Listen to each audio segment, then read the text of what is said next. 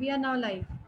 या साथियों, जनता पार्लियामेंट कल से शुरू हो चुकी है और आज हम शिक्षा के मुद्दे पर बात करने वाले हैं। इस सत्र में शिक्षा पर चर्चा होगी और इस सत्र की अध्यक्षता professor Shanta Sinha, former chairman NCPCR करेंगी और इस सत्र में बहुत सारे हमारे विद्वान वक्ता अपनी बात रखेंगे और कुछ रिजोल्यूशंस भी हम लोग पारित करेंगे। तो मैं सबसे पहले शांता जी को आमंत्रित करता हूं कि वो सदन की कार्यवाही चलाने की इजाजत दें और अपने इनॉग्रल भाषण से इसकी शुरुआत करें। सभी को नमस्कार। The house is in session. सदन की कार्यवाही शुरू करी जाती है।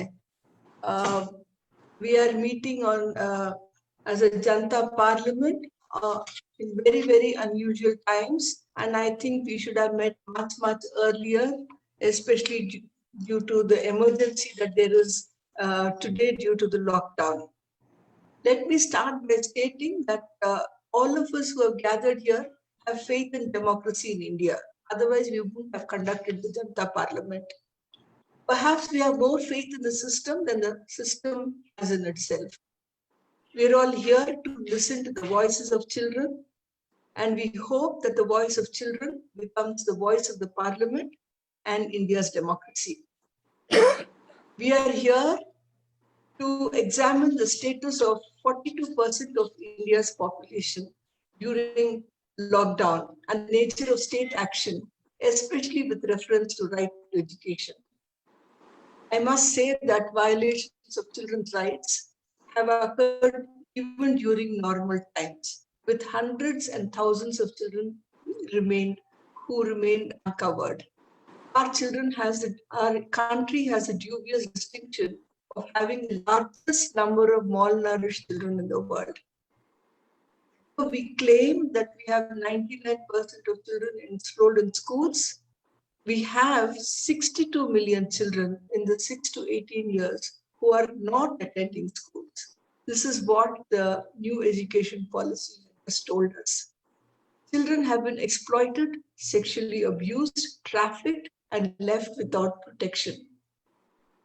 While this is the status of children, before COVID, I must say that during lockdown, this situation has got aggravated, and at multiple levels, it has grown bigger and bigger. Now, let me tell you, as all of you know, how we are witness at every step to the harm caused to children due to COVID. The lockdown has affected all ages of children, cutting across regions, communities, and especially among the poor, marginalized, Dalit, Adivasi, OBCs, and minority communities. The worst affected are children of daily wage earners and casual workers who have no work, livelihood, and earnings, having no reserves of food, with children going hungry and having barely one meal a day. We must think of all the stories that we've read in the newspapers about girls, about children with special needs, about children who walk miles and miles. In fact, we are witness to heart-wrenching stories of migrant workers with their infants and children, youth workers who were left without any option but to walk hundreds of kilometers, tired and thirsty, suffering from bodily pain, experiencing fatigue and exhaustion. They have just not been counted for and not part of any data, either during COVID or even before COVID.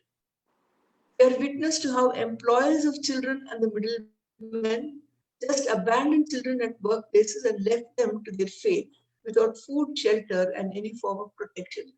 I often wonder where the Child Labor Protection and Regulation Act was, and why was it that these children were even in these sweatshops working like small machines. They should not have been there at all. They should have been enjoying their right to education. We are indeed witness to the failure of the state to guarantee right to education to all children. And as we see now during these times, many of them joined the labor force. They have been street children. In fact, in many cities, even the cities that I am from, Hyderabad, we never saw street children, but now we see a lot of street children. We have hearing stories of children being trafficked, children being forced into child marriage, and how there have been more and more children with disabilities who are so vulnerable. I think this is totally unacceptable. Where is the sense of urgency? We are witness to the midday meal program coming to a knot in many states. It's delayed action in some states. There are half-hearted measures in some other states, as if children would not eat food every day of their lives. I must say that there are, of course, dedicated teachers, officers at the block and district levels, elected representatives of local bodies, gram panchayats. There have been exceptional cases of rescue operations in coordination with NGOs, but most good measures are often due to individual interest and not as systemic response. We have found that there has been much wanting in the ways system responds to children's rights. And many of these have been reinforced. The inequities have been reinforced due to lockdown. There has been uncertainty, insecurity, and we find that children are pushed to work. There have been videos that have come across where children are on cotton farms, chili farms, street vendors, construction sites. They're joining informal sector, home-based work. We have seen how children face so much risk. In spite of all this shocking news that comes every day, and those who are working on children's rights are aware of everything, there is a pretension that all is well about children in the country. That there has not been a single cohesive policy on children during the COVID times. There have not been any plans for preparing schools and its infrastructure. There have not been any plans for visualizing what school would be like once the lockdown is over. There has not been any message about reconstructing the sanitation work, the water works, the blackboards, the boundary walls, the electricity. There has not been any assurance to children that the government cares for it, that it will put back education in its stride, and that they don't have to feel so anxious, so worried. Any appeal from the government so far addressing children and their concerns. But we do find some exceptions, and that I think is some cause for worry as well. We do find some announcements of policies that are being made here. We have, as you see, the new education policy of 2020. Many have appreciated the good points in it, but I must tell you that for those who are concerned about children's rights, who have fought for children's rights, who battled for children's right to education, it has been a very disappointing document. It has not actually strengthened the Right to Education Act. In fact, it has diluted the RT Act and its obligation towards children. It has very little to do with systemic processes towards democratization of schools, principles of equality and justice, and affirmative action. If any, it went to greater and greater details about digitization, privatization, community participation. But what about state and its guarantees that it had during in the RTE Act? Another exception to the policy announcement the government has made. I think there is one that was made by the Prime Minister himself on the Independence Day, that the government is seriously considering of extending the age of marriage from 18 to 21 for girls. I wonder why this now, when there are so many important things that have to be discussed. Why is it the government, which cared so much for girls, did not announce for a right to education for girl children till they completed secondary school education, and in fact support her education till she finished higher education and go along with her till as far as she wants to? That doesn't seem to be the priority. And even now it is a puzzle to find out why is it that there is such an extension to from 18 to 21? Why is the government mooting this? We find that there has also been a great enthusiasm in some of the state governments to introduce, and also private schools, of course, to introduce online education. And we know that online education is actually not education. Online education is not a substitute for school education. And I often wonder if it is really this pushing of online education would undermine the schools and the entire education edifice that we have built over years in this country. I think it cares more for the private enterprises that are pushing this agenda.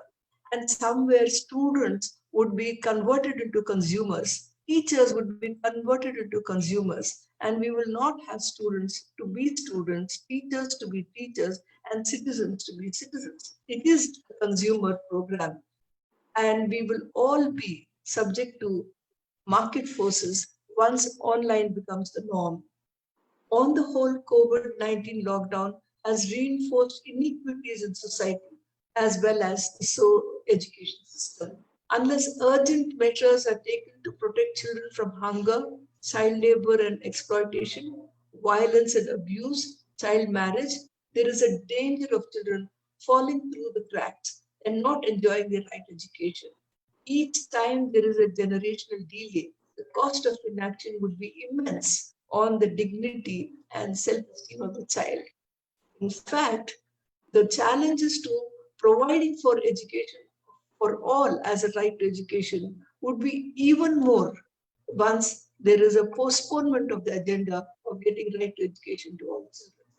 I often think that laying the timelines that we will do this by 2020, 2025, 2030, 2035 is a very wrong way of commitment. It has to say we will do this here and now. And it is practical. Send a message that we will want to see every child in school happy, learning, enjoying their childhood, and we will do it now.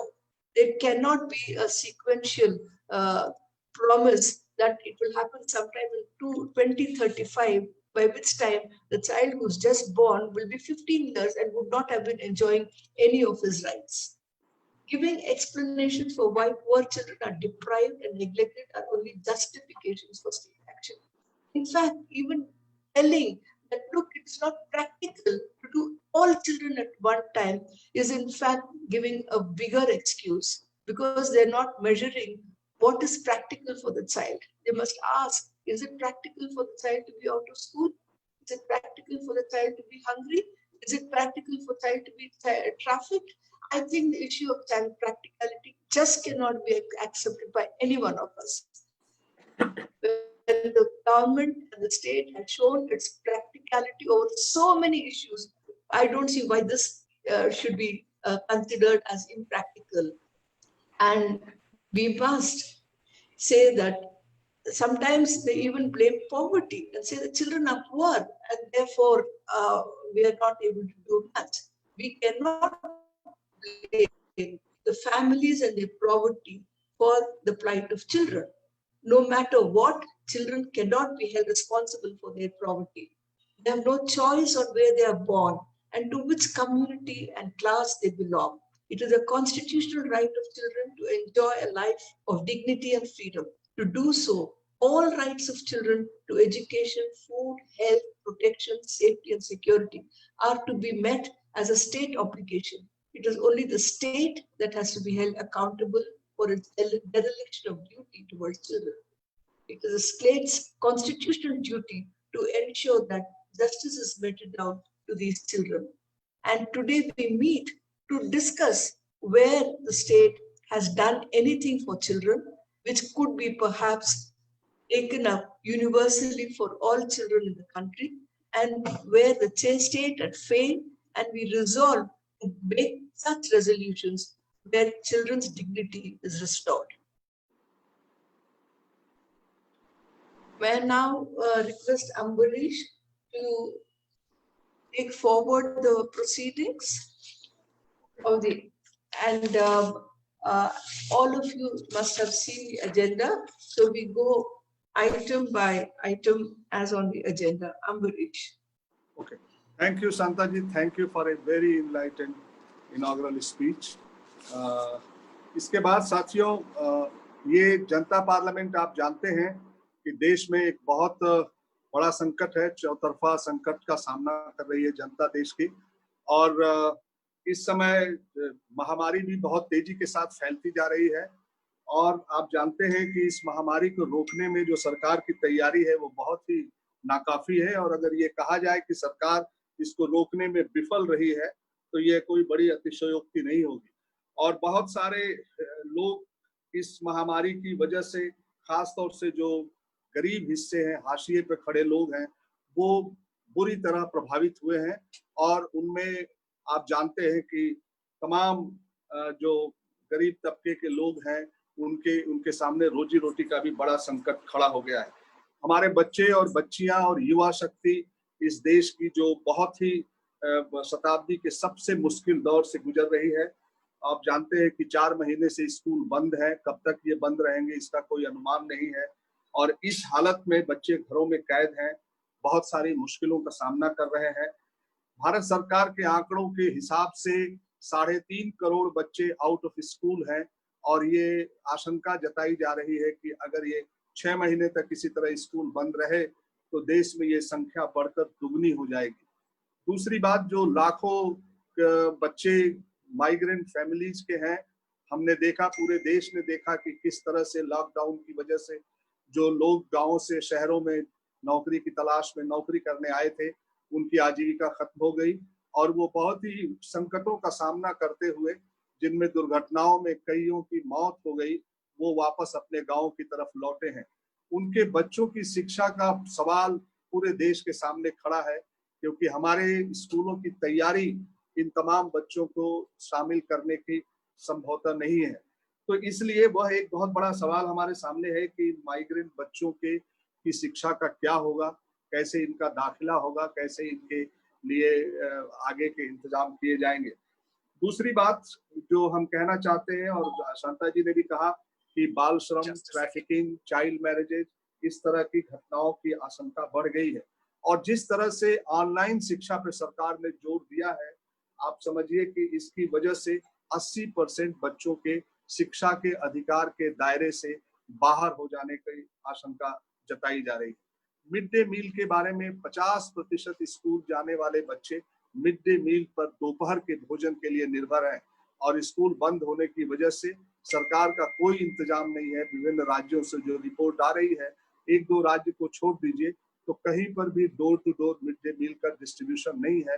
बच्चे खाने के संकट से जूझ रहे हैं इस समय। ये कुछ सवाल हैं जो हमारे सामने हैं, जिस पर संसद में चर्चा की जाएगी और लोग इसमें बोलेंगे।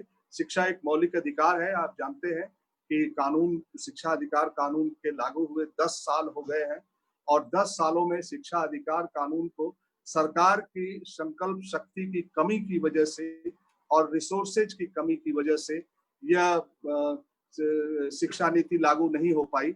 जमीन पर इसका जो सरकारी आंकड़ों के मुताबिक केवल 12% स्कूल्स हैं जिनमें शिक्षा अधिकार कानून लागू हुआ है। शिक्षा, और इसकी वजह से 9 लाख टीचर्स की कमी है देश में। 8.3% स्कूल्स हैं जो सिंगल टीचर स्कूल हैं। अगर देखा जाए इंफ्रास्ट्रक्चर की हालत और भी खराब है।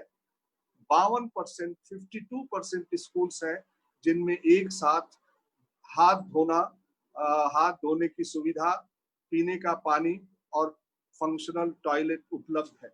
आधे स्कूलों में पानी तक हम नहीं पहुंचा पाए हैं, जबकि शिक्षा अधिकार कानून देश में लागू है। तो ये सार्वजनिक शिक्षा की ये दुर्दशा दिखाती है कि सरकार का शिक्षा के प्रति, सार्वजनिक शिक्षा, public education system, public health के प्रति बहुत ही खराब रुख रहा है। और अब तो सरकार शिक्षा अधिकार से भी, कानून से भी पल्ला झाड़ने में लगी हुई है। आपने देखा कि ये जो राष्ट्रीय शिक्षा नीति लाई गई है, जिसको जारी कर दिया गया, संसद में चर्चा करने की भी जरूरत नहीं समझी गई और यह सरकार के लोकतांत्रिक रवैये को दर्शाता है। उस शिक्षा नीति ने शिक्षा अधिकार कानून और शिक्षा के मौलिक अधिकारों को अपने दस्तावेज में शामिल करना भी उचित नहीं समझा। सिर्फ पासिंग रेफरेंस में उन्होंने इसका जिक्र किया है, बाकी शिक्षा अधिकार कानून पर कोई चर्चा नहीं हुई। कितने लंबी लड़ाई के बाद एक कानून बना, उस कानून की कमजोरियों के बाद भी सरकारी स्कूलों को मजबूत करने के लिए कुछ नॉर्म्स एंड स्टैंडर्ड थे जो देश में लागू नहीं हो पाए। और ये जो शिक्षा अधिकार कानून है, बहुत सारे लोगों की मांग थी कि शिक्षा अधिकार कानून को 18 साल तक बढ़ाया जाए, इसमें प्री प्राइमरी और सेकेंडरी एजुकेशन को शामिल किया जाए, क्योंकि अभी देश में एक बहुत ही फ्रेगमेंटेड आंगनबाड़ी शिक्षा अधिकार कानून और राष्ट्रीय शिक्षा माध्यमिक शिक्षा अभियान है। ये बहुत दिनों से मांग रही है कि स्कूल एजुकेशन को यूनिवर्सल राइट बनाया जाए, लीगल राइट बनाया जाए, लेकिन इस शिक्षा नीति ने उसको दरकिनार कर दिया, उस मांग को दरकिनार कर दिया। बहुत सारे नियो लिबरल थिंकर्स इस शिक्षा नीति को एक बड़ा परिवर्तनकारी दस्तावेज बता रहे हैं, लेकिन आप जानते हैं कि यह शिक्षा नीति भारत की जनता के लिए मुंगेरी लाल के सपने जैसी शिक्षा नीति साबित होने जा रही है।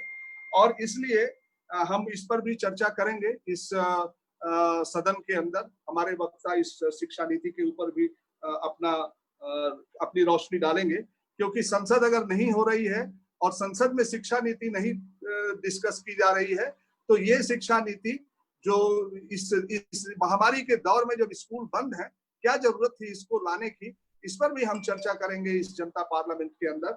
और दूसरी बात जो हम चर्चा करने वाले हैं, आप जानते हैं कि सरकार की ये जो हमारे पब्लिक एजुकेशन सिस्टम है, सरकारी स्कूलों की हालत खराब होने में एक बड़ा कारण रहा है कि सरकार ने जो आवश्यक रिसोर्सेस थे वो नहीं लगाए। 54 साल पहले कोठारी साहब ने 1966 में कहा था कि 6% जीडीपी का शिक्षा पे खर्च करो। बहुत से विद्वान अभी कहते हैं कि यह 6% आज की तारीख में बहुत कम है। अगर क्यूमुलेटिव गैप इसमें जोड़ दिया जाए तो ये 10% से कम शिक्षा के लिए कम पर शिक्षा की हालत में कोई सुधार नहीं आएगा। लेकिन इस शिक्षा नीति ने रिसोर्सेज के मामले पर बहुत ही अगंभीरतापूर्ण व्यवहार किया है, और कोई टाइमलाइन नहीं, कोई रोड मैप नहीं, और सिर्फ ये वायदे फिर से दोहराए हैं कि 6% शिक्षा पर हम खर्च करेंगे, और बिना रिसोर्सेज के शिक्षा में कोई व्यापक सुधार होने की उम्मीद नहीं है। तो पब्लिक, और अभी जो पब्लिक इन्वेस्टमेंट है आप सबको मालूम है कि 3% है, जो आधे के बराबर है। 54 साल बाद भी इन्फ्लेशन को देखा जाए अगर, तो ये 3% शिक्षा और अगल बगल के देशों के मुकाबले बहुत ही कम शिक्षा पर हम हिंदुस्तान में इन्वेस्ट कर रहे हैं। इस पर भी हम चर्चा करेंगे, और इस पर भी हम चर्चा करेंगे कि ये जो एक जो सबसे महत्वपूर्ण बात है वो ये है कि हमारे देश में जो बड़ी चुनौती है शिक्षा के सामने, वो है कि हमारे देश की शिक्षा, बहुत दुनिया के कम देश ऐसे होंगे जहां इतनी असमानता और इतने भेदभावपूर्ण ढांचे पर खड़ी हुई शिक्षा व्यवस्था है हिंदुस्तान की, और इस असमानता और भेदभाव को एड्रेस किए बगैर हिंदुस्तान में शिक्षा का यूनिवर्सलाइजेशन नहीं हो सकता। बहुत से विद्वान कहते हैं कि अगर असमान शिक्षा व्यवस्था है तो वो गुणवत्तापूर्ण शिक्षा नहीं लाई जा सकती, बगैर समानता के गुणवत्ता नहीं हो सकती है। तो इस पर भी हम चर्चा करेंगे। कोठारी साहब ने शुरू में अपने आयोग में कॉमन स्कूल सिस्टम की चर्चा की थी, समान स्कूल प्रणाली, जिसकी 68 की पॉलिसी ने भी जिसे दोहराया, 86 की पॉलिसी ने भी रिटरेट किया, लेकिन इस शिक्षा नीति ने उसको तिलांजलि दे दी, उसका जिक्र करना तक उचित नहीं समझा, और इसलिए समानता के दृष्टि से यह शिक्षा नीति पूरी तरह से विफल साबित हुई है। इस पर भी हम चर्चा करेंगे कि हमारे देश में एक जो महत्वपूर्ण बात हम कहना चाहते हैं, वो जो सब हमारे लिए बहुत महत्वपूर्ण है कि शिक्षा का बाजारीकरण इस देश में बढ़ता जा रहा है। प्राइवेट सेक्टर 50% बच्चे प्राइवेट स्कूलों में जा रहे हैं आज, इसलिए जा रहे हैं क्योंकि सरकार का अपनी शिक्षा व्यवस्था के प्रति बहुत ही उपेक्षापूर्ण व्यवहार है, नंबर एक। और दूसरी बात यह है कि हमने अपनी शिक्षा व्यवस्था को धीरे धीरे इसलिए इतना कमजोर कर दिया कि हम प्राइवेट स्कूल्स के लिए, private pro profit non state actors के लिए शिक्षा में रास्ता तैयार कर सके। बाहर से ही प्राइवेटाइजेशन का खतरा नहीं है, कमर्शियलाइजेशन का खतरा नहीं है, बल्कि अंदर से भी, सिस्टम के अंदर भी बहुत सारी चीजें अपने इंस्टीट्यूशंस की कीमत पर आउटसोर्स किए जा रहे हैं। बहुत सारे कॉर्पोरेट फाउंडेशन हैं जो सरकार के सलाहकार बने हुए हैं, और स्कूल शिक्षा से लेकर के और हायर एजुकेशन और टेक्निकल एजुकेशन तक शिक्षा के बाजारीकरण और प्राइवेटाइजेशन को मजबूती के साथ उसकी तरफ आगे बढ़ा जा रहा है। यह शिक्षा नीति भी उस दिशा में एक मजबूत कदम उठा रही है। पिछले ड्राफ्ट में, कस्तूरी रंगन के ड्राफ्ट में जो थोड़े बहुत भी प्रावधान थे शिक्षा, प्राइवेट शिक्षा को रेगुलेट करने के लिए, उसको भी इस शिक्षा नीति से बाहर कर दिया गया है। तो हम ये भी चर्चा करेंगे इसमें कि ये जो pro profit non state actor आ रहे हैं, आप उनको फिलैंथ्रोपिक प्राइवेट सेक्टर भी बोल देते हैं कभी। आजकल हमारे देश में बहुत सारी मल्टीनेशनल कंपनी, इंडस्ट्रीज और कॉर्पोरेट वो फिलैंथ्रोपिक पर्पज से नहीं बल्कि पैसा बनाने के उद्देश्य से शिक्षा के क्षेत्र में हिंदुस्तान में बड़े पैमाने पर आ रहे हैं। और ये हमारे लिए सार्वजनिक शिक्षा, जिसको इस शिक्षा नीति ने कहा कि सार्वजनिक शिक्षा की भी किसी भी वाइब्रेंट डेमोक्रेसी के लिए आधार होती है, उस शिक्षा को अब धीरे धीरे प्राइवेटाइज करने की कोशिश हो। इन सब सवालों पर हम यहाँ चर्चा करेंगे। कुछ रिजोल्यूशंस भी हमारे साथी पेश करेंगे और उन रिजोल्यूशंस पर हम अगर जरूरत पड़ेगी अध्यक्ष जी की अनुमति से तो हम उसमें वोट भी करेंगे। और इस तरह से हम और एक बड़ी चीज जो हम करना जा रहे हैं कि इस सदन में बहुत सारे शिक्षा के क्षेत्र में काम करने वाले कई संगठन मिलकर यहाँ पर इस सदन में उपस्थित हैं और वो अपनी बात रखने जा रहे हैं। बच्चों के लिए काम करने वाले 9 इज माइन, BGBS एक बहुत देश का एक बड़ा जमीनी स्तर पर काम करने वाला संगठन, Delhi university teacher association, teachers union के लोग, और all India forum for right to education, बहुत सारे संगठन मिल करके, टीचर्स एसोसिएशन के भी प्रतिनिधि इस सदन में मौजूद हैं। और सबकी एक ही इच्छा है और एक बड़े व्यापक मोर्चे की तरफ भी हम आगे बढ़ेंगे आने वाले दिनों में। और वो इसलिए बढ़ेंगे क्योंकि शिक्षा के प्राइवेटाइजेशन के खिलाफ, शिक्षा के यूनिवर्सल लीगल राइट को बचाने के लिए, क्योंकि आज तो मौलिक अधिकारों को बचाने का सवाल हमारे सामने उठ खड़ा हुआ है। और तीसरी बात ये कि शिक्षा के अंदर जो कॉन्स्टिट्यूशनल वैल्यूज और स्पिरिट को कमजोर किया जा रहा है, और शिक्षा के अंदर आप जानते हैं कि नफरत का जो देश भर का माहौल है, नफरत फैलाने वाली जो कार्रवाइयां हैं, उसका बहुत बड़ा असर हमारे स्कूलों पर आने वाले दिनों में पड़ने वाला है और उसे हमें बचाना होगा।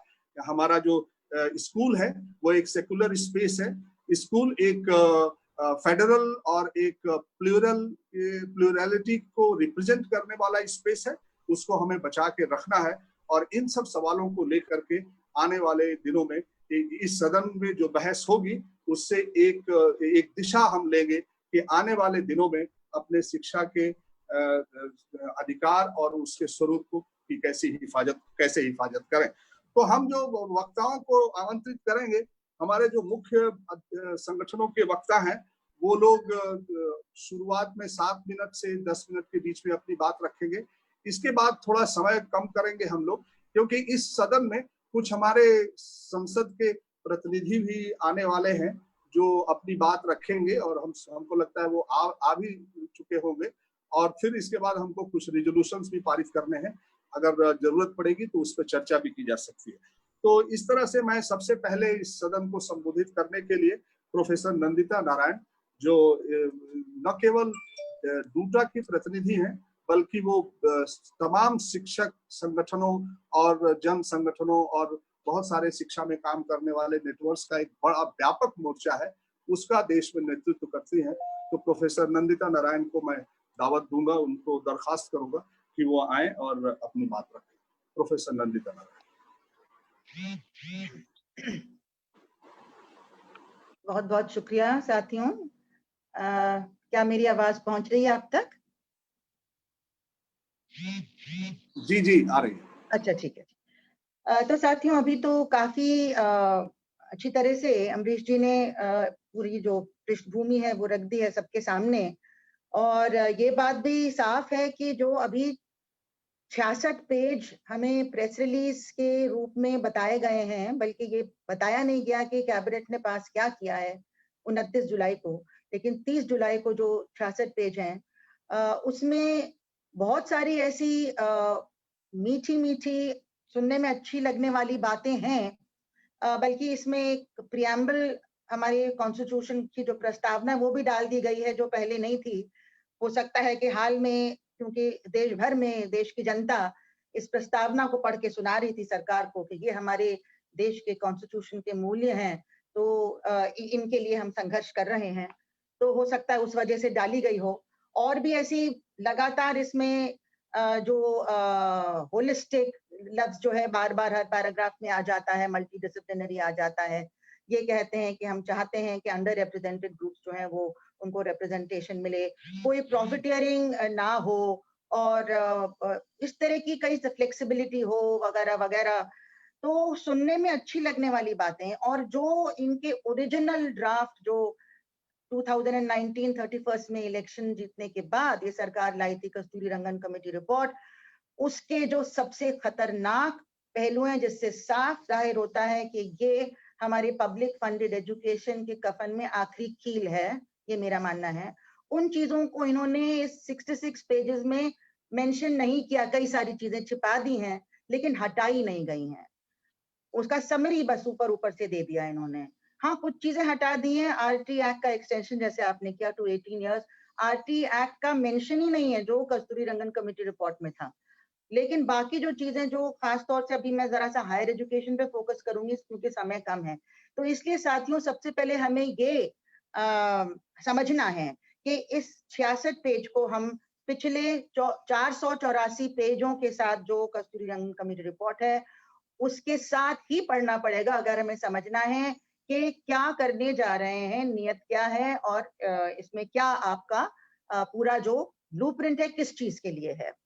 इसके साथ आपको ये भी देखना पड़ेगा अगर हमें इनकी पॉलिसी समझनी है कि जो जमीनी हालात थे कि अभी पिछले 6 सालों में उसके पहले से ही चल रहा जो दौर न्यू लिबरल रिफॉर्म्स लाने का यूपीए सरकार भी जो कर रही थी और ये सरकार और तेजी से कर रही है और मजबूती से कर रही है और एक तरीके से विशेष इनका जो अटैक है सारे डिसेंट पे खासतौर से यूनिवर्सिटीज में स्टूडेंट्स पे फी हाइक के खिलाफ जो आंदोलन कर रहे हैं सारे जो इनके जो न्यू लिबरल रिफॉर्म्स के जो पहलू हैं प्राइवेटाइजेशन वाले उनके खिलाफ जो आंदोलन चल रहे हैं उनके खिलाफ बहुत ही एक मतलब फिजिकल अटैक भी चल रहे हैं, लोगों को जेलों में डाला जा रहा है और एक नफरत की राजनीति चला के लोगों जनता का जो आंदोलन है कमजोर किया जा रहा है। तो ये इनके एक ब्रह्मास्त्र जो कहते हैं कम्युनलाइजेशन का वो इस्तेमाल किया जा रहा है और डिसेंट को खत्म करने का। तो ये इस पृष्ठभूमि में अगर हम नहीं समझेंगे कि पिछले 6 सालों में लगातार जितनी पॉलिसीज ये लाए ऑलरेडी इम्प्लीमेंट इन्होंने कर दिया है कई जगह। ये आप ग्रांट की जगह लोन लेके पब्लिक फंडेड हायर एजुकेशन को चलाएंगे तो पब्लिक फंडिंग तो खत्म कर रहे हैं आप बाजार से लोन लेके चलाइए, उसको वापस करने के लिए स्टूडेंट्स की फीस लाखों में चली जाएगी और जा रही है। ये सब मतलब प्राइवेटाइजेशन अपने पब्लिक फंडेड इंस्टीट्यूशंस का कर रहे हैं जो पहले से 40% से कम हो गया था, 60% पहले से प्राइवेट चल रहा है, पब्लिक का एक्सपेंशन नहीं हुआ है जिस तरीके से डिमांड आपकी बढ़ी है। तो जो जमीनी हालात रहे हैं जिनके खिलाफ हम लगातार संघर्ष कर रहे हैं उनको देखे बगैर इस पॉलिसी को आप नहीं समझेंगे। इसमें आप वो भी जोड़ दीजिए कि किस तरह से बजट सेशन में इसी साल इनको जिस तरह से इन्होंने कहा कि हम इंस्टीट्यूशंस ऑफ एक्सेलेंस और मूक्स जो ऑनलाइन कोर्सेज उनको हम चलाएंगे और कोई भी बजटरी प्रोविजन इसके लिए नहीं किया गया। ये सब जमीनी हालात का हिस्सा है तो दोनों चीजें हमको एक साथ देखनी पड़ेंगी। अगर आप पॉलिसी को ही देखेंगे तो आप इसमें 3 जो उसके मेजर पहलू हैं, जो डिपार्चर्स हैं, पहली की जो आपने बताई कि चाहे वो 1964 में जो भी हमारी कोठारी कमीशन के रिकमेंडेशन थे, बल्कि शुरू से 48 से राधाकृष्णन कमीशन के रिकमेंडेशन से आज तक जो भी शिक्षा नीतियां बनी हैं, उनमें जो एक मेजर डिपार्चर ये है कि अब इनपुट यानी कि सरकार क्या देगी, ग्रांट क्या देगी, लैंड देगी, इंफ्रास्ट्रक्चर देगी, टीचर अपॉइंट करेगी, इनपुट का कोई महत्व नहीं रहेगा। अब आउटपुट सिर्फ देखा जाएगा जो अपने आप में बहुत अजीब बात है। बगैर इसको देखे कि आप किस तरह से फंड्स के बगैर काम कर रहे हैं, टीचर के बगैर काम कर रहे हैं, आपको सरकार से मदद नहीं मिल रही है। आप उनकी आउटपुट उनका रिजल्ट देखेंगे वो भी आपके टेस्टिंग एजेंसी द्वारा। आप देखेंगे कि वो कितना पैसा ला रहे हैं इंस्टीट्यूशन के अंदर जो एक टेस्टिंग का एक तरीका भी बताया गया है। आपके जो भी मेजर्स हैं तो वो अपने आप में बहुत ही अजीब बात है कि दोनों चीजों को एक दूसरे से अलग किया जा रहा है। दूसरी चीज है इसमें बहुत इंपॉर्टेंट, वो ये है कि डीरेगुलेशन जो पहले कभी नहीं हुआ था। कोशिश ये की गई थी पहले भी कि यूजीसी को खत्म कर दिया जाए, लेकिन अब साफ इसमें इन्हीं लफ्जों में कहा गया है कि यूजीसी नाम की चीज तो खैर रहेगी नहीं, क्योंकि ग्रांट्स आपको नहीं मिलेंगे। अब वो आपको ग्रांट्स कोई जैसे as a matter of right नहीं मिलेंगे, आप लोन बेस्ड में जाएंगे, सेल्फ फाइनेंसिंग में जाएंगे। लेकिन साथ साथ यूजीसी कोई रेगुलेशन भी नहीं बनाएगी, या यूजीसी की जगह जो एचईसीआई आएगा वो भी कोई रेगुलेशन नहीं बनाएगा, कुछ एक ढांचा बस बनाएगा, लेकिन उसके अंदर हर इंस्टीट्यूशन अपनी मर्जी से हर चीज तय कर सकता है। वो सारे पावर्स 484 पेजेस में दिए गए हैं, जो यहाँ पे 66 में मेंशन नहीं किए गए। ये कहा है कि सारे पावर्स उनको मिलेंगे। क्या पावर्स होंगे? आप कौन से कोर्सेज चलाना चाहते हैं, कोर्स का कंटेंट क्या होगा, उस पूरे फ्रेमवर्क जो दिया जाएगा, उस फ्रेमवर्क के अंदर जो स्किल डेवलपमेंट काउंसिल के साथ मिलकर बनेगा। लेकिन उसके अंदर कोर्स की जो एक्चुअल कंटेंट है उसमें इंस्टीट्यूशन की मैनेजमेंट खुद तय करेगी। आप ये तय करेंगे कि स्टूडेंट टीचर रेशो क्या है, जो अभी यूजीसी बताती है। तो अगर ढेर सारे स्टूडेंट्स में आप थोड़े से टीचर्स रखेंगे, जैसे हमने सुना है कि मालूम है कि स्कूलों में किया गया, तो क्या क्वालिटी रह जाएगी। आप ये तय करेंगे कि टीचर्स के qualification, selection process, service conditions क्या होंगे। उसमें थोड़ी चीजें तो लेट डाउन है कि आप परमानेंट अपॉइंटमेंट नहीं करेंगे, आप टेन्योर ट्रैक करेंगे, आप 5 साल तक प्रोबेशन पे रखेंगे, आप अलग अलग तनख्वाह भी दे सकते हैं और वगैरह वगैरह। कॉम्पनसेशन की भी बात है कि टीचर को आप निकाल सकते हैं, कॉम्पनसेशन मैनेजमेंट तय करेगी। स्टूडेंट्स की फीस क्या होगी ये भी आप तय करेंगे। यानी कि ए टू जेड सारा कुछ अब आप तय करेंगे, और ऐसे 15,000 हायर एजुकेशन इंस्टीट्यूशंस अपनी अपनी मर्जी से चलाएंगे, कोई जवाबदेही नहीं होगी। एक सिर्फ उनको वेबसाइट पे अपने एम्स एंड ऑब्जेक्टिव्स लिखने हैं, लेकिन कानूनन उनको फ्रीडम होगी कि इन सारे मामलों में जो चाहे वो करें। तो फिर आप किसकी जवाबदेही मांग सकते हैं, क्या अकाउंटेबिलिटी रहेगी? ये प्राइवेटाइजेशन नहीं है तो क्या है? साथ साथ में आपका पूरा सेंट्रलाइजेशन भी है इसमें, कि इस डीरेगुलेशन जो फ्रेगमेंटेशन एक तरीके से है, डीरेगुलेशन जो आप कर रहे हैं वो उसके ऊपर प्रिसाइड करेगी सेंट्रलाइज्ड बॉडीज, जैसे कि शिक्षा आयोग, या उसको आप सीएबी भी कह लें बेशक। चाहे प्राइम मिनिस्टर पहले उसके चीफ थे, अब उसके चेयरमैन होंगे मिनिस्टर, या जिस तरह से एक सेंट्रलाइज तरीके से ये सारी चीजें जो सुपरवाइज की जाएंगी कि ये डीरेगुलेशन ठीक तरीके से किया जा रहा है। आज के दिन जो 50,000 कहते हैं प्राइवेट पब्लिक इंस्टीट्यूशंस में लाके हैं एचईआईज, उनको पहले 3 कैटेगरीज में बांटा जाएगा, रिसर्च वाले अलग, टीचिंग एंड रिसर्च वाले अलग, और प्योरली टीचिंग वाले अलग।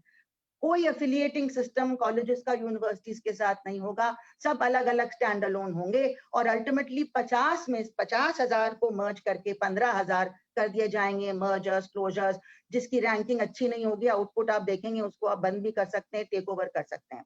अब ये मैनेजमेंट होगा क्या, ये भी बहुत मजे की बात है। मैनेजमेंट का कॉम्पोजिशन क्या होगा? इसको बोर्ड ऑफ गवर्नर्स कहते हैं। इसका कॉम्पोजिशन भी 484 पेजेस में, वहां जाके देखना जरूरी है। इसमें 2/3 members totally non academic elements, जिसमें लिखा है सरकार के रिप्रेजेंटेटिव्स होंगे, प्राइमरी फंडर के रिप्रेजेंटेटिव्स होंगे। यानी सरकार अपने आप को प्राइमरी फंडर के रूप में नहीं देख रही है। कोई कॉर्पोरेट हाउस से नेगोशिएट करके तय करना होगा कि वो आपके फाइनेंसेस को टेक ओवर करे, और उनके नुमाइंदे बैठेंगे बीओजी में और तय करेंगे कि कॉस्ट में क्या पढ़ाया जाएगा, किस टीचर को रखा जाएगा, स्टूडेंट्स की फीस क्या होगी। तो ये 2/3 में एक होंगे सरकारी रिप्रेजेंटेटिव्स, दूसरे होंगे प्राइमरी फंडर्स, और तीसरे होंगे public spirited individuals. Public spirited individuals कौन होंगे, कौन तय करेगा?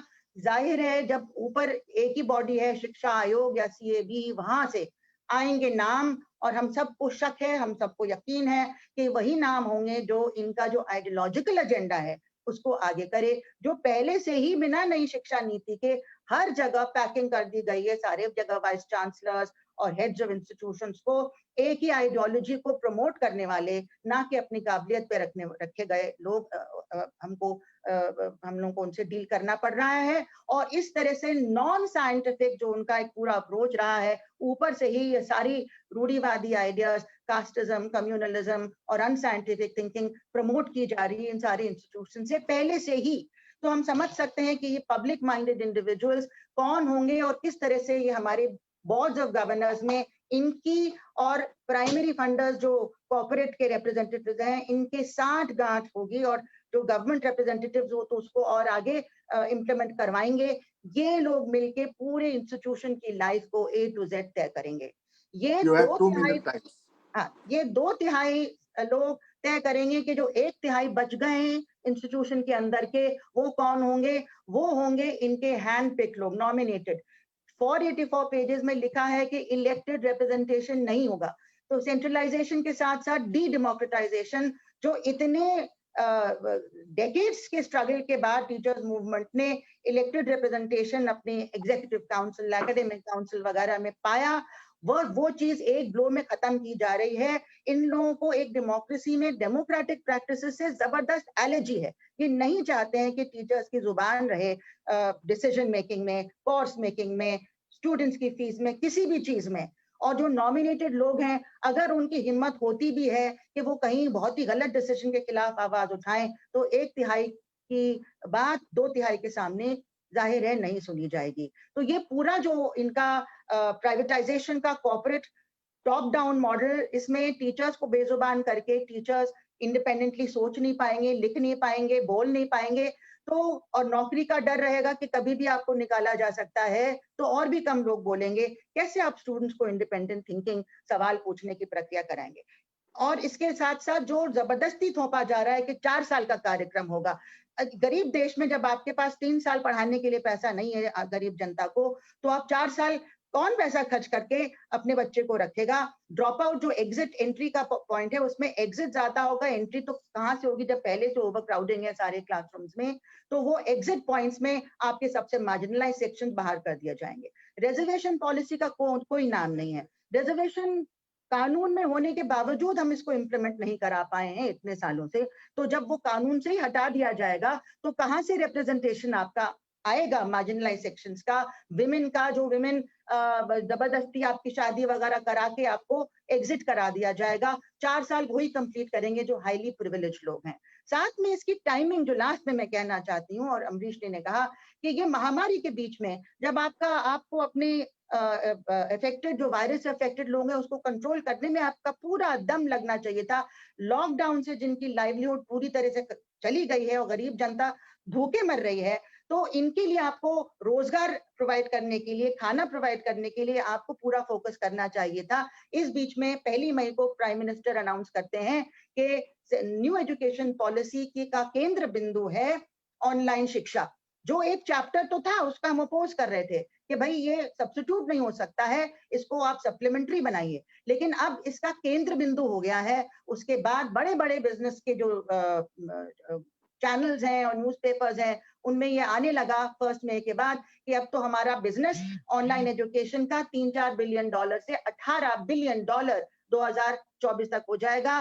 सुंदर पिचाई जैसे लोग कह रहे हैं कि अब हम ऑनलाइन शिक्षा में अंबानी की इन्वेस्ट कर रहे हैं, और जाहिर है ये वही थोड़े बहुत कॉर्पोरेट हाउसेस हैं जो हर चीज खरीद रहे हैं, एयरपोर्ट्स, ट्रेन्स, BSNL, मतलब everything is being sold to them.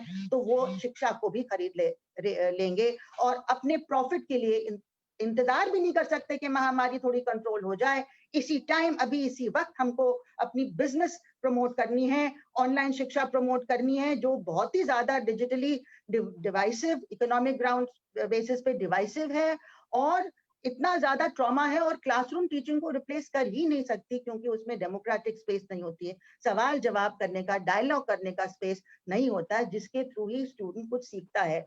अभी हम लोगों की लड़ाई ये थी कि ऑनलाइन एग्जाम करने की जबरदस्ती जो कोशिश है, यूजीसी ने अप्रैल में थोड़ी फ्लेक्सिबिलिटी दिखाई कि स्टेट्स और यूनिवर्सिटीज तय करने, और लेकिन 6 जुलाई को यूजीसी ने यू टर्न करके, जाहिर है प्राइम मिनिस्टर ने अनाउंस किया, उसके बाद तो कोई चॉइस ही नहीं थी, अनाउंस किया कि सारे यूनिवर्सिटीज पूरे देश भर के और स्टेट्स को एग्जाम करना होगा ऑनलाइन ऑफलाइन मोड के ब्लेंड में। लेकिन ऑफलाइन तो हो ही नहीं पा रहा है, तो ये सब ऑनलाइन एग्जाम जो एकदम फार्स है, जिसमें कोई मॉनिटरिंग नहीं है, और जो जनता स्टूडेंट्स को इतना ज्यादा परेशान कर दिया इसने, और बहुत ज्यादा इसमें मतलब कि पूरा ग्लिच ही ग्लिच चल रहा है, कोई चीज ठीक से भी नहीं हो रही है, लेकिन बस जबरदस्ती करना है क्योंकि अंबानी, अडानी और जितने भी हमारी सरकार के जो पॉलिसी मेकर्स हैं वो सब कॉर्पोरेट वर्ल्ड से हैं, वो डिक्टेट कर रहे हैं कि अभी आपको ये करना है तो ये करना पड़ेगा, जनता कितना भी बेबस और परेशान इसकी वजह से क्यों ना हो। तो नई एजुकेशन पॉलिसी कोई एजुकेशन के बारे में नहीं है, ये पूरा बिजनेस के बारे में है। इसलिए हम सबको मिलकर इसके खिलाफ आवाज उठानी है, लोगों तक इसकी जो खतरनाक पहलू है इसको पहुंचाना है, इसको पूरी तरह से हटाना जरूरी है, इसमें कोई तब्दीली करके ठीक नहीं किया जा सकता, इसकी फिलॉसफी ही गलत है। इसलिए common school system and free education system की तरफ हमें बढ़ना है, अपने constitutional values of diversity and social justice and freedom of expression and thought, इनकी तरफ हमको बढ़ना है और हमारी एजुकेशन पॉलिसी को यही रिफ्लेक्ट करना चाहिए। इसी के साथ मैं अपनी बात यहाँ पे खत्म करती हूँ। बहुत thank you professor Nandita Narayan, thank you. बहुत सारे प्रश्नों पे आपने लोगों की प्रकाश डाला। It's very wonderful deliberation for the people. So now I will request to professor Madhu Prasad. Professor Madhu Prasad ji बहुत ही विद्वान और संघर्षशील साथी हैं। All India forum for right to education के मेंबर प्रेसिडियम हैं, तो मैं उनको आमंत्रित करता हूं कि वो आए और अपनी बात करें। प्रोफेसर मधु प्रसाद।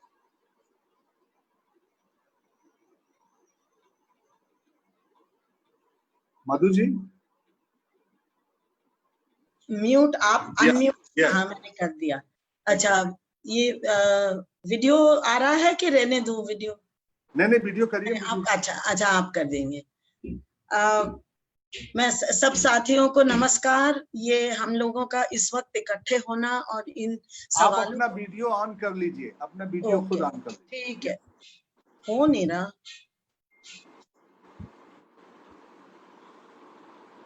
ये वीडियो हो नहीं रहा, पता नहीं, आप देखिए। वो कह रहे हैं होस्ट हैज स्टॉप्ड इट। वापस से एक बार देखिए मधु जी, अब हो जाएगा। अब उन्होंने कर दिया, या हाँ अब ठीक है, अब ठीक है। नहीं फिर हो गया, फिर कट गया। हाँ ये लिखा है you can not start because the host has stopped it. Now you are. So ये थोड़ा प्रॉब्लम। एनीवे, तो सबको बहुत बहुत नमस्कार। और आप लोगों के साथ ये बीच में आप लोगों के साथ रहना ये बहुत अच्छा लगा। या इस वक्त हमारे जैसे सब ने मेरे पहले ही बोला है सबने कि महामारी के वक्त हमें समझ नहीं आ रही कि ये क्यों अचानक ये न्यू एजुकेशन पॉलिसी, ये इसके कई अवतार में ये पहले आई है और वापस खींची गई है और फिर आई है, कभी 400 पेज में, कभी 40 पेज में, कभी 60 पेज में। आज भी जब प्रेस कॉन्फ्रेंस में ये कहा गया कि एक डॉक्यूमेंट सरकार ने पास किया है, कैबिनेट ने पास किया है, वो पता चला कि नहीं ये वाली नहीं पास की, कुछ और पास किया है।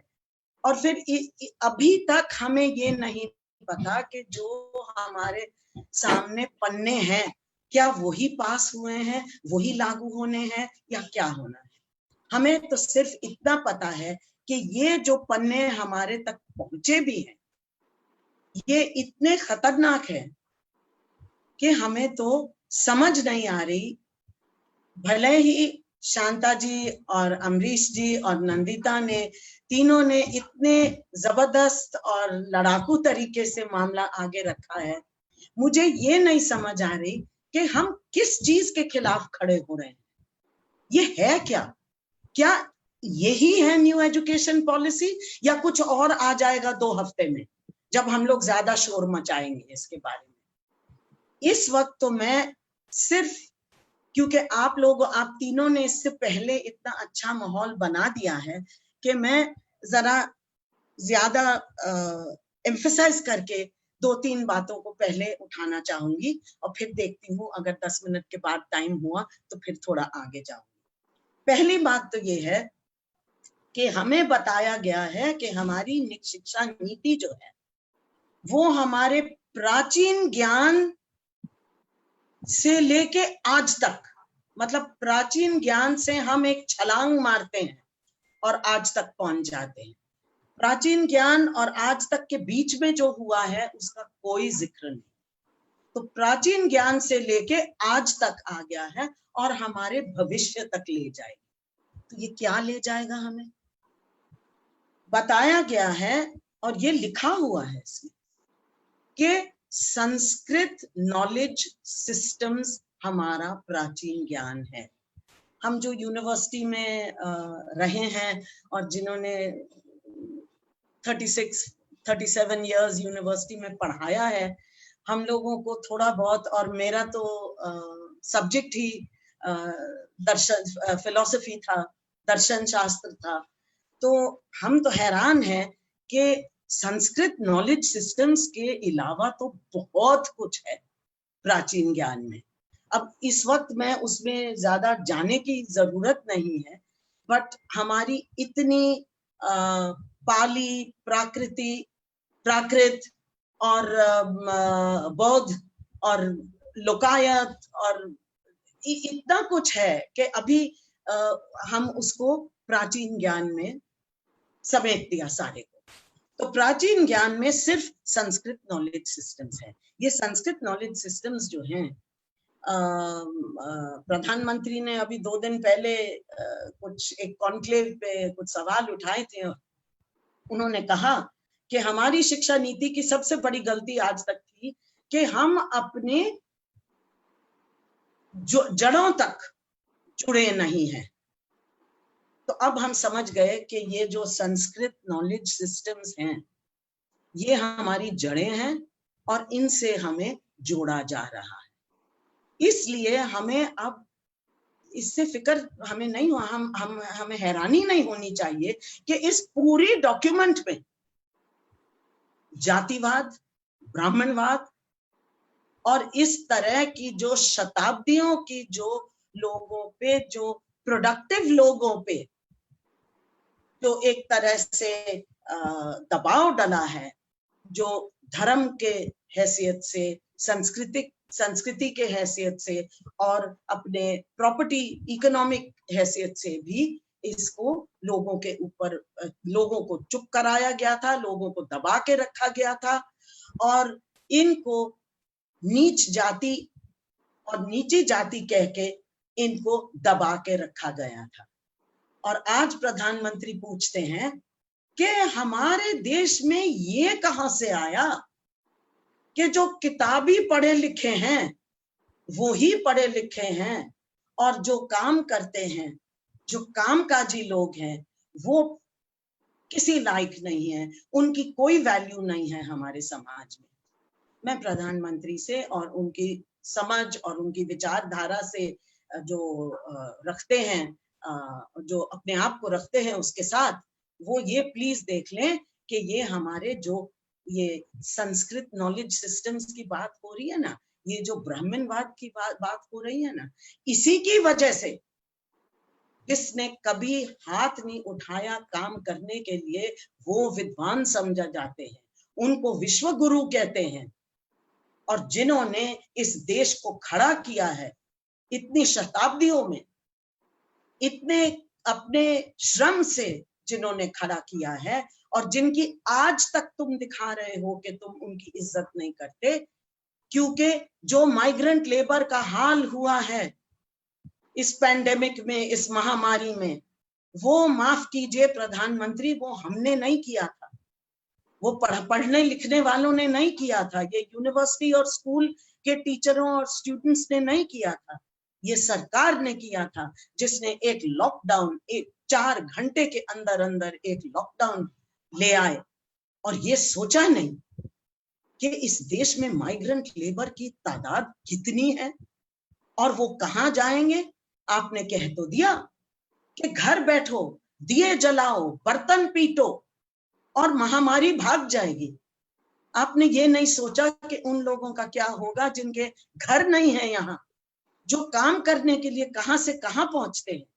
आपने उनका नहीं सोचा और आपने ये नहीं सोचा कि उनकी ये हालत हमारे देश में क्यों है। अगर इस कास्ट सिस्टम की आप बात नहीं करोगे, ये जाति व्यवस्था की आप बात नहीं करोगे, तो आप किसी तरह से हर बच्चे को शिक्षित नहीं कर सकते। इससे हम आगे चाहे हम क्या करें, हम किसी से बात करें, कुछ करें, ये आप नहीं कर सकते। और इस शिक्षा नीति में इस सरकार की शिक्षा नीति में मैंने देखा है जिस रूप में ये आती है, ये कास्ट का सवाल बिल्कुल पीछे, या तो एक दो दफा शब्द इस्तेमाल हो जाता है, या आप इसको किसी तरह से आप अगर इसको खत्म करने की बात नहीं करेंगे, अगर आप इसका जो प्रभाव पड़ रहा है हमारी शिक्षा नीति पे और हमारी शिक्षा प्रणाली पे, जब आप इसको नहीं देखेंगे तो आप फिर इसमें किसी तरह से बच्चों को शिक्षित नहीं कर सकते। पर आप क्या कर रहे हैं? आप इधर से तो नहीं कर रहे, आप कह रहे हैं हम ग्लोबल मापदंड इस्तेमाल करेंगे, हम ऐसे मापदंड इस्तेमाल करेंगे जो सारी दुनिया में सबसे बढ़िया माने जाते हैं, सबसे बढ़िया माने जाते हैं, और इन्हीं को हम लागू करेंगे। तो आप क्या करते हैं? आप किसके पास जाते हैं? क्या आप विश्वविद्यालय के लोगों के पास जाते हैं? आप किसी बड़ी स्कूल ऑर्गेनाइजेशन के पास जाते हैं? किसी पढ़े लिखों की ऑर्गेनाइजेशन के पास जाते हैं? नहीं। आप कहाँ जाते हैं? आप विश्व बैंक के पास जाते हैं। और आप किसके पास जाते हैं? आप विश्व व्यापार संस्था के पास जाते हैं, WTO के पास जाते हैं, और आप विश्व बैंक के पास जाते हैं। विश्व बैंक को आप कहते हैं प्लीज हमें बताइए कि हम अपनी स्कूली शिक्षा कैसे चलाएं, और विश्व ट्रेड व्यवस्था को और विश्व व्यापार व्यवस्था को आप ये कहते हैं कि आप हमें ये बताएं कि हम अपनी हायर एजुकेशन कैसे चलाएं। अब ये दोनों जो संस्थाएं हैं, ये शिक्षा और बच्चों की शिक्षा, बच्चों तक शिक्षा क्यों नहीं पहुंच रही और कैसे पहुंचाई जाए, इसका इनसे कोई लेना देना नहीं है। इनका जो विशेष काम है वो ये है कि इंटरनेशनल जो पूंजी है, जो कॉरपोरेट्स है, इनको किस तरह से शिक्षा के बाजारीकरण के रास्ते से इनका कैपिटल, इनकी पूंजी कैसे शिक्षा में लागू की जाए। तो वो उन संस्थाओं के पास जा रहे हैं, वो ये शिक्षा को सही करने के लिए, जिनको पूरे दुनिया में माना जाता है कि उनका काम ये है कि शिक्षा का बाजार तैयार करें, शिक्षा के बाजारीकरण करें, और इसी वजह से शिक्षा में पूंजी शामिल हो। अब ये दो चीजें आप देखें। एक चीज, जो पहली चीज है, जो हमने अभी जो संस्कृत नॉलेज सिस्टम्स की जो बात हुई, ब्राह्मणवाद को सपोर्ट की जो बात हुई है, ये विशेष तौर से बड़ी खुले तरीके से हमारी शिक्षा नीति में पहली बार आई। ये पहले नहीं होता, लेकिन 90 के दशक से ये जो पूंजीवादी बाजारीकरण किया जा रहा है शिक्षा का, धीरे धीरे ये बढ़ता जा रहा है। लेकिन इसको बिल्कुल खुली और स्पष्ट तौर से अब पहली बार इसमें, इस नीति में किया जा रहा है। ये नीति में ये लिखा गया है कि हर एक पब्लिक फंडेड, जो पब्लिक पूंजी पे या पब्लिक पैसे पे, फंड पे जो स्थापित की गई शिक्षा संस्थान है, हर एक के साथ आप एक प्राइवेट ट्विन करेंगे या पेयर करेंगे दोनों को। सो पूरी आपकी शिक्षा नीति, जैसे क्रोशिये करते हैं ना, उसी तरह से पूरी आपकी शिक्षा, और ये 3 साल की उम्र से है, अब ये 3 साल की उम्र से लेके 18 साल की उम्र तक ये जुड़ी हुई है, पब्लिक फंडेड और प्राइवेट फंडेड, पब्लिक फंडेड और प्राइवेट फंडेड। माधव जी, आप थोड़ा रैप अप कीजिए। हाँ, मैं अभी करती हूँ। तो इन दोनों को करने से आपने ये किया है कि आप, ये गैट्स की डिमांड थी, ये शिक्षा की डिमांड है कि आप इस तरह से करेंगे। अब ये तरीका जब आपने अपनाया है तो आपको अपनी शिक्षा नीति को किसी ना किसी तरह से सेंट्रलाइज करना जरूरी है। ये जरूरी है क्योंकि आपकी शिक्षा नीति अब पूरे हिंदुस्तान में एक इन्वेस्टमेंट का रूप हो गया है, एक इन्वेस्टमेंट का रूप हो गया है, जिसमें जो इन्वेस्टर है वो इन्वेस्टर अलग अलग एजुकेशनल चीजों को नहीं उठाएंगे। जो इन्वेस्टर है, इन्वेस्टर को तो देखना है कि यहाँ मैंने पैसा डाला है तो मुझे प्रॉफिट कितना मिलेगा। प्रॉफिट मिलने के लिए आपके पास 10 तरह के आप जगह पे नहीं जाएंगे, आप एक सिंगल विंडो पे जाएंगे, एक सिंगल विंडो पे जाएंगे जहां आपको बताया जाएगा कि देखिए ये आप देख लीजिए, पूरा हर एक इंस्टीट्यूशन ने अपना ऑनलाइन डाल दिया है कि हमारे पास इतनी फैसिलिटी है, हमारे पास इतने स्टूडेंट हैं, हमारी फीस इतनी है, हमारा मुनाफा इतना हो सकता है। ये सब आपके सामने रख देंगे। अब आप तय कर लो आपने पैसा कहाँ डालना है। अब अगर मैं इन्वेस्टर हूं तो मैं इस सेंट्रलाइज्ड इन्वेस्टमेंट को लेके मैं ये देखूंगी कि कहाँ मुझे बेनिफिट ज्यादा मिल रहा है, मैं अपना पैसा वहीं डालूंगी। उसी टाइम में सरकार ने अपना पब्लिक फंड हटा दिया है।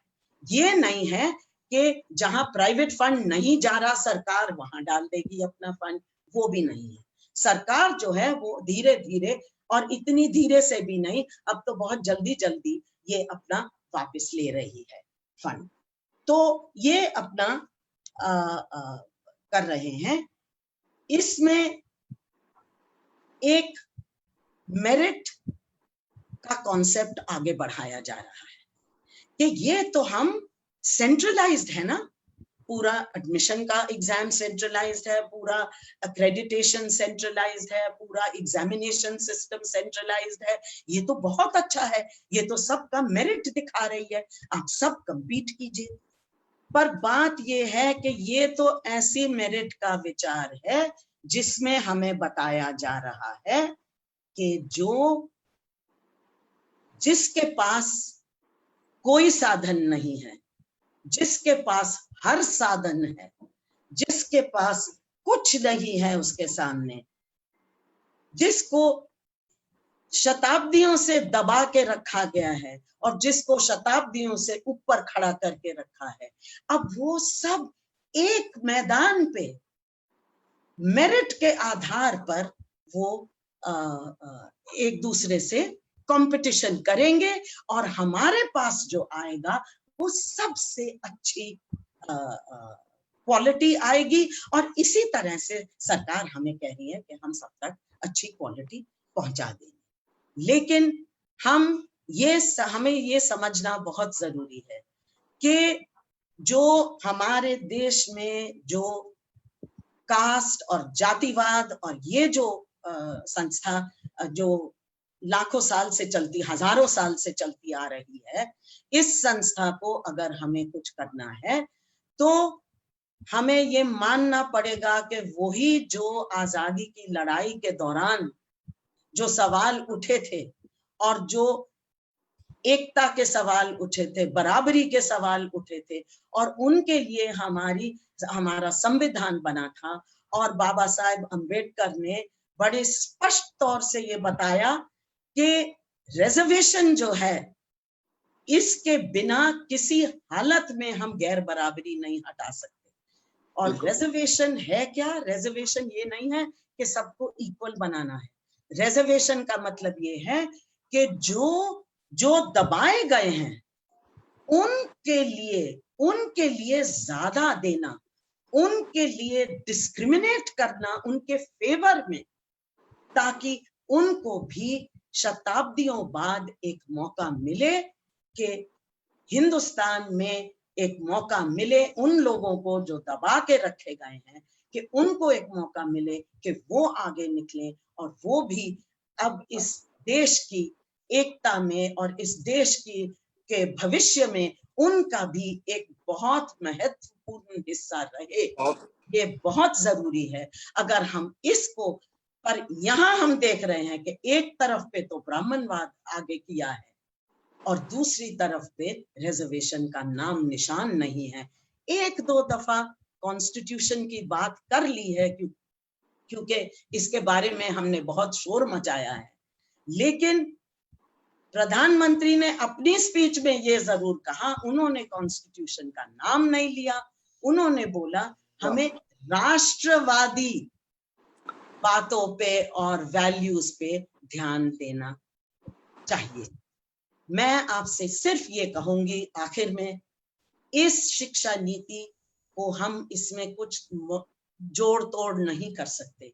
इस शिक्षा नीति को बिल्कुल हमें पूरी तरह से इसको नकारना पड़ेगा और हमें सरकार से ये डिमांड करना है कि अब इस देश में जब जैसे माहौल ठीक हो और जैसे हमें मौका मिले, वैसे ही एक ओपन ट्रांसपेरेंट पब्लिक डिबेट जरूरी है, जिसमें सारे शिक्षकों के ऑर्गेनाइजेशन, सारे स्टूडेंट्स के ऑर्गेनाइजेशन, जिसमें सारे पेरेंट्स के ऑर्गेनाइजेशन, हमारी पार्लियामेंट, हमारे सब एक ओपन और पब्लिक डिबेट होनी चाहिए कि हमारी आगे शिक्षा नीति कैसी होनी चाहिए और हमें अपने बच्चों को शिक्षित करना है, पर कैसे करना है ये हम सिर्फ एक सरकारी दस्तावेज से नहीं करेंगे। सारे स्टेट्स के लोगों को बोलना पड़ेगा, सारे इलाकों के लोगों को बोलना पड़ेगा और सब जब इसमें शामिल होंगे तभी हमारी शिक्षा नीति आगे बढ़ सकती है। बहुत बहुत धन्यवाद, बहुत बहुत धन्यवाद मधु जी। गैर बराबरी के खिलाफ लड़ना है, आजादी के दौरान जो एकता की स्पिरिट थी उसको साथ साथ में लाना है और एक बड़े व्यापक मोर्चे के साथ इस लड़ाई को आगे बढ़ाना है। बहुत बहुत धन्यवाद, शुक्रिया आपका। अब मैं इसके बाद doctor C Ramakrishnan, he is from Kerala, he Kerala Sahitya Parishad representative, so I would like to invite C Ramakrishnan और उसके बाद Asha ji.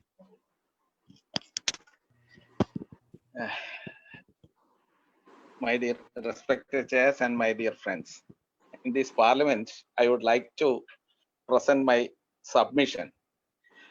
We are all in the midst of a pandemic. So you have 10 minutes only. Okay, the pandemic has virtually made the social life impossible. Not only us, the children are actually the much more affected group is our children. And they don't have the habit of sitting in idle in four walls. So there are issues all over the world and in our state also. We have actually receiving reports of these pressure, stress, and anxiety, etc., from the children. And it is high time to address these kind of issues. But unfortunately, our national government is actually moving in a different way. They are actually no, they are actually RTE actually provides some kind of an opportunity for inclusive education, but through very different in many ways. The system is actually trying to exclude the children by using different kind of strategies. That I would like to tell some of the salient points regarding school education that we have to discuss in detail. Education is a subject directly or indirectly linked to each and every family of the country, irrespective of social, cultural, and economic diversity. And hence, the national education policy should reflect a clear vision on the future of the nation that goes in tandem with the principles set out by the Constitution of India. Before proposing a new policy, critical assessment of the success and failures of the action programs undertaken as a continuation of the earlier policies, that is the 1968 policy and then the 1986 policy, which is actually revised in 1992. It seems inevitable. And it is also essential to locate whether any systemic failure happened for non-achievement or underachievement. If so, what are the measures going to be taken through a new policy? This is most important. while assessing, we have to look whether the policy ensures access, equity, equality, quality education for all, at least promised through RTE 2009.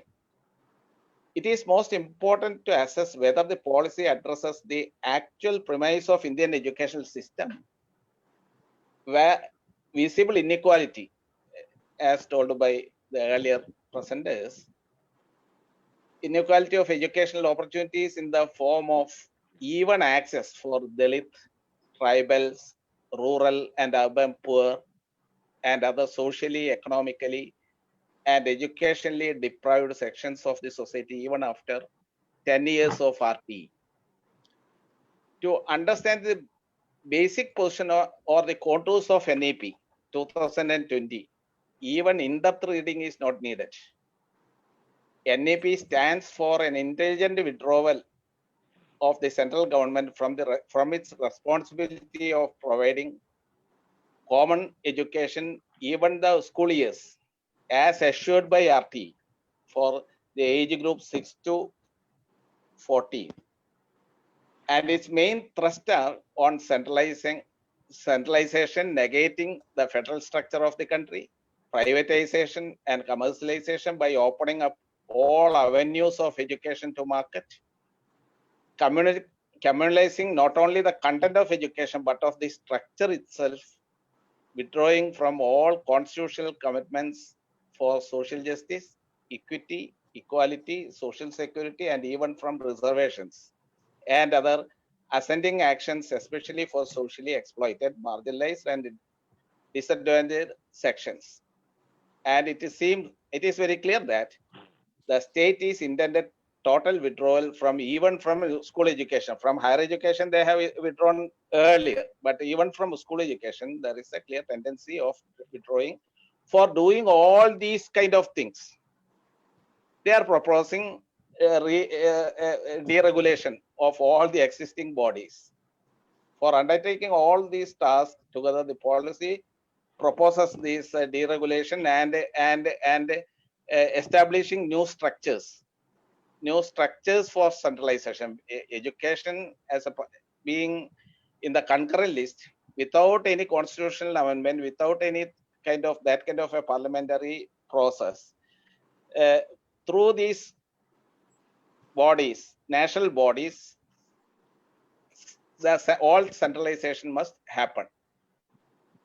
NEP is not originated in vacuum. If we look things, it is not originated in vacuum. This education policy reflects the blatant political, economic, and cultural ideologies of the major political ideology governing the central government.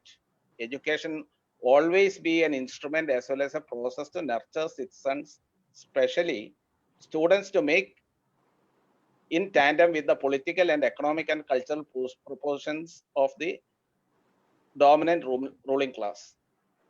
In the 1968 policy, if you look, and if in the 1986 policy, the 1986 policy, it is actually come in the initial phase of these these globalization things. Even then, it never withdraw from the perspective of national development, democracy, secularism, socialism, and all these things. So there are provisions for all these kind of things. And this policy, it is very evident that very consciously they have withdrawn from all these, not in perspective, but even terms. They are not using the terms.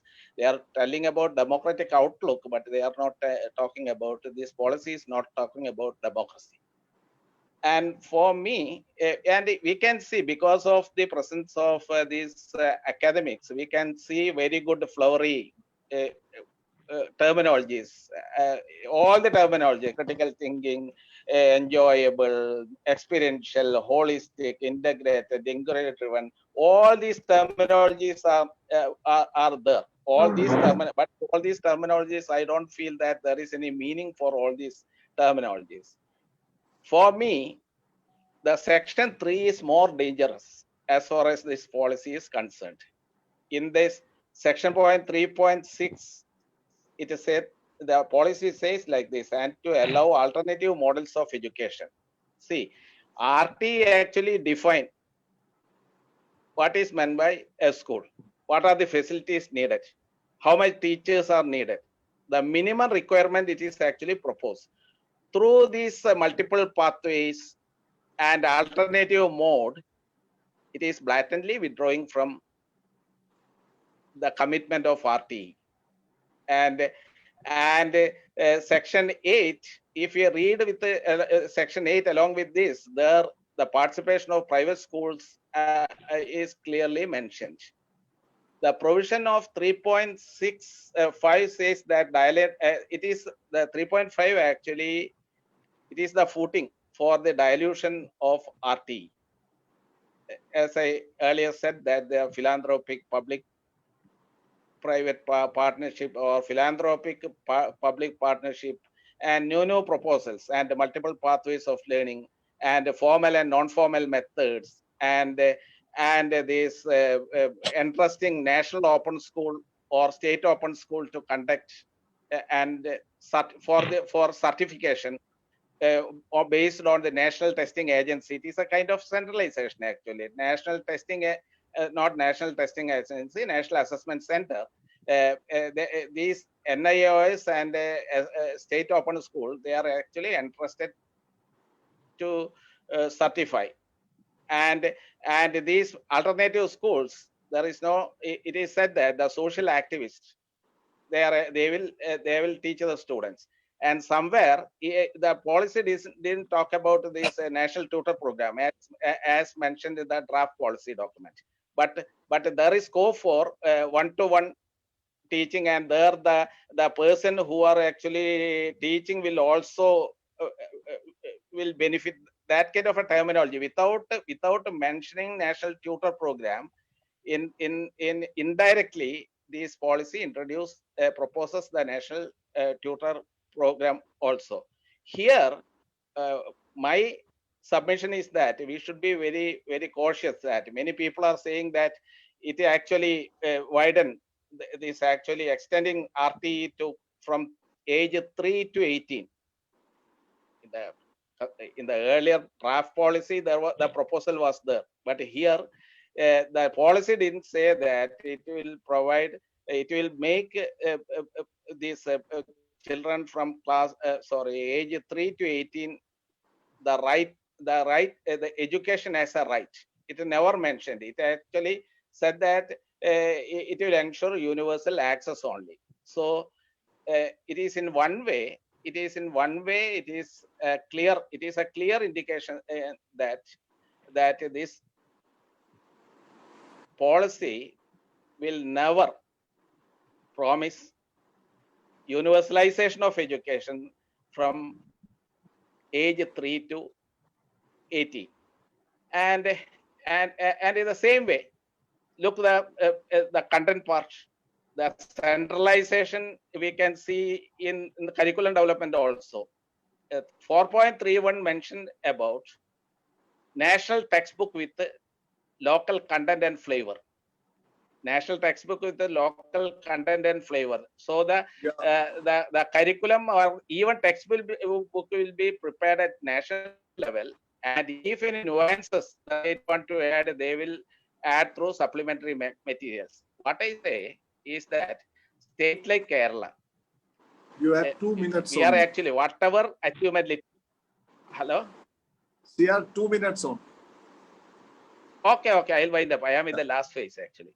Yeah. Within by utilizing the minimum opportunity while it was in the state list and in the concurrent list, whatever little gain we have actually have in Kerala, it is because of some freedom that we got. Here there is no scope for the state to act as per the need of the state by utilizing, by addressing the need of the people of the state. And examinations also in class 3, 4, 5 it is in one way, it is not an inclusive policy, it is a policy of exclusion. And I once again say that this chapter 3 is a basically function to exclude our children, and it will become a terminator seed as far as public education or common school system is actually concerned. Finally, I am actually, in short, I am actually stopping here. In short, the basic position of the policy ultimately negates federalism. The beauty of the India, the country, is its federal nature. It is actually a total negation of this federalism and diversity. India is a diverse country where all kind of like diversity, the climate, the geography, and everything, democracy, and this food, cloth, everything. Our dress code is different. Everything is diverse. So it is a negation of federalism and diversity. Hence, I oppose the proposal in the parliament. As a part of this, I oppose this proposal of NEP 2020. Thank you. Thank you, CR, thank you. And the education policy is a negation of federalism and diversity. Okay, thank you. Now I would like to request IC Ghosh, President, Jawaharlal Nehru University Student Union. Is she joined? Srijita? She hasn't been able to join. We can proceed with the next speaker. Okay, so now I would request Asha Mishra ji, BGBS की vice president हैं और हम लोगों के बहुत ही लड़ाकू साथी हैं, तो उनसे मैं निवेदन करूंगा. मेरी आवाज आ रही? जी जी. या आज की जनता पार्लियामेंट के एजुकेशन सेशन में चेयर कर रही है प्रोफेसर शांता सिन्हा, अमरीश जी और पैनलिस्ट दोस्त और जितने सारे साथी, लगभग 356-57 साथी जो इस सेशन में हमारे साथ शामिल है, सबको जिंदाबाद. साथियों, अभी लगभग मेरे पहले से जो पैनलिस्ट हैं, उन्होंने न्यू एजुकेशन पॉलिसी 2020 को में जो चैलेंजेस है, लिमिटेशंस है, और किस तरीके से शिक्षा हमारे इस पॉलिसी में जो है कैसे हमारे देश को कहाँ ले जाएगा, इसके बारे में पूरा खुल के रखे. मेरे को जो रखना है कि जो माइग्रेंट लेबर है उनके शिक्षा के अधिकार को ले. साथियों, ये आप सबको पता है कि 2009 में राइट टू एजुकेशन एक्ट बना था और बहुत संघर्ष के साथ बना था. हम सब जानते हैं उसमें बहुत सीमाएं भी थी, लेकिन वो सभी हम सबके मिलाजुला प्रयास से जो भी ठीक बात थी, हम उसको ले जाने की कोशिश कर. लेकिन ये राइट टू एजुकेशन एक्ट जो है, वो राइट टू एजुकेशन एक्ट ये कहता है कि ये पूरा फ्री और कंपल्सरी एजुकेशन सभी बच्चों के लिए, भारत में सारे बच्चों को मुफ्त और अनिवार्य शिक्षा देगा. कम से कम 8वीं तक के उनको गुणवत्तापूर्ण और समानतामूलक शिक्षा देने की बात कह रहे. और वो हम अभी देख रहे हैं क्या है. और इसके साथ साथ ये भी कहता कि ये पूरा इसको करने के लिए सरकार, पूरे जितने भी सरकार सारे नॉर्म्स और स्टैंडर्ड्स पूरा तय किया है.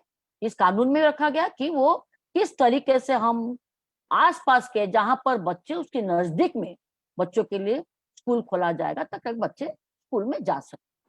और सेक्शन 6 जो है, और ये कह रहा था कि कहता है कि वो ये सब की है, ये पूरा इसकी सरकार की जिम्मेदारी है. सरकार जो अप्रोप्रिएट गवर्नमेंट है या जो लोकल अथॉरिटी है, शहर स्तर पे और गांव स्तर पे, इनकी जिम्मेदारी है ये इन बच्चों को, ये सारे इंक्लूडिंग दिस माइग्रेंट लेबर के जो बच्चे हैं, उनके लिए भी जहां पर स्कूल नहीं है वहां पर स्कूल या उनके लिए अलग अलग संस्थान, उनके बोर्डिंग सेंटर पर ये करने की बात उस पर कह गई. लेकिन हमने अभी क्या देखा, अगर हम उसके बाद देखते हैं तो हमारा 2011 का सेंसस रिपोर्ट क्या कहता है कि बिहार, राजस्थान, यूपी जैसे राज्य में लगभग 12.82 मिलियन जो माइग्रेंट चिल्ड्रन है आधा, कम से कम आधा बच्चे एनरोल हो पाए हैं। एक दूसरा, एक सेंसस रिपोर्ट हमारा क्या कहता है 2011 का, कि 8 राज्य ऐसे हैं, आंध्र प्रदेश, गुजरात, कर्नाटक, महाराष्ट्र, मध्य प्रदेश, राजस्थान, यूपी, वेस्ट बंगाल जैसे राज्यों में लगभग 35 मिलियन माइग्रेंट चिल्ड्रन, जो उनके में से 2/3 बच्चे वो बीच में, पूरा देखा जाए लगभग 80% बच्चे जो है वो एक बार चले जाते हैं, लेकिन बाद में वो स्कूल बीच में छोड़।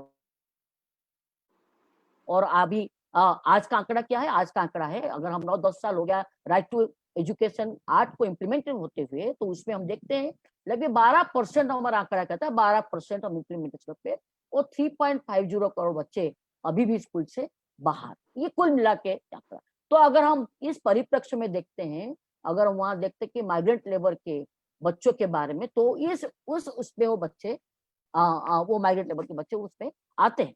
तो ये क्यों, ये माइग्रेंट लेबर के बच्चे क्यों, खास करके वो माइग्रेंट लेबर जो दलित, जो आदिवासी, जो अल्पसंख्यक, जो उनके बच्चे, जो लड़कियां हैं, वो ज्यादा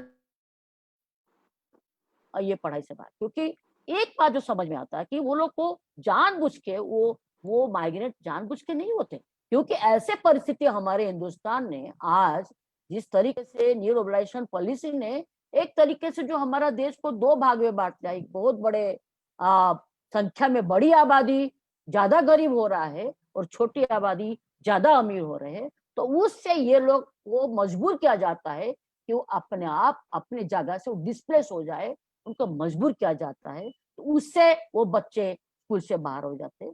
दूसरी बात यह है कि उनको जो आसपास के स्कूल है, हाँ, उस स्कूल में सिस्टम जो है, तो उनको वो उस सिस्टम के अंदर नहीं आ पाते, उनको वो उस लोकल में अपने आप को शामिल नहीं कर पाते हैं। और उनका तीसरा जो है, उनके जो पेरेंट्स है, उन पेरेंट्स के लाइवलीहुड सर्वाइवल का सवाल है, उनकी आजीविका का सवाल है, चूंकि है ही नहीं, तो जाते हैं तो उसके साथ साथ अपने बच्चों को ले जाते हैं और उनको बच्चों को भी बाकी कामों में लगा देते हैं उनको। और चौथी बात है कि लैंग्वेज की बात है, क्योंकि वो जिस कल्चर से, जो उनके आसपास जो परिवेश है, उस परिवेश से एक दूसरे परिवेश में जाते हैं, तो वहां पर बहुत से सवाल ऐसा आती है, उनका अपना सामाजिक, उनका अपना सांस्कृतिक, खासकर भाषा को लेके वो वहां पर मिक्स होने में मुश्किल होता है ये। और पांचवी बात जो कहते हैं कि उनको उस तरीके सपोर्ट नहीं मिलता, जिस तरीके से इन बच्चों को एजुकेशन का सपोर्ट मिलना चाहिए, वो सपोर्ट नहीं मिलता है। और छठी बात जो है वो हम कहे कि तो मेन इशू क्या है कि उनको, वो बच्चे जो आते हैं, तो उनको एनरोल करने के लिए उनको कहाँ वो जाएंगे, कहाँ पर वो पढ़ेंगे, कहाँ उनको एनरोलमेंट होगा, उसके लिए कोई उनको सिस्टम उसको कहीं दिखाई नहीं देता है, क्या मदद नहीं जाता है। जबकि हमारे राइट टू एजुकेशन एक्ट में 10 साल हो गया, ये सब कुछ वहां पर। तो ये जो वजह है, इस वजह से ये बड़ी आबादी जो रोजमर्रा से अपनी जिंदगी को गुजारते हैं, रोज कमा के खाने वाले जो आबादी है, उनके बच्चे हमारे हिंदुस्तान में पढ़ने से बाहर होते हैं, जो माइग्रेंट लेबर के बाहर। अगर हम अभी आते हैं, अब इसके कारण तो हम सब जानते हैं, मुझे बताने की जरूरत नहीं है। वो कारण आर्थिक कारण है, सामाजिक कारण है, सांस्कृतिक कारण है, ऐसे बहुत से जो ये कारण है। और उसके साथ साथ जो मैंने पहले ही बताया था, जो इंस्टीट्यूशन में उनको एक सपोर्ट सिस्टम नहीं कि जो उनका वो कहाँ जाएंगे, कहाँ अपने आप को एनरोल कर पाएंगे, वो जब माइग्रेंट होते हैं, तो वो भी ऐसे कारण है जिसपे वो बच्चे वहां से पूरा ये शैक्षणिक उससे दूर होते हैं। तो अगर हम अभी कोविड-19 के उस पे आते हैं, तो क्योंकि समय कम है, तो कोविड-19 का में समय आते हैं, तो ये कोविड-19 में हमने देखा है हमारे सरकार इतनी असंवेदनशील है और जानबूझ के पूरा 4 घंटे का मौका 130 करोड़ जनता को देते हैं, जिसमें बड़ी आबादी कि सुबह उठ के सोचता है कि उसको कल मजदूरी मिलेगा नहीं मिलेगा, घर में काम मिलेगा नहीं मिलेगा, तो उनका बगैर परवाह करे 4 घंटे में घरबंदी कर देते हैं, तो एकदम से हमारा देश का आर्थिक ठप हो जाता है। तो वो आप बच्चों को क्या पढ़ाई करेंगे, वो दूसरा उनके जरा सवाल आता है, उनका अपनी सर्वाइवल का सवाल है, उनका अपनी रोजगार का सवाल है, वो रोजगार से अपनी भोजन को तलाशने का सवाल है। तो ये जो इससे होता है, जो हमने अभी देखा, जो अभी एक आंकड़ा, अभी भी ये माइग्रेंट लेबर कोविड-19 में उसके लिए अलग अलग हमारे फाइनेंस मिनिस्टर अलग अलग जगह पे सरकार का अलग अलग आंकड़ा बताते हैं, कोई बताते 15 करोड़, कोई बताते 7 करोड़, कोई, तो इसके बारे में कोई सही डाटा भी हमारे सरकार के पास अभी तक नहीं है।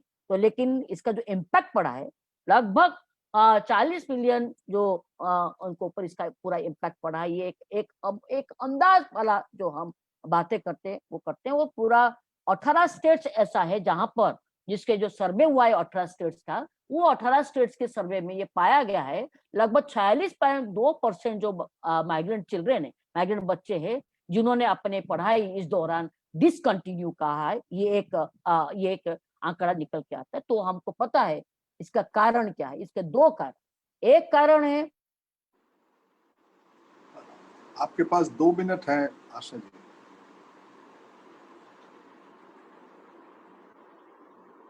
एक कारण ये है कि इतनी परसेंट बच्चे लैपटॉप यूज करते हैं, इतने परसेंट लोग इंटरनेट यूज करते हैं, ये हमारे पास आंकड़ा है। लेकिन उसके बावजूद ये बताएंगे कि डिजिटल लिटरेसी की बात जो हम सरकार करते हैं, ऑनलाइन एजुकेशन की बात करते हैं, ये भूल जाते हैं हमारे देश में कितनी जगह पे ये बिजली है, कितनी जगह पे लोगों को इंटरनेट एक्सेसिबिलिटी है, कितने गाँव में, ये भूल जाते हैं। और कितनी जगह पे ये कहते हैं कि एंड्रॉइड फोन तो सबके पास है। भाई एंड्रॉइड फोन सबके पास होगा, लेकिन एंड्रॉइड फोन अपने आप नहीं चलता है। एंड्रॉइड फोन चलने के लिए उनको उसका रिचार्ज करना पड़ता है। जो मजदूर अपने घर, अपनी जगह छोड़ के जहां पर काम करते थे, अपनी जान बचाने के लिए अपने घर भग रहे हैं, उनके पास पैसा नहीं है, परेशान हो रहे हैं। इतने जो कॉन्ट्रैक्टर है उनके इस ट्रक में एक एक परिवार कर्ज करके 12,000 रुपया दे के पूरा बैठ के अपने घर जा रहे हैं। ऐसे ऐसे लोगों को वो अपने बच्चों, अपने खाने की बात करेंगे या खाने के लिए उनके पास पैसा नहीं है, वो कहाँ से उसका रिचार्ज करता है।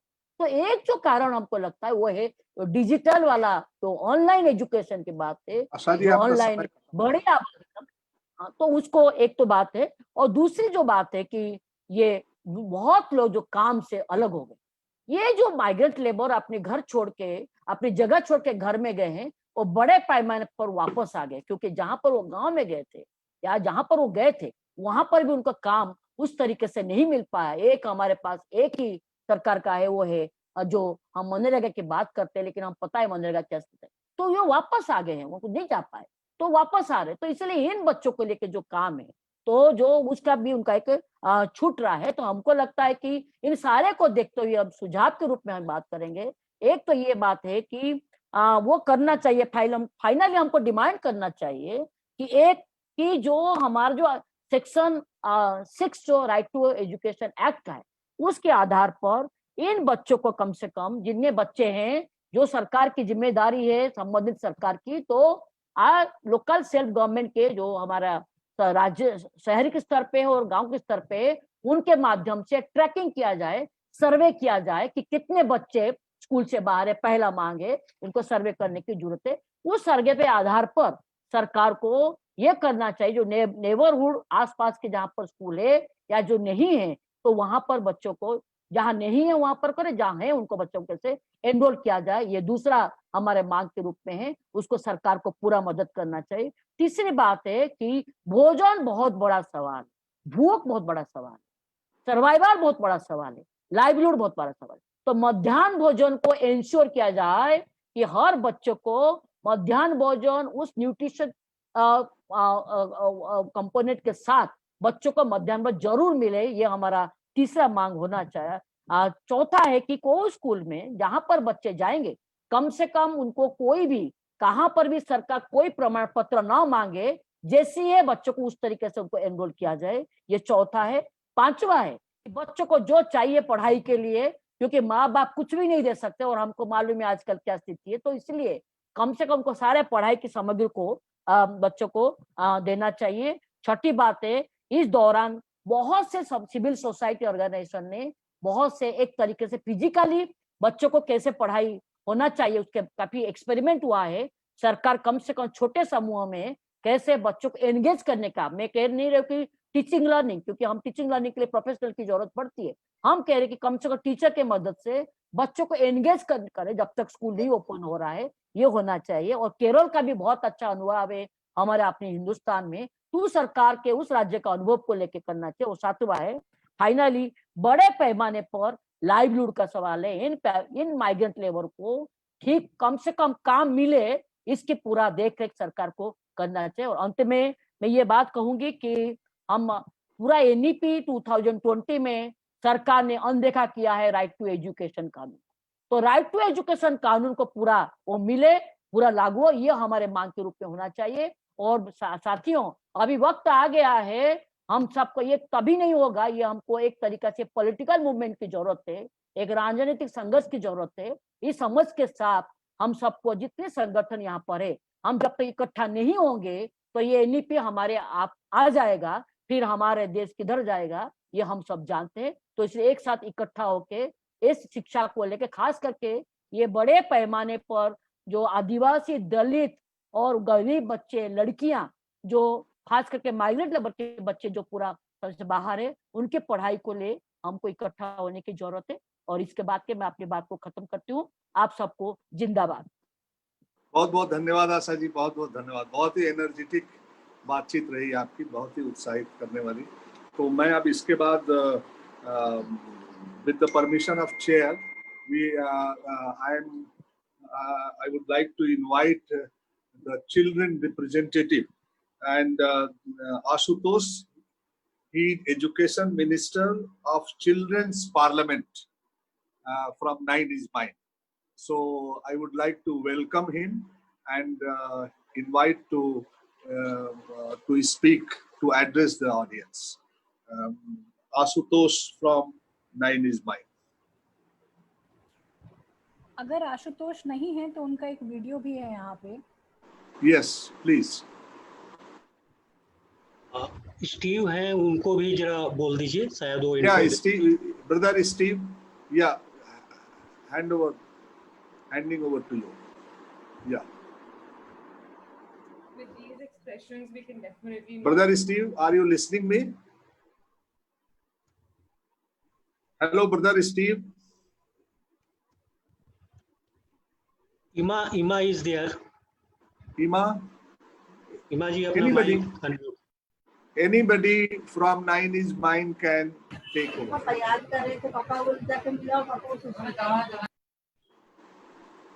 Brother Steve is coming. Meanwhile, Ima, if you want to speak, you can also. So I am here. Yeah, Steve. Please. On the video. Sorry for these delays. Please help me get on the video.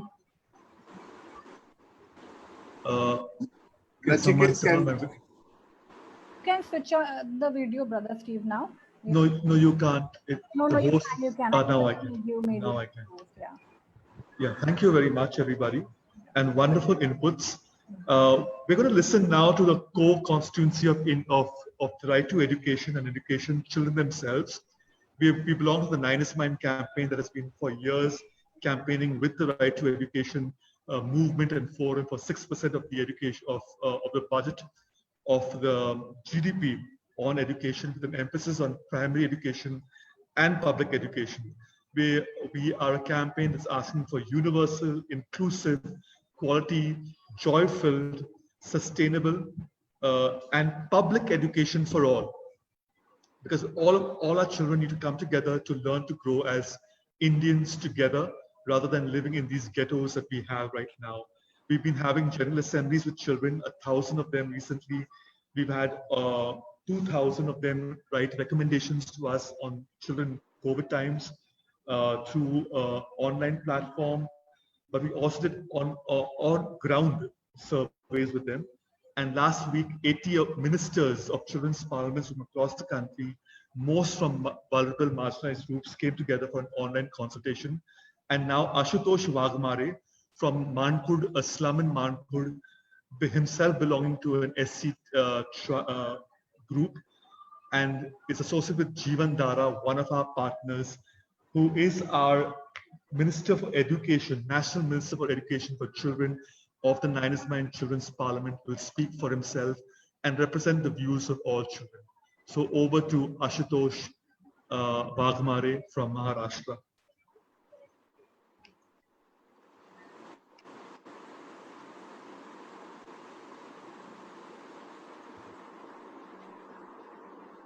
Ashutosh, want to play his video? It's a video of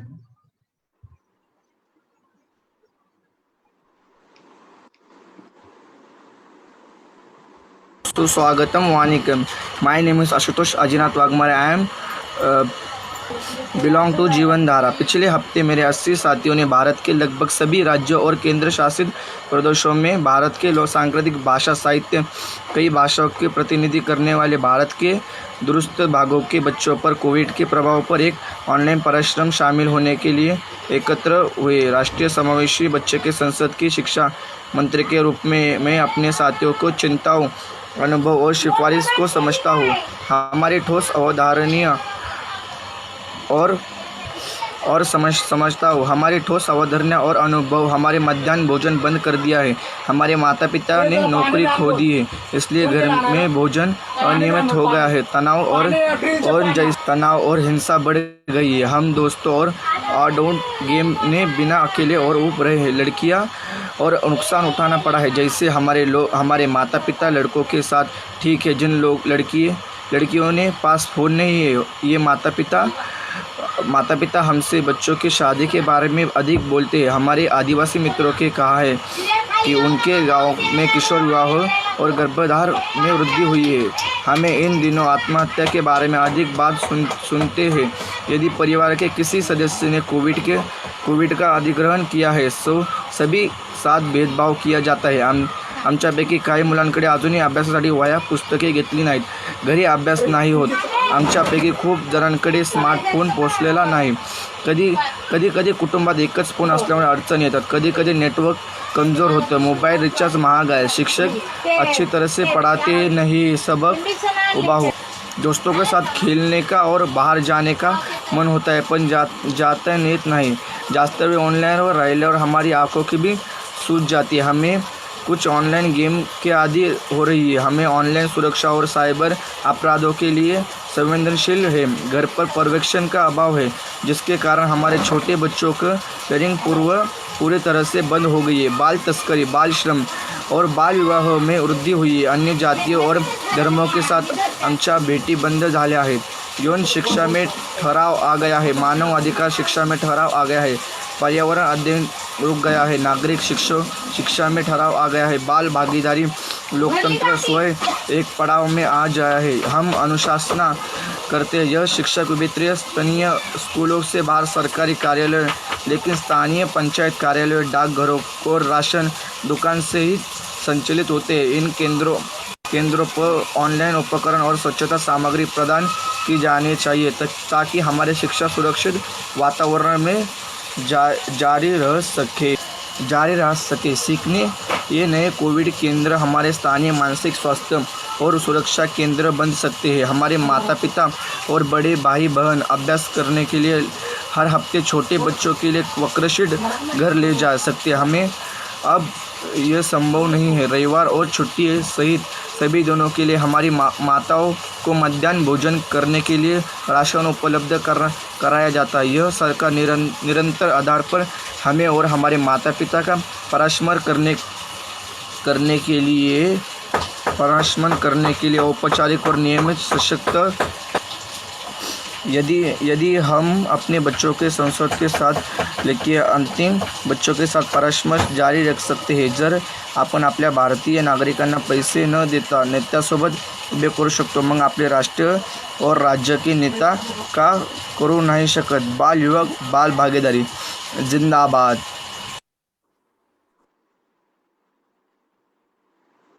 Thank you, brother Steve and Asutosh.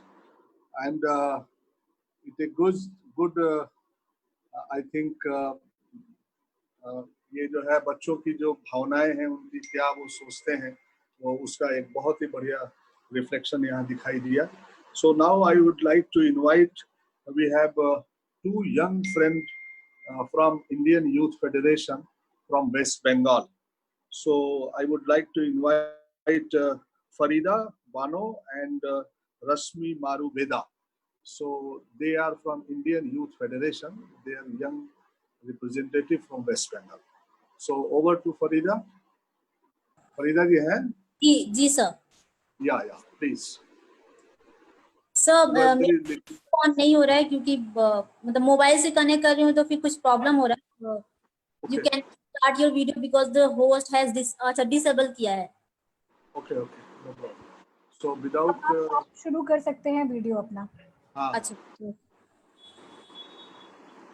Yes, okay. तो बहुत बहुत धन्यवाद अमरीश जी। सभी को अस्सलाम वालेकुम, नमस्कार और very good evening to all. तो हम लोग बात कर रहे हैं आज जनता पार्लियामेंट में, और एनईपी से जुड़े हुए बहुत सारे सवाल और बहुत सारे डाउट्स हैं हमारे अंदर। तो हम उस देश में रहकर बात कर रहे हैं जिस देश की सबसे ज्यादा आबादी युवाओं की है, मतलब 65% जो आबादी हमारी वो युवाओं की है। और जब हम युवाओं की बात करते हैं और युवा बदलाव की बात करते हैं तो हमें अपनी तारीख के पन्नों को उलटकर देखना चाहिए। जब भी कोई बदलाव या कोई बदलाव आया है, बड़ा चेंज आया है, तो हमेशा युवाओं ने उसमें एक बहुत बड़ा रोल अदा किया है। चाहे वो 1960s की बात करें हम या फिर हमारे आजादी की लड़ाई में, तो हमेशा युवा सामने रहे हैं और उन्होंने गोलियां खाई हैं, वो फांसी पे भी चढ़े हैं। लेकिन आज जब हम बात करते हैं इस दशक में, तो वहां पे युवाओं की सबसे ज्यादा आबादी के बावजूद हमें इस तरीके से नेग्लेक्ट किया जा रहा है कि हम जब पार्लियामेंट की बात करते हैं तो वहां पे सिर्फ और सिर्फ 2.2% हम लोकसभा में हैं और राज्यसभा में सिर्फ 13% ही हमारा रिप्रेजेंटेशन है। लेकिन और इस पैंडेमिक में जहां पर हम इस एनईपी और बहुत तरीके के जो पॉलिसीज और एक्ट लागू किए गए हैं जिस पर सबसे बड़ा प्रभाव हम युवाओं पर होगा, लेकिन वहां पर उनका कोई भी रिप्रेजेंटेशन नहीं दिखा। कोई भी उनसे कोई किसी तरीके का उनका भागीदारी नहीं था, उनसे कुछ पूछा नहीं गया, उनको कुछ बताया नहीं गया और बड़े बड़े फैसले ले लिए गए और जिसको झेलना हम युवाओं को ही पड़ेगा। तो मैं ये बता दूं कि जितने भी बदलाव हैं वो शिक्षा से जुड़े हुए हैं और शिक्षा अभी पूरी तरीके से ये रेटिंग वाली जो मानसिकता हमारे ऊपर लाद दी गई है कि जो बेस्ट यूनिवर्सिटीज हैं उस बेस्ट यूनिवर्सिटीज में बेस्ट स्टूडेंट पढ़ेंगे और बेस्ट स्टूडेंट वही लोग होंगे जिनके पेरेंट्स के पास पैसा होगा अच्छा पे करने के लिए। तो जो लोग पे करेंगे उनको ही बेस्ट यूनिवर्सिटीज में पढ़ने का मौका मिलेगा। यानी कि एक रिक्शा चलाने वाले की बेटी ये कभी नहीं सोच सकती कि वो जेएनयू या बड़ी यूनिवर्सिटीज में जाकर वो पढ़ाई कर सके। तो इस तरीके की मानसिकता को बनाए रखने के लिए हम पर ये पॉलिसी का हथियार अपनाया गया है, जहां पर ये पूरी तरीके से बता दिया गया है कि आप उतना ही पढ़ सकते हैं जितनी आपके पास पूंजी है और पूंजी उन्हीं के पास है जिनके माँ बाप जो हैं वो इनके पे इन्वेस्ट कर सकते हैं। लेकिन हमारे जो निचले वर्ग के लोग हैं, जो माइनॉरिटीज हैं, उनके पास उतने पैसे नहीं है कि वो इन्वेस्ट कर पाए, वो अच्छी एजुकेशन ले पाए। और सबसे बड़ा धक्का तो ये है कि क्लास 6 जब की बुनियादी तालीम हम उस वक्त लेते हैं जब हम अपना बुनियाद ठीक ठाक करते हैं, उस वक्त ही हमें लाइफ स्किल मतलब जो हमें वोकेशनल ट्रेनिंग का जो हथियार है थमा दिया जा रहा है, जिससे हम अनस्किल्ड लेबर बनेंगे और वो अनस्किल्ड लेबर पूंजीवाद को सर्व करेंगे। मतलब अब एजुकेशन का मतलब सिर्फ और सिर्फ ये रह गया है कि वो जो है स्किल्ड और अनस्किल्ड क्लर्क तैयार करेंगे जो सर्व करेंगे सिर्फ और सिर्फ। और भगत सिंह का ये कहना है, मैं याद दिला दूं कि भगत सिंह कहते हैं कि वो शिक्षा निकम्मी है जो क्लर्क तैयार करती है, जो सर्व करने के लिए, जो पूंजीवाद को सर्व करने के लिए तैयार की जाती है, वैसी शिक्षा निकम्मी है। तो ऐसी शिक्षा का क्या हमने कभी सपना देखा था? क्या ये अंबेडकर का सपना दिखाती है? क्या ये जो पॉलिसी है वो फूले, भगत सिंह और गांधी जी के जो सपना था, जो नए इंडिया का जो सपना था, वो क्या ये एजुकेशन पॉलिसी इस सपने को साकार करेगी? क्या हम ऐसा देश बनाना चाहते हैं जहां पर सिर्फ रोबोट हैं जो सिर्फ सुनने वाले हैं, जो ना बोल सके ना सवाल कर सके? जहां पे सवाल उठाए जाते हैं, जहां पे सवाल उठाने के लिए वो जानकारी, वो जो इंटेलेक्चुअल्स तैयार होते हैं, वो यूनिवर्सिटीज को पूरी तरीके से खत्म करने की ये जो साजिश है, ये एजुकेशन पॉलिसी उस साजिश को पूरी तरीके से कामयाब बनाने के लिए तैयार की गई है। Okay, Farida. So now your time is over. Okay, sir. अच्छा सर, लास्ट एक है कि हाँ बिल्कुल, कुछ इंसिडेंट जो अभी लास्ट कुछ इयर्स में हो रहे हैं, जितने जेएनयू में, जामिया मिलिया में जो सवाल उठाए जा रहे हैं, जो सही मुद्दों पे सवाल उठ रहे हैं, उन सवालों को दबाने के लिए ऐसे स्कॉलर जहाँ पे बन रहे, जहाँ पे वो इंटेलेक्चुअल्स तैयार हो रहे हैं, उन इंटेलेक्चुअल्स को बंद करने के लिए, उन इंटेलेक्चुअल्स को खत्म करने के लिए जो रोहित वेमुला जैसे लोग तैयार हुए थे, उसको खत्म करने की साजिश जो ये पॉलिसी ने रची है, उस पॉलिसी पर हमें सामने आ करके इसके ऊपर सवाल करना चाहिए और इसे पूरी तरीके से अपोज करना चाहिए. Okay, thank you. So now, yeah, Reshmi. Am I audible? Yes, please. So good evening, everyone. This is Rashmi Marwada from Kolkata, West Bengal, and I am going to put forth my observation about the National Education Policy 2020. National Education Policy has suggested a lot of changes in the education system of our country. We appreciate that early childhood care and education has become a part of our education, and the age has been extended from 14 years to 18 years. As a law student, it is important to amend the Right to Education Act 2009 to bring a synergy between the Right to Education Act and the National Education Policy 2020. Firstly, about the inclusion of children with disability, the policy does not clearly state measures to be taken to include children with disability in the mainstream education. It also does not specify anything about special education for them. Though we always want inclusive education, but need for special support in the form of special education in the initial stage is always important for the total development of a disabled child. For some, special education is the only option due to the nature and severity of their disability. Secondly, how early childhood care and education will be implemented within 6 months or 1 year training for children with disability. Can such a short period prepare someone to handle different needs of children with disability? Unless quality training is provided to them, how will they grow at par with their non-disabled peers? Thirdly, a special joint task force will be created involving various ministries to ensure early childhood care and education for children. But the disability department, such as the Ministry of Social Justice and Empowerment, is not a part of this task force. How will the needs of these children in this age group to be addressed? Fourthly, Section 5.9 discusses about the infrastructure that and mentions children with disability, but it does not talk about the infrastructure being accessible. It says adequate and safe infrastructure, including working toilets and clean drinking water, etc., has to be provided. But the word accessible is missing in this case. We appreciate that the assistive device has been mentioned for children in school, but assistive devices are needed much earlier for a child with disability. A deaf child can use hearing aids or cochlear implantations from a few months of age. We highly appreciate that National Education Policy has given importance to Indian Sign Language for children with deafness. The deaf, hard of hearing, and the deafblind children will find this highly useful. But the worry is when there is a government institution, Indian Sign Language Research and Training, why responsibility with NIOS? Will these group of children be pushed to NIOS? On the contrary, sign language will become an optional language for all children in school, as long as ISL will be used only by deaf or deafblind people. They will not be included in the mainstream society. It has to become an accepted language within the community. Section 12.10 of talks about financial support to students. It says, incentivize the merit of students belonging to SC, ST, OBC, and socially and economically disadvantaged groups. It mentions other categories, but excludes disability. In this section, As a student with disability, I know how difficult it is to continue education and higher education, particularly if they are women with disability or coming from a poor or rural families.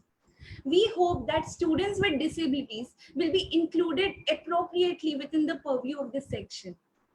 I hope that my observations will be included in the recommendations that would be formulated after today's session. Thank you. Thank you very much, thank you, Rashmi. It's a wonderful deliberation and you raised beautifully your points in this Sadhan. Okay, so now we are running late, I think more than half an hour. So I would like to request our speakers that please keep in mind the time limit. So I would like to invite Mr. Anil Pradhan. Anil Pradhan is from Shiksha Sandhan. Santa ji, आप कुछ कहना चाहते हैं? Would you like to say something? I think you should specify the time limit. Time. Okay. 5 minutes each, and not to repeat what others have said. Yeah. Yeah, thank you. Because we have to adopt some important resolutions also, and people will vote for that. So now I request Anil Pradhan. Anil Pradhan ji is from Odisha. He is Odisha RT Forum convener. So over to you, Anil ji. Anil ji, speak on tribal issues. Yeah. Hello. Yes, yes. Okay. Friends, respected speakers, chairperson of the session, organizers of the Janta Parliament. Here I would like to highlight the issue concerning to education for the children of tribal communities. Tribal constitute 8% of the total population of India. Some states such as Odisha, Jharkhand, Chhattisgarh, Madhya Pradesh, Rajasthan have vast tract of tribal pockets. In view of the typical socio-economic situation of the tribal community, special provisions have been made for the development of tribal under 5th and 6th schedule of the Indian Constitution. The 6th schedule is meant for Northeast region, while 5th schedule is meant for rest of the tribal areas. After independence, many expert committees were set up to devise the paradigm of development for the tribal community. Almost all committees have been recommended to implement mother tongue based education in tribal areas and to preserve and promote languages of tribals. Even Kothari Commission has recommended this. Subsequently, the Program of Action in 1992 and Right to Education Act 2009 and NCF 2005 have categorically mentioned about the importance of mother tongue based education and incorporation of culture and indigenous language system of the tribals. However, except setting up residential schools and providing scholarships to students, nothing much has been done on mother tongue based education. As a result, the literacy percentage of the tribal population is lowest in comparison to other social groups. We had great hope from the NEP 2020. However, the new education policy has no clarity on the mechanism of introduction of mother tongue as a medium of instruction. While phenomenon of dying tribal languages is mentioned, stress has given on regional languages and the languages mentioned in the 8th schedule of the Constitution. No mention of use of languages of tribal community as a medium of instruction and recruitment of language teachers from tribal community. The tribal communities need teachers from their community. Non-tribal teachers, even those well versed with tribal languages, will not help much in addressing the problems of psychology of children of tribal communities. The class and caste factor will remain as a dominant factor in teaching learning process. In view of this, the Janta Parliament urges upon the government to revise the new education policy to clarify the questions regarding the multilingual education and the medium of instruction being the mother tongue, especially with respect to tribal learners, languages of tribals should be mentioned, especially in the language section, and languages of tribal children should be the medium of instruction for tribal children. Recruit teachers from tribal communities in tribal areas. make special provision to build capacity of teachers from the tribal community. Textbooks should be available in tribal languages up to class 8, and supplementary materials should be also available in large number of languages of tribal community. These are some of my submission to the government in this Janta Parliament. Thank you. Jai Hind.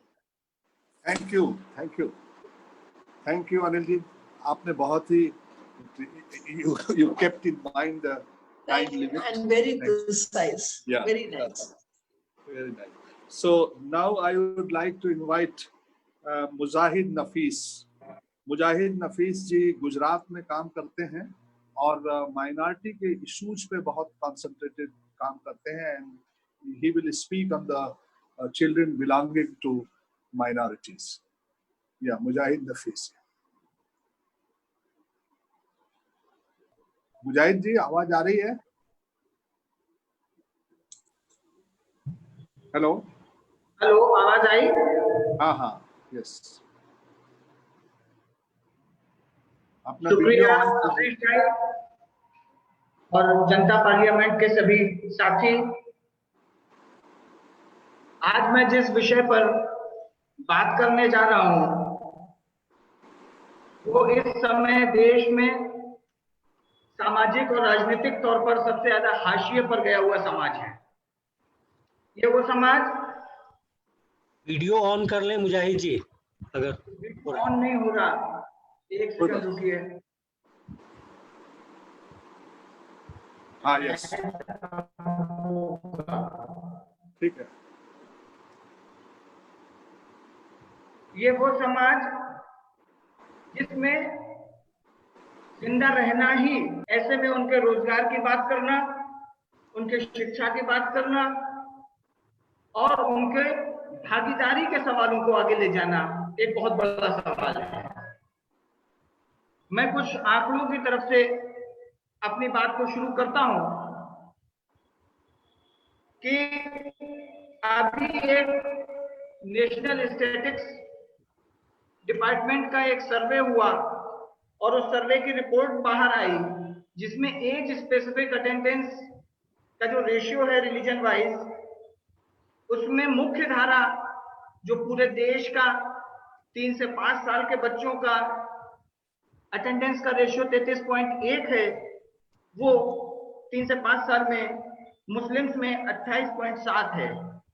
लगभग 10% का, अब मैं सारे आंकड़े ना बोलते हुए अगर इसको जनरली कहूं तो हर आंकड़े में 10% से ज्यादा की कमी दिखाई दे रही है. ऐसा क्यों है? लड़कियों के स्कूल छोड़ने की दर, लड़कियों, गुजरात जैसे राज्य में मुस्लिम्स के 10.18 लड़कियां प्राइमरी में ही स्कूल छोड़ दे रही हैं, जबकि यही स्कूल छोड़ने की दर सामान्य वर्ग में सरकार के अनुसार 1.52% है. ये सब क्यों है? इसके पीछे हमको इसके सामाजिक और राजनीतिक कारणों की ओर ध्यान देना होगा. इस पूरे देश में एक माहौल बनाया गया कि मुसलमान इस देश पर बोझ हैं और इनको ठीक करना है, और इससे पहले अल्पसंख्यक समुदाय के ही सिखों को पहले निशाना बनाया जा चुका है, ईसाइयों के ऊपर लगातार हमले जारी हैं और अब मुसलमानों का नंबर है. ऐसे माहौल में जब मुस्लिम विस्तारों को, क्रिश्चियंस के विस्तारों को राज्य की योजनाओं की भागीदारी के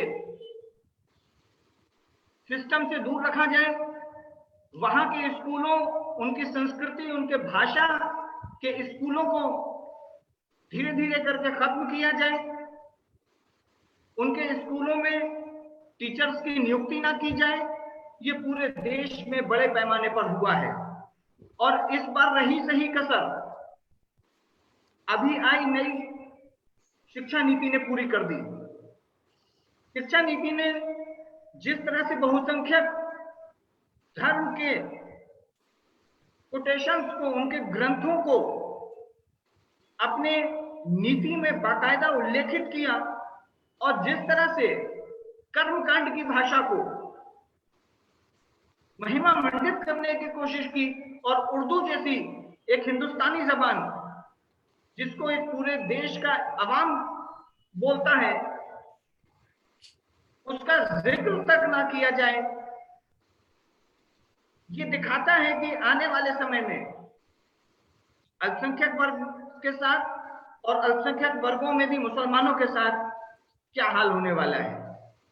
हम गुजरात से शुरू करें तो लड़कियों के स्कूल छोड़ने की दर पूरे देश में जो तेजी से बढ़ रही है, उसके पीछे सुरक्षा और असुरक्षा की भावना भी है। लगातार बढ़ते यौन हिंसा के केसेस, छेड़खानी के केसेस और उनके इलाकों में स्कूलों का न होना, इसकी वजह से बड़ी तादाद में लड़कियां प्राइमरी के बाद ही स्कूल छोड़ के घर बैठ जाती हैं और ओवरऑल ये पूरे समाज का जो एक आगे बढ़ने का स्तर था उसको पीछे ले जाते हैं।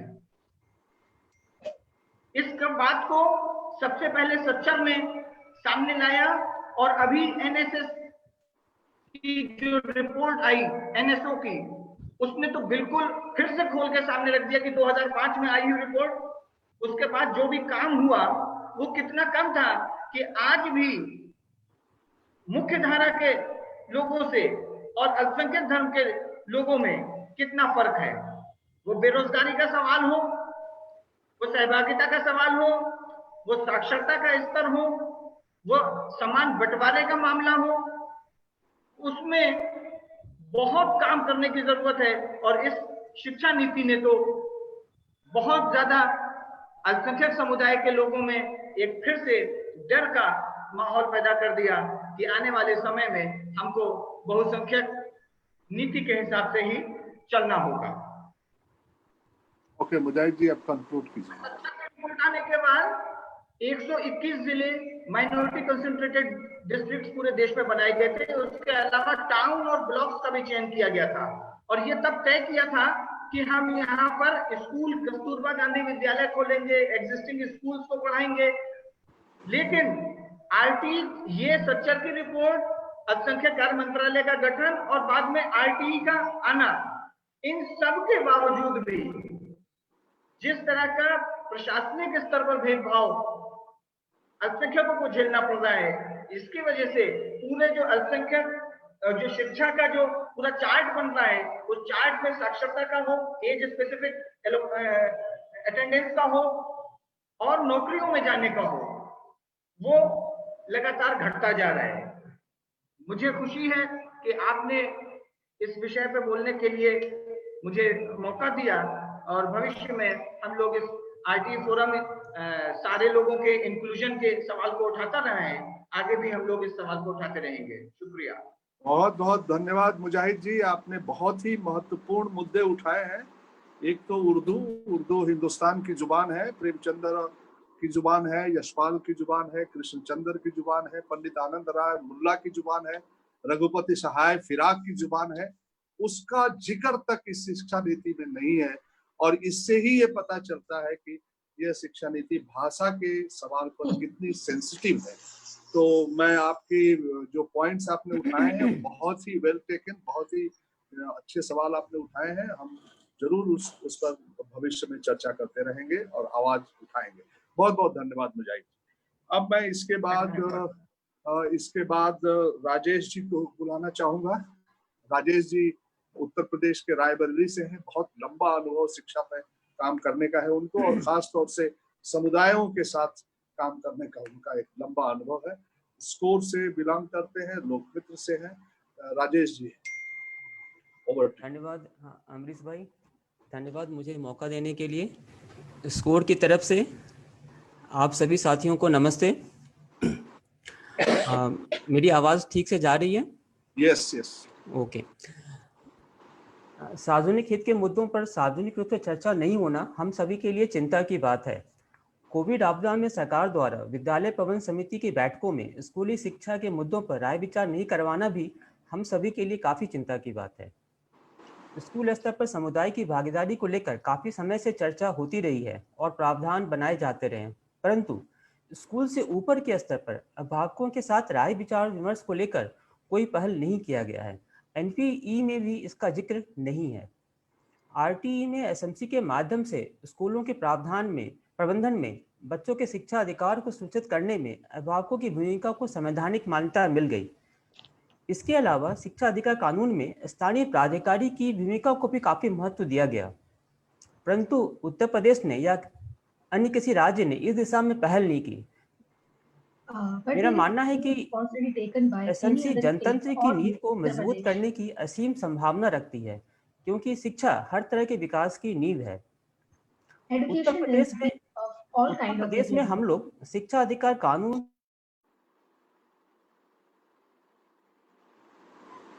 आपकी आवाज नहीं आ रही है राजेश जी। ये म्यूट हो गया मुझे लग रहा है। हाँ ठीक है, अब ठीक है। मैं फिर से पढ़ूं कहाँ से? नहीं ठीक है, बस 1 सेकंड गया था। ओके। उत्तर प्रदेश में हम लोग शिक्षा अधिकार कानून के लागू होने के पहले से ही अभिभावकों और सामाजिक संगठनों की सामूहिक आवाज से शिक्षा अधिकार कानून और उसमें विद्यालय प्रबंध समिति के उपयुक्त प्रावधान की मांग कर रहे थे। इससे उत्तर प्रदेश में विद्यालय प्रबंध समिति के प्रावधान में समुचित संख्या में अभिभावकों को शामिल होने और समिति का अध्यक्ष बनने का मौका मिला। शुरुआती 2-4 सालों में सरकार हमारे विचारों को सुन रही थी और विद्यालय प्रबंध समिति को लेकर रुचि ले रही थी, परंतु जल्द ही इस दिशा में परिस्थितियां विपरीत होने लगी, राजनीतिक माहौल बदलने लगे, लामबंद होकर मांग करना इतना आसान नहीं रहा। प्रदेश में आरटी एक्ट की मंशा के मुताबिक एसएमसी का सक्रिय नहीं होने का मुख्य कारण यह रहा कि एसएमसी से बनने वाली असीम संभावनाओं पर अभिभावकों में, शिक्षकों में और स्थानीय निकाय में जागरूकता पैदा करने का काम नहीं किया गया। शिक्षा तंत्र की तरफ से एसएमसी को जो महत्व व सहयोग मिलना चाहिए था वह नहीं मिला। सिर्फ सरकारी आदेश के सहारे एसएमसी गठन, प्रशिक्षण और मासिक बैठक की औपचारिकता पूरी करने का काम हुआ। पिछले 1 साल से शिक्षा विभाग मोबाइल ऐप से एसएमसी की बैठक को सूचित करने में का प्रयास कर रही है, जो कि विफल रहा है। इन्हीं सब का परिणाम है कि शिक्षा विभाग शिक्षा से वंचित और मौसमी पलायन से प्रभावित नाम मात्र के बच्चों को ही ढूंढ पाता है, जबकि लाखों बच्चे स्कूल बाहर हैं और मौसमी पलायन से प्रभावित हैं। हम लोग बार बार यह देख रहे हैं कि जहां कहीं भी स्कूलों में एसएमसी की, स्थानीय निकायों की और अभिभावकों की अच्छी भागीदारी रही है, वहां स्कूल की भौतिक व्यवस्था, शैक्षिक माहौल सब कुछ बेहतर हुआ है। हाल फिलहाल के कोविड आपदा के दौरान का ही उदाहरण लें तो जिन जगहों पर सामाजिक संगठन सक्रिय थे, वहां पर एसएमसी सदस्यों ने सामाजिक संगठनों से नाम मात्र का सहारा पाकर कॉन्फ्रेंस कॉल करना सीखा। फिर कॉन्फ्रेंस कॉल से एसएमसी बैठक करके शिक्षकों के साथ इन हालातों में बच्चों को सीखने का अवसर देने के लिए राय विचार किए। फलस्वरूप कई स्कूलों से कहानी की किताबें निकलकर बच्चों के घरों तक गई। एसएमसी सदस्य, युवा वॉलंटियर बच्चों को छोटे छोटे समूह में कहानी किताब पढ़ने देने लगे, कहानी बनाने का मौका देने लगे। इस तरह बच्चों को एक जीवंत लर्निंग स्पेस मिला, जो कि बच्चों को इस आपदा में तनाव से भी निकलने में मदद किया। अब सवाल उठता है कि सरकार तो ऑनलाइन शिक्षा के अलावा कुछ सोच नहीं पा रही है। शिक्षकों को एसएमसी बैठक करके 2 बार सोचकर ऑनलाइन और डिजिटल माध्यमों का विकल्प तलाशने के लिए नहीं कह रही है, जबकि हम लोग देख रहे हैं कि थोड़ा सहारा और दिशा मिल जाने से एसएमसी तत्परता के साथ बच्चों की शिक्षा की चिंता करते हुए बातें समझती है और मजबूती से पहल लेती है। तो आखिर क्या कारण है कि जिन अभिभावकों को अपने बच्चों की सबसे अधिक चिंता है, उन्हीं अभिभावकों को शिक्षा व्यवस्था दूर रखता है, सिर्फ नाम मात्र के लिए जोड़ता है? तो कहीं न कहीं इस पूरी व्यवस्था में केंद्रीय स्तर पर नियंत्रण की परिपाटी चली आ रही है। वास्तव में देखा जाए तो कोई स्कूल नाम मात्र का भी स्वायत्त नहीं है। हमारे जनप्रतिनिधियों के माध्यम से भी सार्वजनिक शिक्षा व्यवस्था की बेहतरी के लिए कोई विशेष चाहत या प्रयास नहीं दिखती है। इसके विपरीत काफी जनप्रतिनिधि स्वयं शिक्षा के निजीकरण से लाभान्वित हो रहे हैं या इसमें अपने लिए संभावना देखते हैं। अतः हमारे प्रदेश में एक ऐसी विकेंद्रित शिक्षा व्यवस्था की जरूरत है, जिसमें कि शिक्षा व्यवस्था के हर स्तर पर अभिभावकों की सीधी भागीदारी का प्रावधान हो। इसके लिए एसएमसी के अभिभावक सदस्यों को ब्लॉक से लेकर जिले और राज्य तक संगठित करने का प्रावधान हो। और जब तक सरकार ऐसा नहीं करती है, तब तक हम सामाजिक संगठन यह करें जिससे कि हमारे साथ असंख्य अभिभावक की मजबूत आवाज हो और हम मजबूती से सार्वजनिक शिक्षा व्यवस्था की बेहतरी को सुनिश्चित करवा सकें। धन्यवाद। बहुत बहुत धन्यवाद राजेश जी। और एसएमसी एक बहुत ही रिवोल्यूशनरी आइडिया है राइट टू एजुकेशन एक्ट में, जिसको ठीक ढंग से लागू नहीं किया गया है। बहुत बहुत धन्यवाद। अब मैं आप सबको एक जानकारी देता हूं कि राज्यसभा के सदस्य और दिल्ली यूनिवर्सिटी के प्रोफेसर मनोज झा जी हमारे बीच में आ गए हैं। हम इस जनता पार्लियामेंट में उनका स्वागत करते हैं और उनको 5:45 पे जाना है, तो बीच में उनको हम शांता जी की परमिशन से उनको बीच में बुला देंगे, लेकिन कुछ रिजोल्यूशन होने के बाद। तो अभी मैं अंतिम वक्ता इस सत्र के राकेश जी को इनवाइट करूंगा। राकेश जी बिहार विकलांग मंच के लीडर हैं और काफी अच्छा काम उनका बिहार में डिसेबिलिटी के इशू पर है। तो राकेश जी, आप मेरी बात सुन रहे हैं? राकेश जी सर, हम आपकी बात सुन पा रहे हैं। आप बोलिए।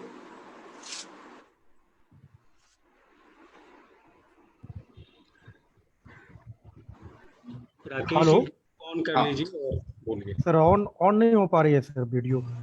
तो होस्ट आपको रिक्वेस्ट भेज रहे होंगे। अभी ट्राई कर लीजिए, हो जाएगा। अच्छा जी सर, नमस्कार सर। मेरे पास दिव्यांग जनों के अधिकार अधिनियम के बारे में बात करनी है। विशेष तौर पर जो नई हुई एजुकेशन है, नया शिक्षा नीति, राष्ट्रीय शिक्षा नीति, इसमें तो काफी चर्चा हो चुकी है। लेकिन मुझे तो सर इस शिक्षा नीति पे एक सवाल है कि जिस तरह से प्राकृतिक और लोग कहते हैं कि ईश्वर और कई तरह से लोग विकलांग हो जाते हैं, कहीं हमारा देश का शिक्षा उस दिशा में ना हो जाए, ताकि ये विकलांग व्यक्ति तो आगे बढ़ सकता है, लेकिन यदि शिक्षा को पूरी तरह से विकलांगता से ग्रसित कर दिया जाए तो हमारा देश का भविष्य और देश का वर्तमान दोनों खराब हो सकता है।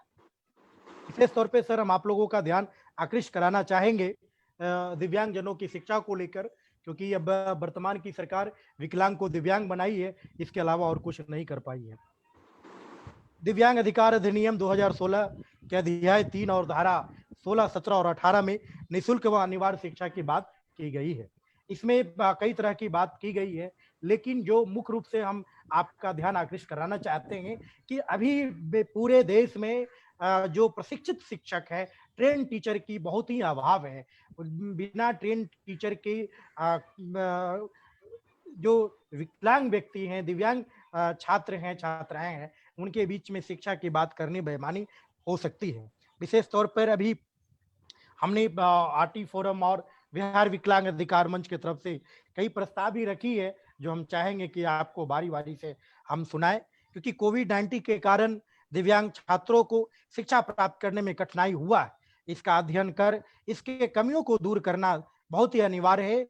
और वर्तमान में जो ऑनलाइन क्लासेस चल रही है, कई तरह से प्राइवेट स्कूल चलाती है, लेकिन दुर्भाग्यपूर्ण देश में लॉकडाउन हुआ, लेकिन दिव्यांग की ओर किसी का ध्यान नहीं गया। ऐसी परिस्थिति में हमें लगता है कि सरकार को इस पे भी विशेष ध्यान देने की आवश्यकता है। विशेष तौर पे उनके बीच में जब तक ये शिक्षा चालू रहे, विद्यालय जब तक विद्यालय बंद है, तब तक ऑनलाइन शिक्षा होनी चाहिए। और हमने ये भी सवाल रखा है, मेरा मानना है कि उन लोगों को जो दिव्यांग हैं, उनके माता पिता को प्रोत्साहित करने के लिए भी शिक्षा दी जानी चाहिए, क्योंकि दिव्यांगता तभी है जब उनके अंदर अशिक्षा है। जब वो शिक्षित हो जाएंगे तो उसके अंदर दिव्यांगता नहीं होगी। इसलिए हमने अभी लिखा है, समावेशी शिक्षा के तहत दिव्यांग छात्र छात्राओं को गरिमापूर्ण शिक्षा दिया जाना चाहिए। सभी स्कूल एवं कॉलेजों में, सरकारी निजी संस्थाओं में अविलंब दिव्यांग छात्र छात्राओं की शिक्षा के लिए प्रशिक्षित शिक्षकों की पूर्ण व्यवस्था किया जाए, साथ ही उन्हें भी ट्रेनिंग दिया जाए, प्रशिक्षण किया जाए। विशेष तौर पर जो शिक्षक दिव्यांगता में दक्षता प्राप्त नहीं है, उन्हें क्लास के अंदर और विशेष अलग तरह से ट्रेनिंग दिया जाए। राज्य और केंद्र सरकार दिव्यांगता में दक्षता प्राप्त शिक्षक एवं शिक्षकों की बहाली अविलंब करे, ताकि वहीं अब हम राष्ट्रीय शिक्षा नीति के बारे में आप लोगों का ध्यान आकृष्ट कराना चाहेंगे। आरटी एक्ट ने कुछ हम लोगों को प्रावधान किया था, चाहे वो उम्र को लेकर, बाधा मुक्त को लेकर, या जो है स्कूल कैसा होगा, उनके शौचालय को लेकर, उनके प्ले ग्राउंड को लेकर। लेकिन जो नई शिक्षा नीति है, ये सिर्फ मोटी मोटी बातें की है। उनका क्या होगा, इनके बजट क्या हो गए, हमारे जो दिव्यांगजनों की बजट का कोई विशेष प्रावधान न्यू शिक्षा नीति में नहीं किया गया है। हम चाहेंगे कि इसके लिए भी की जानी चाहिए। इसमें हमारा प्रस्ताव है कि दिव्यांग बच्चों एवं बच्चियों की पहचान कर उनको अवसर दिया जाना चाहिए। अभी लगभग 21 प्रकार की दिव्यांगता देश में है, सरकार ने ये तय किया है, लेकिन सरकार के पास ये आंकड़ा भी नहीं है कि 21 प्रकार के विकलांग कितने हैं, इसलिए उनकी सर्वेक्षण होनी चाहिए।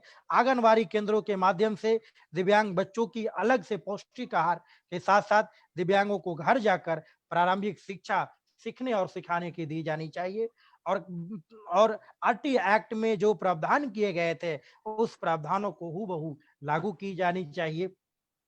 ये मेरा विशेष तौर पे, क्योंकि आरटी के तहत हम लोगों को काफी सफलता मिली है। हम लोगों ने यहाँ कैंपेन चलाया, बिहार जैसे राज्य में यहाँ रैंप बनाए गए और टीचर जो संवेदनशील हुए, इसलिए हम इस एक्ट का हम चाहेंगे कि पुरजोर इसमें शामिल की जानी चाहिए।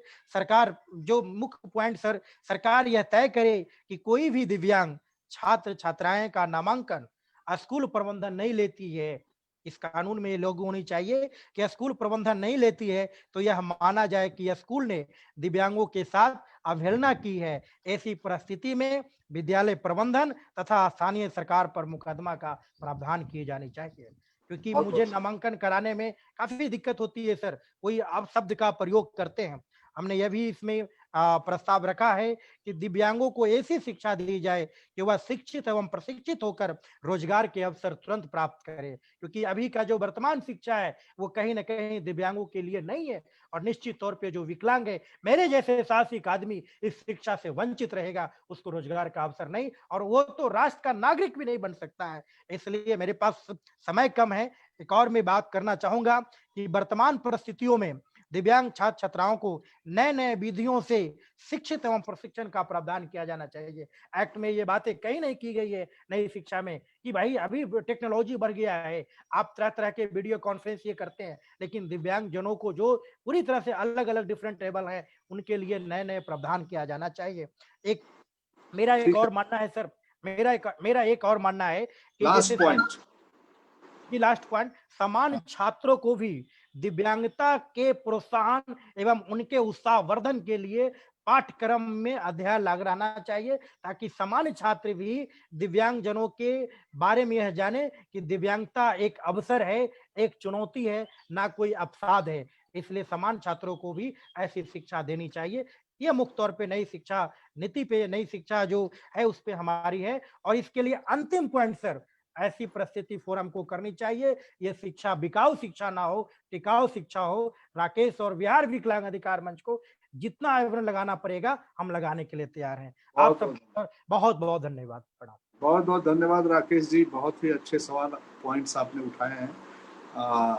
Now I would like to inform you all that professor Rajiv Gowda has joined us, and we would like to welcome him, and we will invite him to speak after some time. So now the session is over, and we are moving towards resolutions. So I think Nachiket and Nancy can guide us how can go for vote if it is required. Mansi or Nachiket, anyone? Amrish ji. Yeah. Yeah, we will be sharing on screen the resolutions. आप पढ़ सकते हैं, तो वो पूरा पढ़ने के बाद फिर इस पे हम वोटिंग कराएंगे। Okay. तो पहले में भी आप पढ़ सकते हैं पूरा। So first resolution is from Sumitra. This is about extension of RTE. No, this is tribal and MLE.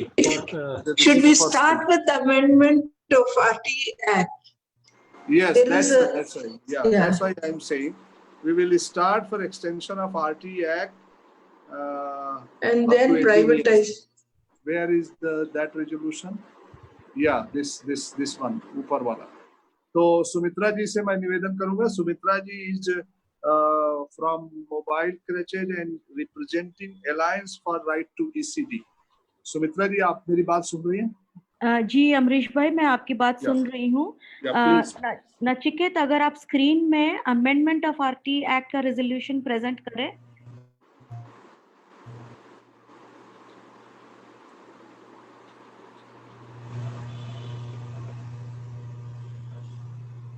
हाँ, यही पर है.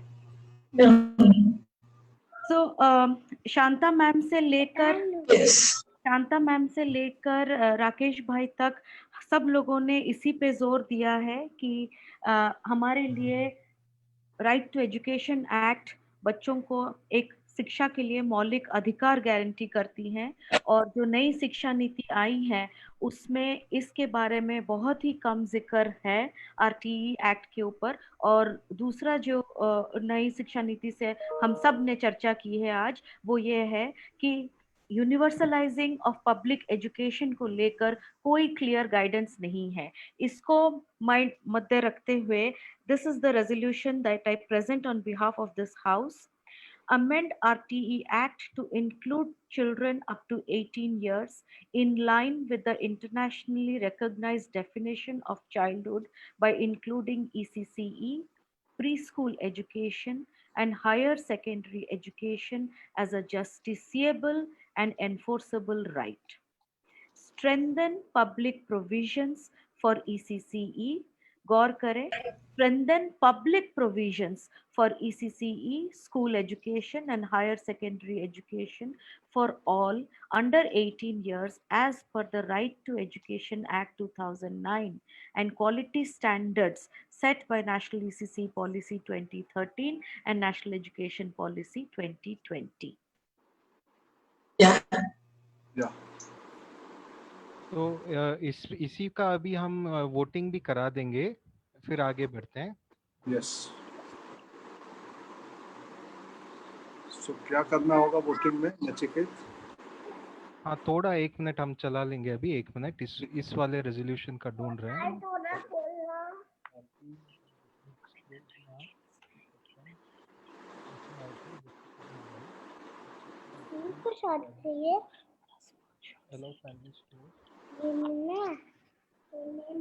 तो अमरीश जी, अभी आपके स्क्रीन पे आया होगा.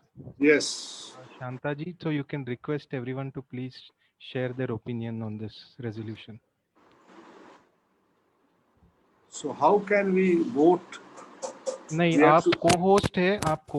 Anyone who is co-host does not have permission to vote. ये Zoom का फीचर है, तो इसका हम कुछ कर नहीं सकते हैं. तो शांता जी, लेकिन बाकी लोग इसमें जरूर कर सकते हैं. शांता जी, over to you. लेकिन जिनको co-host बनाया है Zoom में, वो नहीं कर पाएंगे. The second one, it is it is still coming, you know.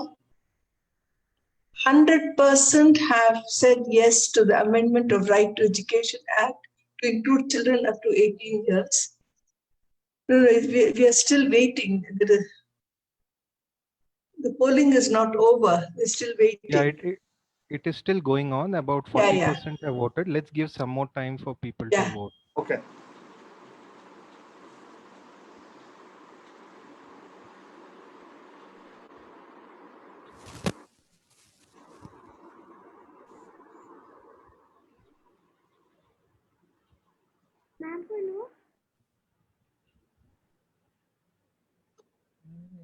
Oh, you ended it, huh? Okay. I think it is done. Yeah, so the results of this are being displayed. Maybe you could just share the results of this.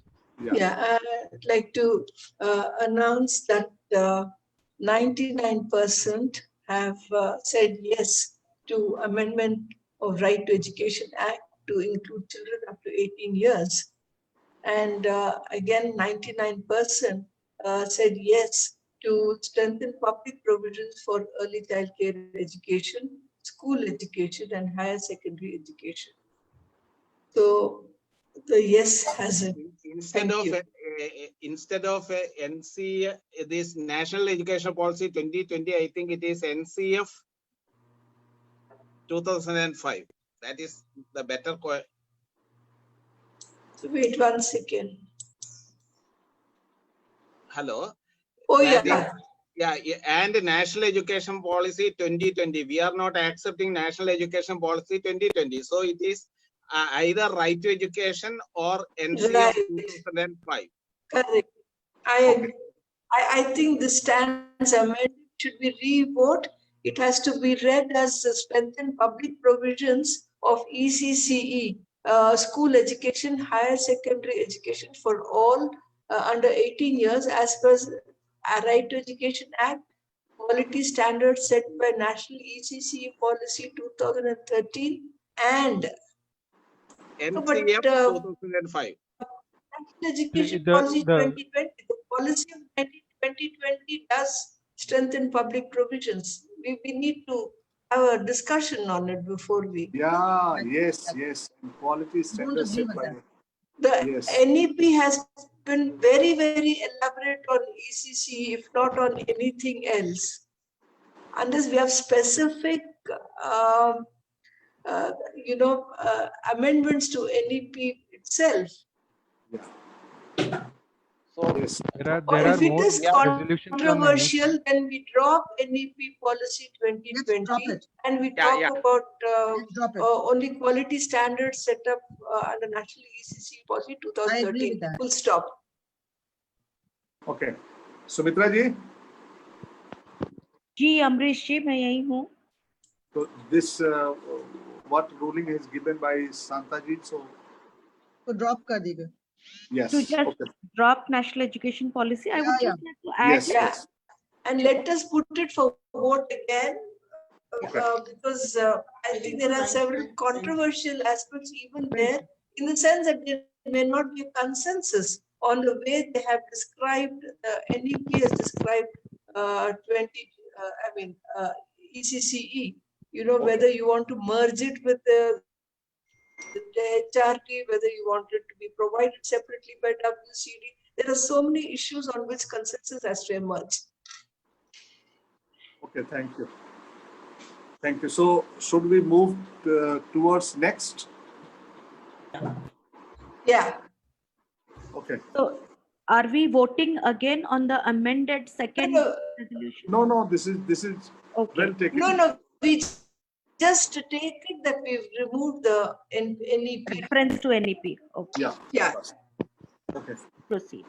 So now I would request to next. Angela Taneja on privatization, and after that I will invite Professor Manoj Jha to speak because he has to go. So that's why. Yeah, Angela Taneja. Yeah. This is on privatization.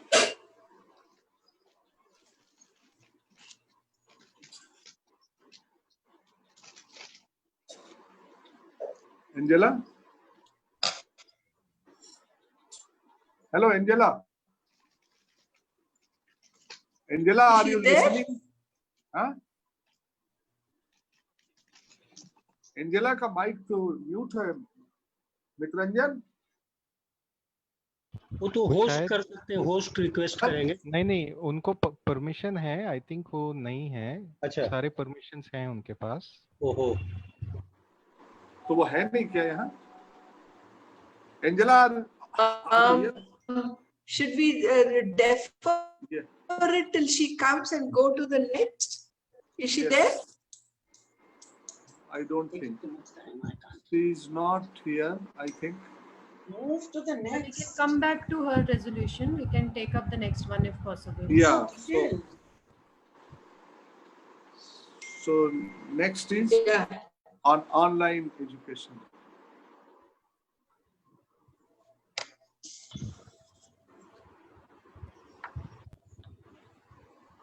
Anil Rai ji. Anil Rai from Bihar. जी हाँ, नमस्कार. जी.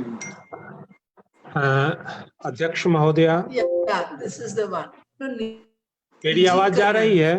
जी नचिकेत जी. अध्यक्ष महोदया. Resolution. कौन सा? It's in Hindi, no? Yeah. No, this is not. One resolution is there on online education.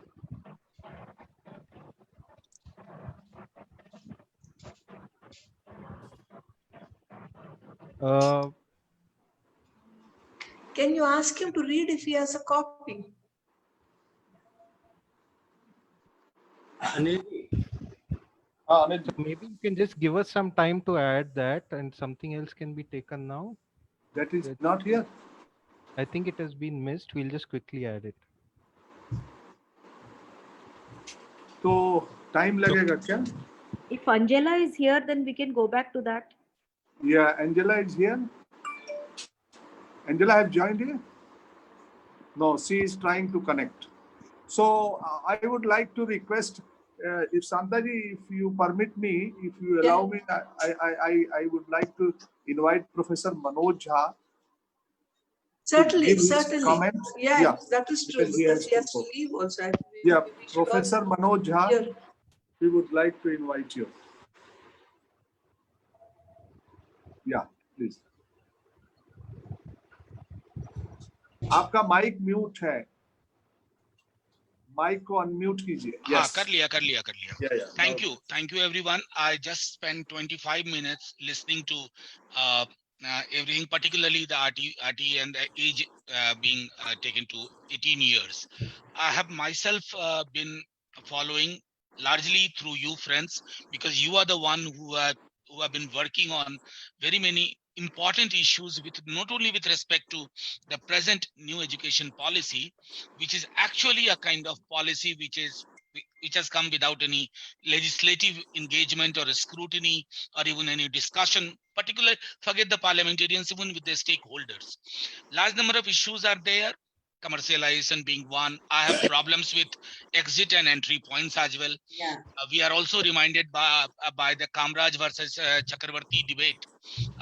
But anyway, my only submission today is that count us in. I just saw one resolution. I pledge myself that we'll work together in whatever form and capacity you want us. We'll work together and make sure that new education policy does not usher in what somebody from Bihar was saying, that the entire educational pyramid is destabilized or disabled. Thank you very much. Jai Hind.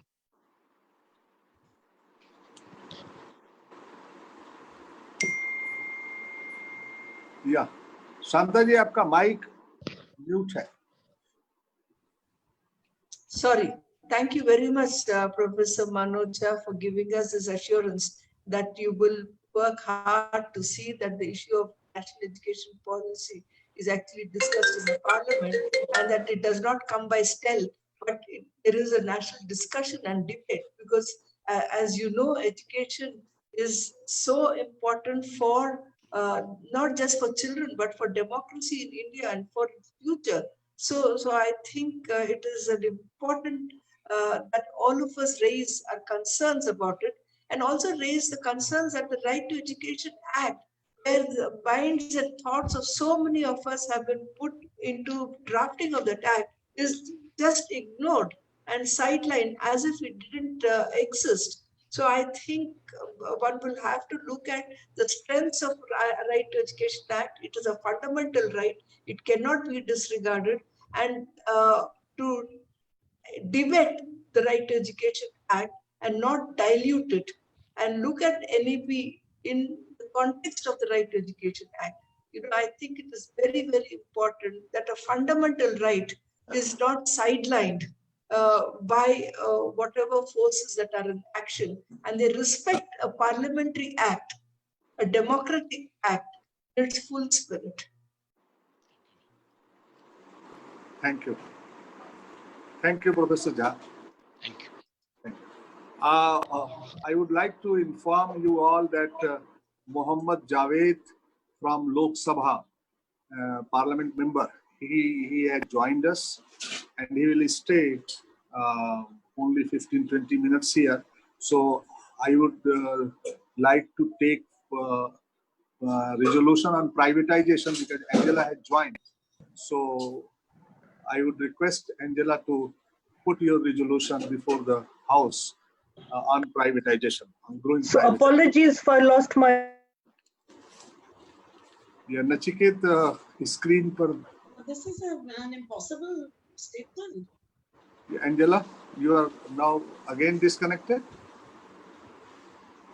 Hello. Angela, you again disconnected? She's still here, but I think that she's having some problem with her connection because I'm able to see her in the panelist. Okay. So, Angela, you disconnected? No. Again disconnected, I think. तो हम She's फिर there but not there. हाँ yes. तो हम online education वाला जो है resolution उसको ले सकते हैं क्या? या language issue MLA and tribal. Okay, no problem. We can take All this. right.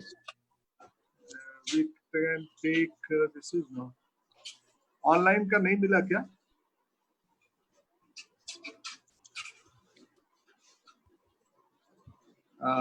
हम क्या किसी और रेजोल्यूशन पे चल सकते हैं क्या? बस एक. Yes, that's why I am saying that online education नहीं है मित्रंजन. हाँ, तो मोबाइल से कनेक्ट कर लिया है. अब ये घर का लैंडलाइन भगवान बचाए. So therefore, Angela has come. Okay. So privatization का, yes. हाँ, so therefore growing privatization almost. See, this is the problem with online, and therefore you should oppose it. Therefore, almost 50% of schools are private, and Visheshtar, a lot of them are additionally unrecognized schools with a proven track record of violating regulations, including 12(1)(c), which was proposed to break segregation based on class, but has supported continued discrimination. But at the same time, a lot of children are not included. Atmanirbhar package has also increased privatization. Private sector has also made inroads into policy making through projects like Sati, and has also recently passed initiatives like the World Bank funded STARS project also provides entry for PPPs and non-state actors to have to make illegitimate entry into the education sector. So therefore, this House urges upon the government to make necessary steps to strengthen the public education system, ensure that it is adequately financed, resourced, and empowered. Secondly, develop and enforce a comprehensive regulatory framework for private schools and non-state actors in education, and put in place mechanisms to monitor private education providers, to hold them accountable for their practices when they have a negative impact on the enjoyment of the right to education. Third, issue a notification under section 10(12)(1) of the Disaster Management Act, putting in place a moratorium on private school hiking fees until normalcy is restored, and institute a helpline for parents to report grievances and ensure they are responded to within 48 hours. Ensure all states effectively implement the mandate of 25% reservation on entry seats in private schools for economically and socially disadvantaged children under section 12(1)(c), and extend the policy till class 12. Also issue policy guidelines with respect to reimbursements from pre-primary, since that's the stage where by mandate admissions have to start, but in reality most states don't implement it as a result. And also take concrete action to address discrimination and exclusion against children admitted. Lastly, scrap the proposal of development of a national PPP framework as part of the STARS project mandate, FDI in education, and other actions which result in a greater role for the private sector in education.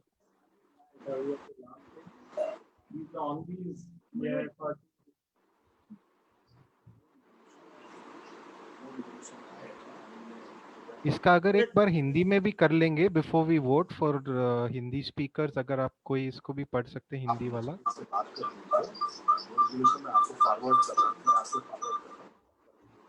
अगर कोई उनका आदमी है पढ़ने का तो अलग बात है, मैं आपको खबर दूंगा।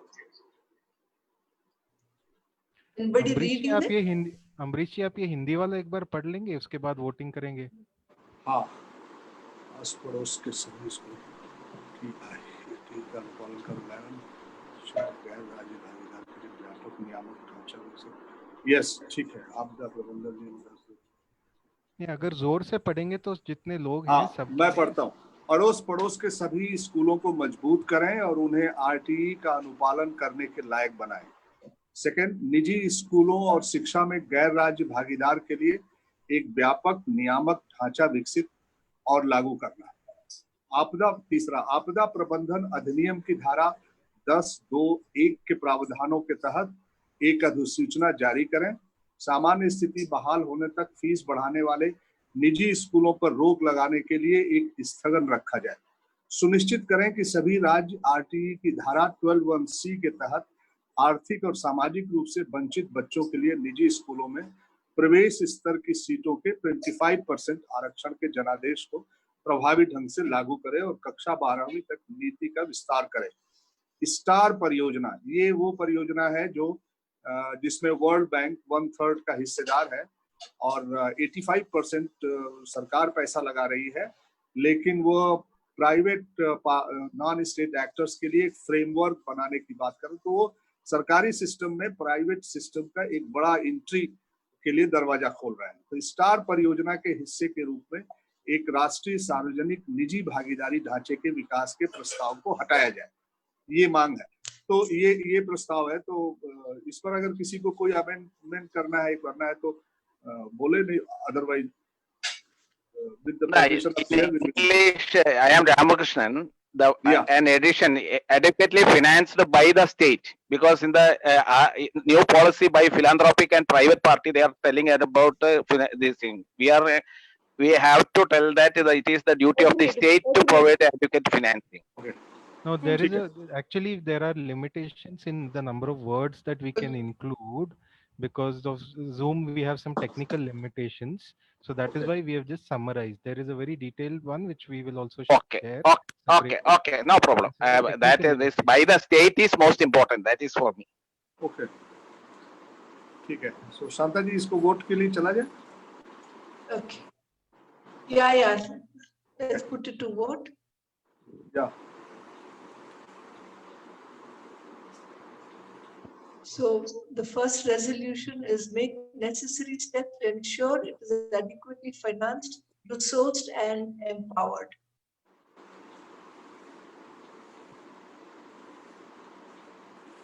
The second is issue a notification of Disaster Management Act, putting in place a moratorium on private schools hiking fees until normalcy is restored. I think the vote,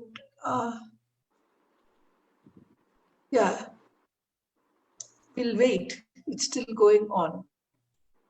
Yeah, and if people scroll down, there are totally 4 parts to this overall resolution. Yes, the third is mandate of 25% reservation of entry-level seats in private schools under RTE section 12(1)(c) and extend policy till class 12. And the fourth is scrap the proposal of development of a national PPP framework as part of the STARS project. So let's just give some time for people to vote. Maybe we can wait for another 1 minute so that people have sufficient time to vote.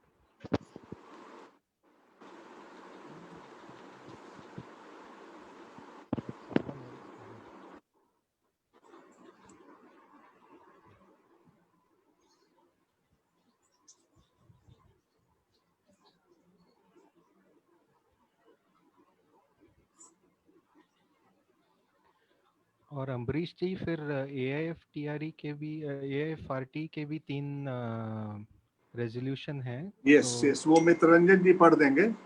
वो नहीं, हमारे पास है, ये PPT में है और फिर उस पे भी ऐसे ही वोटिंग कर लेंगे। तो ठीक है, आप हम पढ़ देंगे। आप हाँ, तो आप जब भी बताएंगे तो वो भी डाल ठीक है।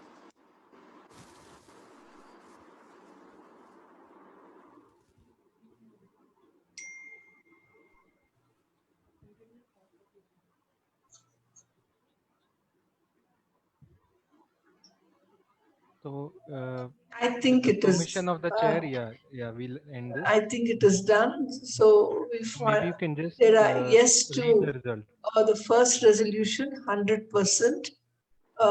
To the second on Disaster Management Act, it is 97%. On the third, about the 25% reservation at entry level, it is 95%. And on the fourth, scrapping the proposal of development of national PP, it is 95%.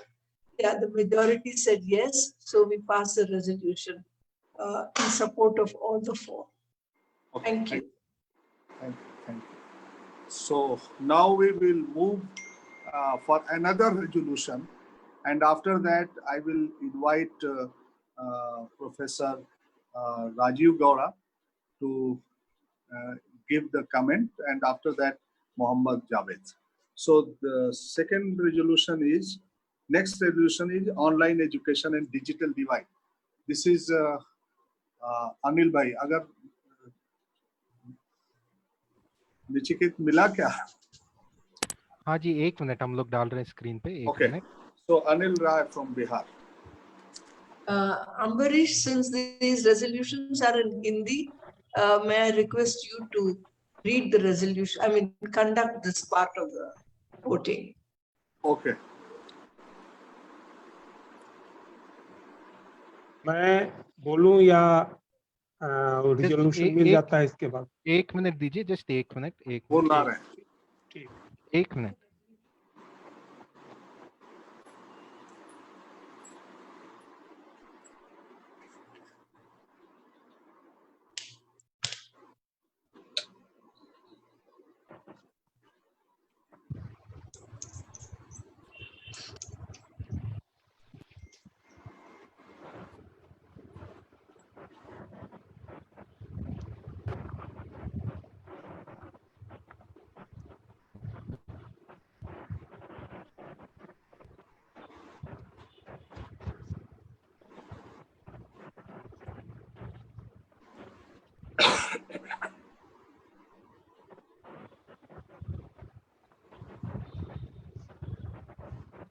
यही है नचिकेत भाई. ठीक है. हाँ यही है. Okay. तो अध्यक्ष महोदय, मुझे बोलने की अनुमति है? हाँ. Yes. अध्यक्ष महोदय और संचालक महोदय, पहले के साथियों ने बहुत विस्तार के साथ ऑनलाइन शिक्षा की स्थितियों पर प्रकाश डाला है. मुझे एक टिप्पणी इसमें जोड़नी है कि ऐसा नहीं है कि कोरोना की बंदी के कारण ही तात्कालिक व्यवस्था के रूप में ऑनलाइन शिक्षा को इस तरह तरजीह दी गई है, उस पर इस तरह जोर दिया गया है, बल्कि पूरी शिक्षा व्यवस्था को ही अनौपचारिक बनाने की योजना के तहत या नीतिगत रूप से ऐसा किया जा रहा है. और इसी के कारण नई शिक्षा नीति पर में भी इस पर बेतरह जोर दिया गया है. और कोरोना काल के पहले ही 50 से अधिक ऐसे प्लेटफॉर्म्स हैं सरकार के और सरकार के साथ गठबंधन किए हुए निजी कॉरपोरेट्स के, जिसके माध्यम से ऑनलाइन शिक्षा, रेडियो, पॉडकास्ट, टीवी चैनल्स वगैरह लगातार इस पर है, सो चल रहे हैं और लगातार हुए बढ़ते ही जा रहे हैं. इसकी क्या हानियां होती हैं वह भी वक्ताओं ने कहा है. और मुख्य बात यह है कि जो शिक्षा अधिकार अधिनियम के तहत अनिवार्य शिक्षा प्रदान करना राज्य का कर्तव्य था, अब यह ऑनलाइन के माध्यम से पढ़ना और पढ़वाना छात्र और उसके अभिभावक का दायित्व हो जाता है. इस पर गौर किए जाने की जरूरत है. और दूसरी बात यह थी कि निःशुल्क और अनिवार्य शिक्षा अधिकार में जिस निःशुल्क शिक्षा की बात कही गई थी, अब इंटरनेट का खर्च अभिभावक को या बच्चे को उठाना पड़ेगा, इस तरह निःशुल्कता का तो पूरी तरह उल्लंघन होता है. और इसके दूसरे सामाजिक, आर्थिक आयाम हैं, सांस्कृतिक आयाम हैं. इन सारी बातों को मद्देनजर रखते हुए सदन के अनुमोदन की प्रत्याशा में यह प्रस्ताव पेश किया जाता है कि ऑनलाइन डिवाइस आधारित और दूरस्थ शिक्षा के प्रोत्साहन पर अविलंब रोक लगे। दूसरा, नई शिक्षा नीति 2020 के उन अंशों को फिर से सुधारा जाए जिसमें औपचारिक शिक्षा के बदले ऑनलाइन और डिवाइस आधारित शिक्षा की वकालत की गई है। तीसरा, एक पूर्ण औपचारिक शिक्षा प्रणाली के साथ ऑनलाइन और दूरस्थ शिक्षा को एक सहायक के रूप में ही मान्यता प्राप्त हो। चौथा, निरपेक्ष शिक्षाविदों, सामाजिक कार्यकर्ताओं और समस्त राजनीतिक दलों के प्रतिनिधियों के साथ मिलकर ऑनलाइन और दूरस्थ शिक्षा के उपयोग की मात्रा, प्रकार और परिस्थितियों का निर्धारण हो, जिससे शिक्षा की गुणवत्ता के साथ ही सामाजिक, आर्थिक, राष्ट्रीय और मानवीय हितों की पूरी तरह रक्षा हो सके। पांचवा, ऑनलाइन और दूरस्थ शिक्षा की सुस्पष्ट रूपरेखा तैयार हो और इसके लिए उपयुक्त संरचना विकसित की जाए। छठा, शिक्षा के किसी भी क्षेत्र में किसी भी प्रकार के निजी निवेश पर पूरी तरह रोक लगे। यही 6 प्रस्ताव मैं सदन के सामने पेश करता हूं, उसके अनुमोदन की प्रत्याशा में। धन्यवाद। Thank you. So, should we go for vote?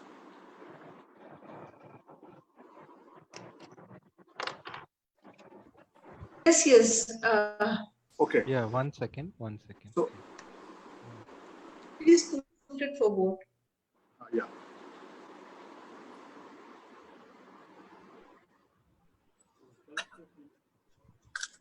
प्रस्ताव होना चाहिए, प्रस्ताव होना चाहिए।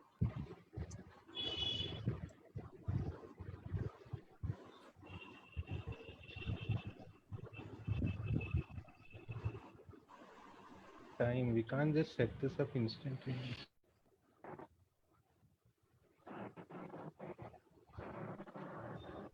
Yes.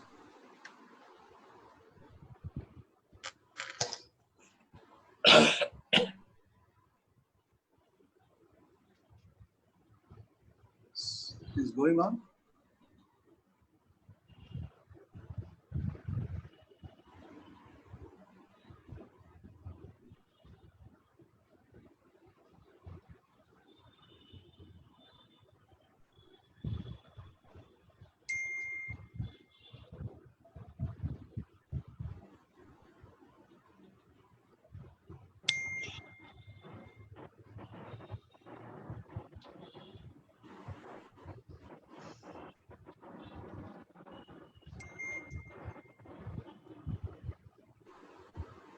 So, Nachiket, आप बोलिए। it is done. Yeah, almost. Okay.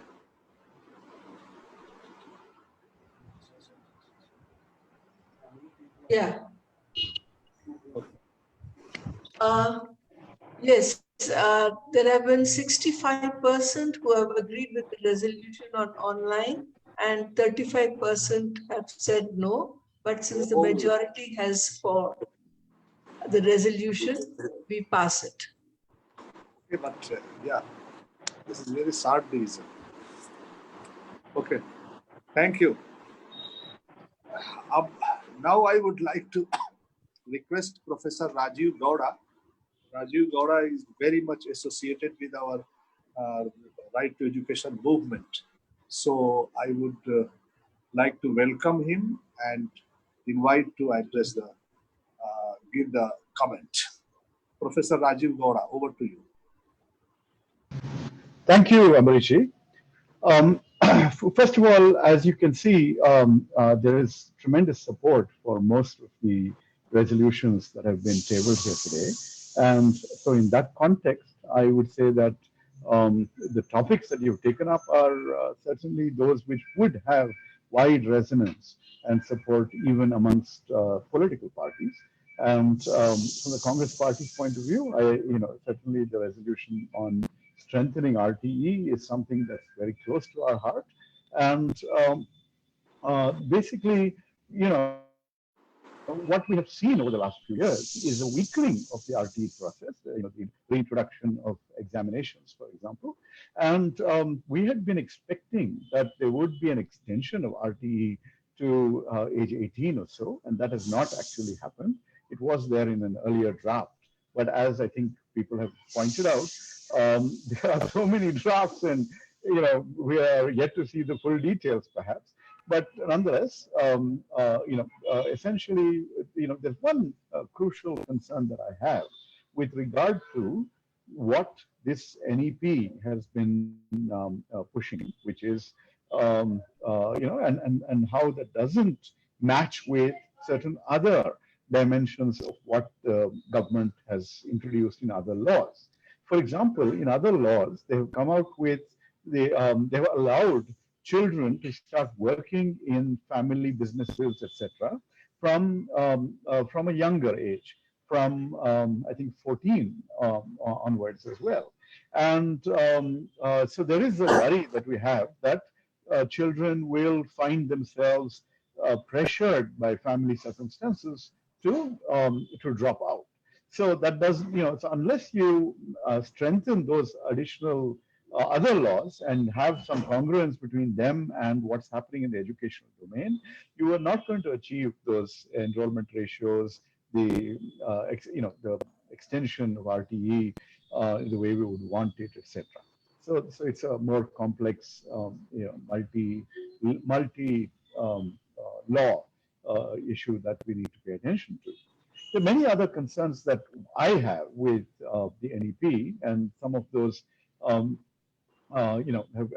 come up. Well, I've come up here. For example, one interesting thing that I noticed was on the online resolution. Finally, there was a significant divide. Earlier, you were getting 99%, 100% support, and the real interesting issue with the online education is that yes, there are tremendous divides in terms of access to the internet, to the technology, to be able to understand the language of everything, the kind of the students who are going to miss out on the atmosphere and other dimensions that are involved with learning.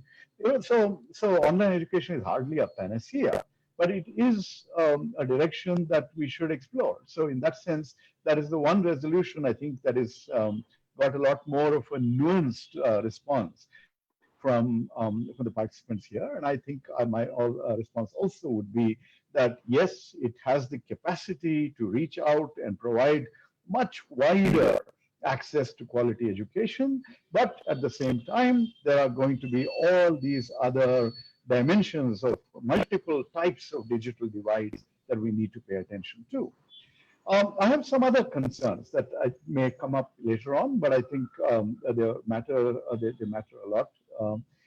One has to do with the 4-year education, higher education degree that has been introduced. So there, what we have is an exit option after each year. The first year you can exit with some certificate, second year with a diploma, third year with a general degree, and fourth year with a sort of a research degree, which will allow you to go on to admission to higher education, etc. Now there, my concern is, who do you think will be dropping out in the first year, in the second year? Will we see that this system actually ends up driving out the people who most need the support and to try and get that get that 4-year degree? These will all be assigned to different levels of education related openings and opportunities. So we're actually setting in place in the possibility of first generation learners, people who are under economic stress, being driven out of the system at a very, very early stage. That said, I don't know how many minutes you wanted me to speak on. There are a lot of other issues. But basically, one other concern is this government's track record of implementation. See, we are very, very concerned about So there are a lot of wonderful things in this NEP. For example, the emphasis on early childhood education. But who is this assigned to? This is assigned to the Anganwadis. And the Anganwadi worker is, first of all, not paid enough, is trained to do health-related interventions and nothing to do with education. And, Anganwadis themselves, there's such a variation in terms of what kinds of facilities are available and what's possible there. So that's just an example of the challenge in terms of implementation of these kinds of policies. Again, this great goal of how much money needs to be allocated, that doesn't match at all with how much has actually been cut in the educational budget over the last few years. Okay, so basically, I would agree that there are many challenges on issues related to privatization. Again, we need to have a more nuanced understanding. What I mean by that is, we need many more institutions. There are many others who are, coming forward to offer education. Are private players fleecing people? Are they providing, what I mean is, there are a lot of non-government players, if you want to call them that, who have historically, I went to a Jesuit school throughout my time here in India, before I went abroad to study and return. So, there are a lot of non-government players who have a service mindset. And how do you ensure that those are encouraged and those are sustainable without necessarily labeling them as privatization per se? And so those are nuances. But the truth of the matter is, and I see where you're all coming from, is that this divide in terms of educational opportunities happens at a very young age. The school that your parents send you to seems to make all the difference in terms of your future career path and your trajectory. So that's really a matter of concern. And so again, there's a lot more nuance that we need to pay attention to.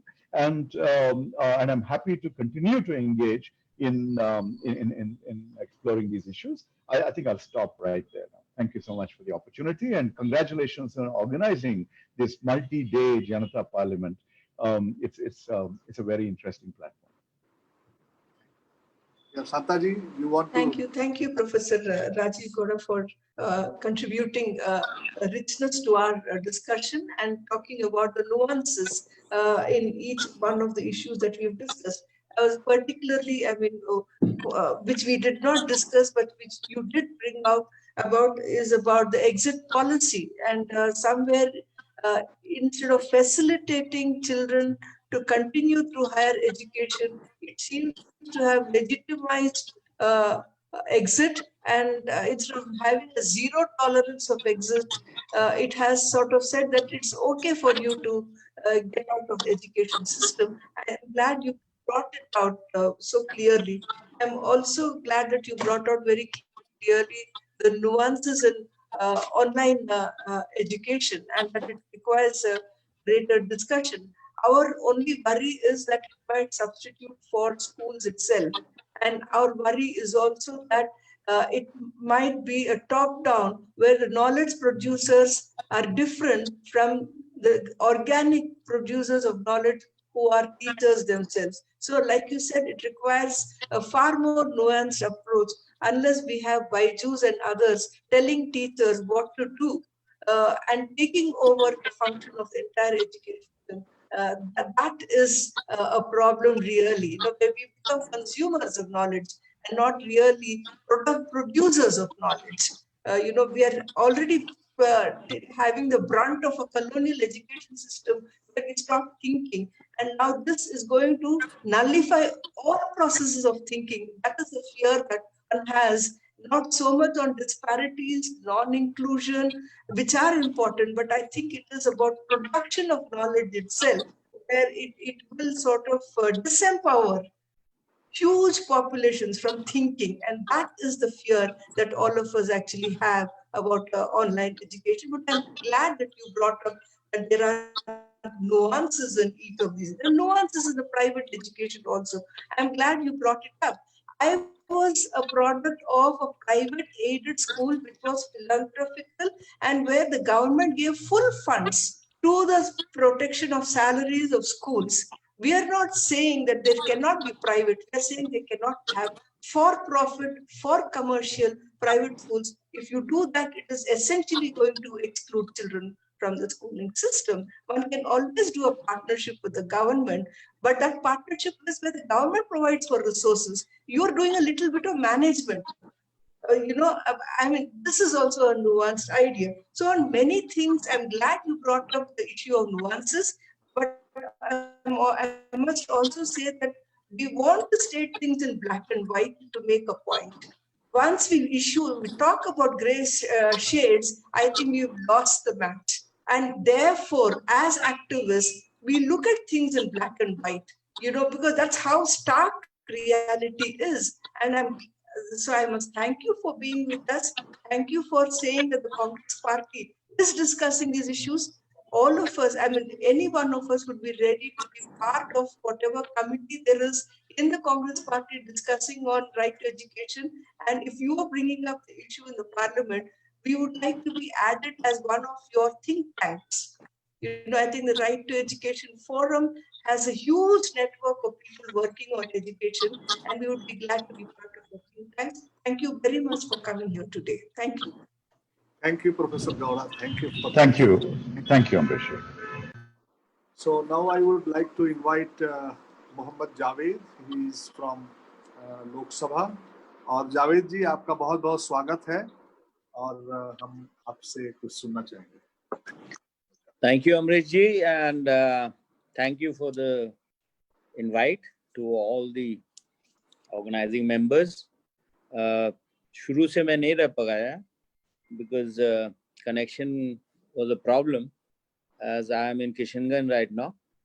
I take wholly agree with whatever Professor Gowda had to say, and some of you added to it. But I'm also disappointed with the government that जो process होता है किसी भी democracy में parliament के through आने का ये bill आना चाहिए. Education is a very important subject for any country, and when we talk about ourselves as a developed country rather than a developing country, then education is definitely topmost priority for any country of that stature. But unfortunately, this government seems not to bother too much about the democratic processes. And also what was passed or was brought out by the government is quite disappointing. जैसे गौड़ा साहब ने बताया, मैं हिंदी में बोलना चाहूँगा कि exit आपने बना दिया. एग्जिट में क्या होगा कि कौन जाएगा? मेरे बच्चे तो शायद एग्जिट नहीं करेंगे because I am financially better off than most of us Indians. तो जाएगा कौन? जो गरीब तबके के लोग हैं या सोशली या जो दलित समाज के लोग हैं, हमारे आदिवासी समाज के लोग हैं, उनमें से ज़्यादा ड्रॉप आउट्स होंगे. जो और महिलाओं का भी ड्रॉप आउट ज़्यादा होगा और कम एजेस में शादियाँ होंगी और अपॉर्चुनिटीज़ कम मिलेंगी.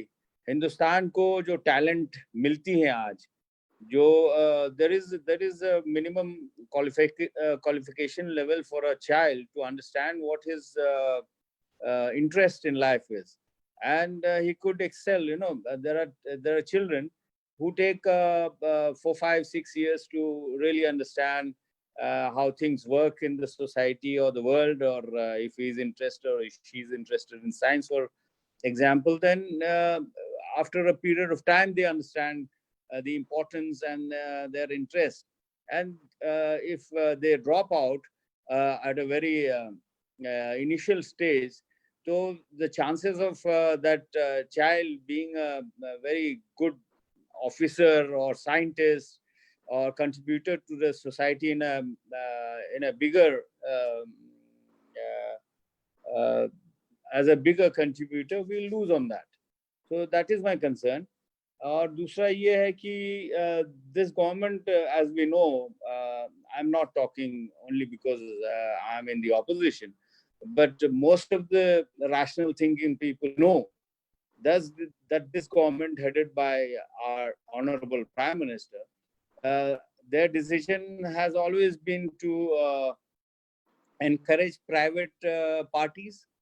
And unfortunately, when it comes to private parties, only the rich and the super rich or the big houses, for that matter, they sort of participate, and they take away the function and the participation of the government or the general public का जो representation होता है वो धीरे धीरे घटता जा रहा है. तो एजुकेशन में क्या होगा कि अमेरिका की तरह you pay fees like 40 lakhs and 50 lakhs or a crore per annum, and you get a degree from a good college there.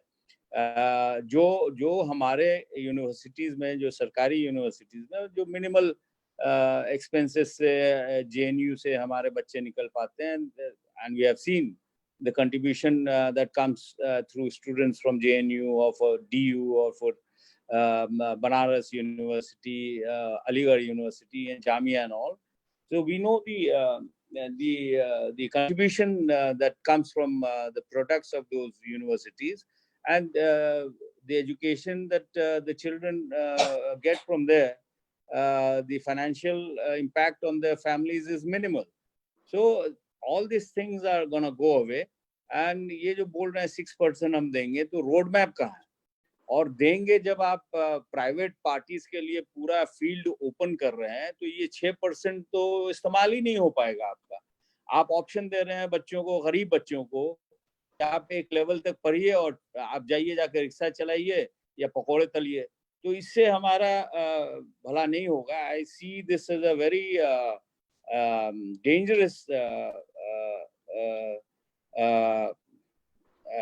dangerous step that the government has taken. And that's all. I would not like to speak anymore because I have taken a lot of time. And I have been honored to have met some of you and participated in a couple of things that you initiated. And I would like to be, in the parliament to raise your voices and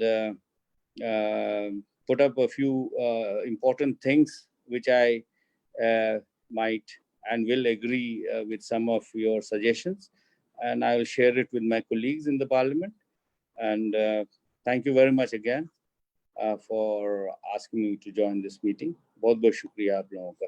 Thank you. आदाब. Well, thank you, Dr. Javed, for giving us this encouraging note and support.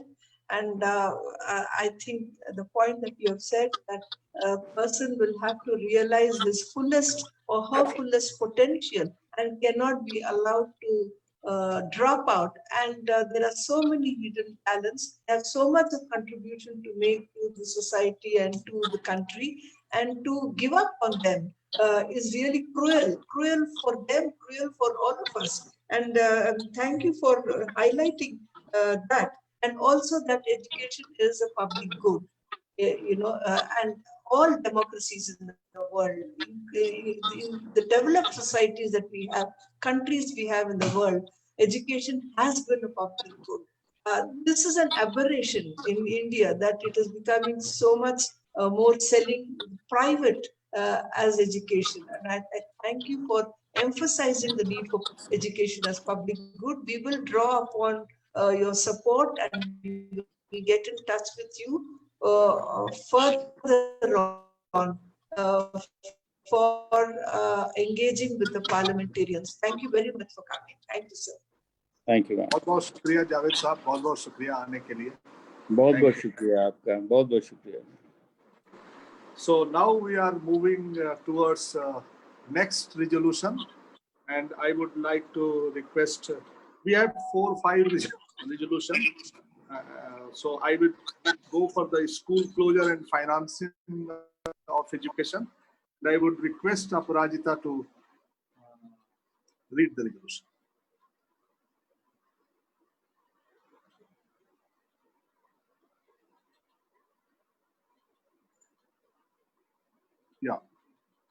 Aprajita, are you hearing?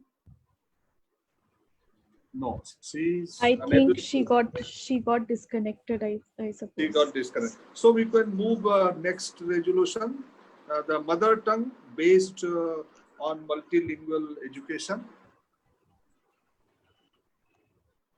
So yeah. So Ekta, are you hearing my voice? Yeah, Amrish. Okay, please.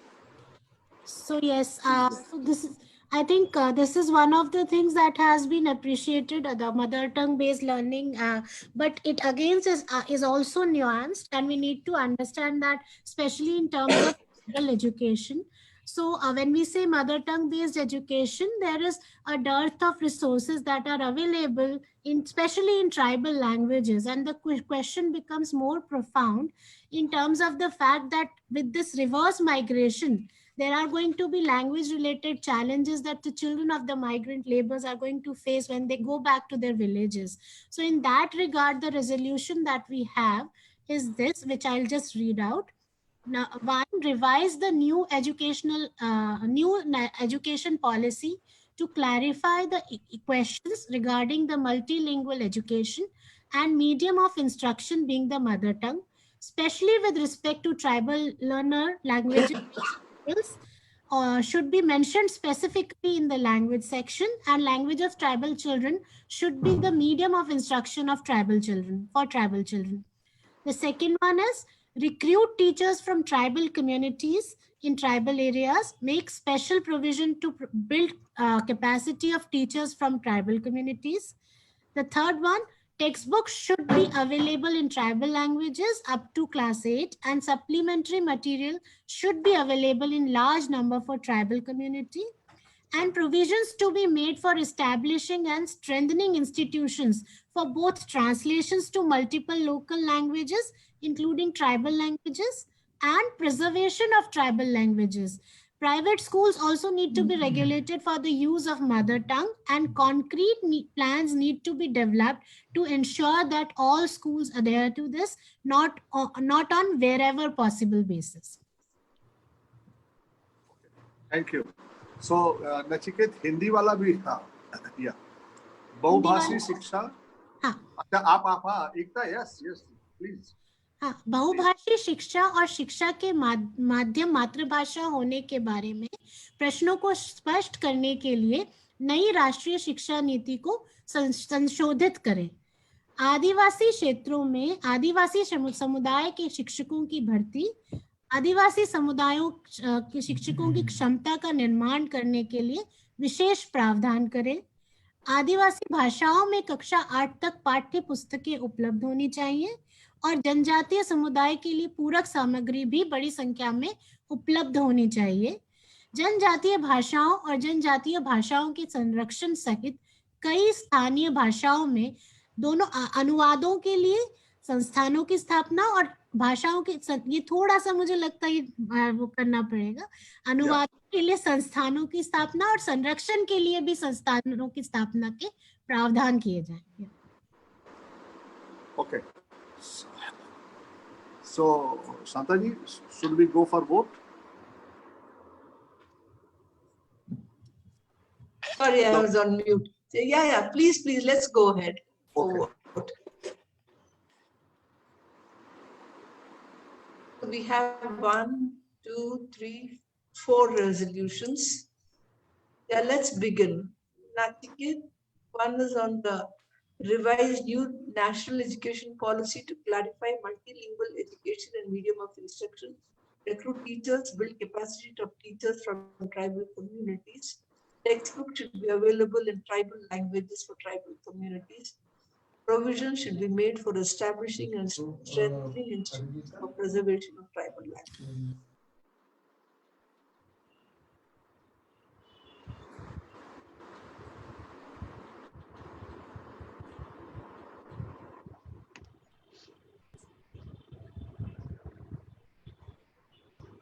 Yes, Nachiket. अभी थोड़ा रुकते हैं अभी only 40% have voted. थोड़ा और रुकते हैं, थोड़ा समय देते हैं लोगों को. अच्छा नहीं ठीक है, okay, no problem. So voting process is Continue. Okay.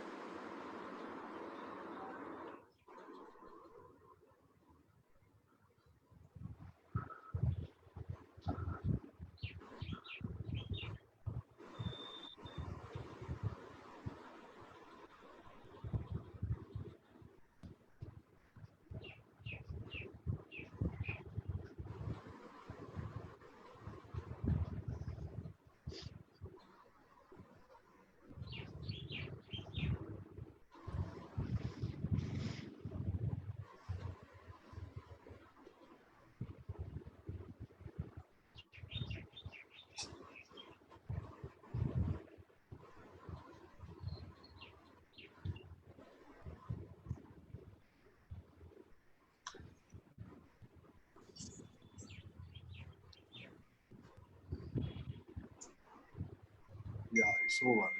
Okay. Maybe you can share the results. Yeah, 98% have said yes for the first resolution. 97% for the second resolution on teachers recruitment from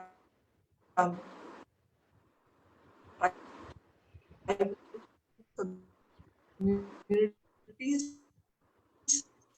95% on the text tribal languages, 96% have said yes. So the yes is in majority and we have passed all the resolutions. Okay, thank you. So now we are moving towards Nachiket from All India Forum for Right to Education Forum. Can you put all those resolutions here?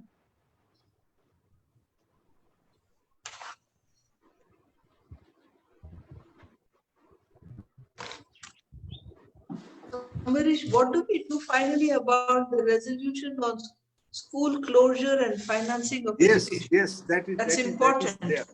Yeah, that is there. Just we are coming back to that.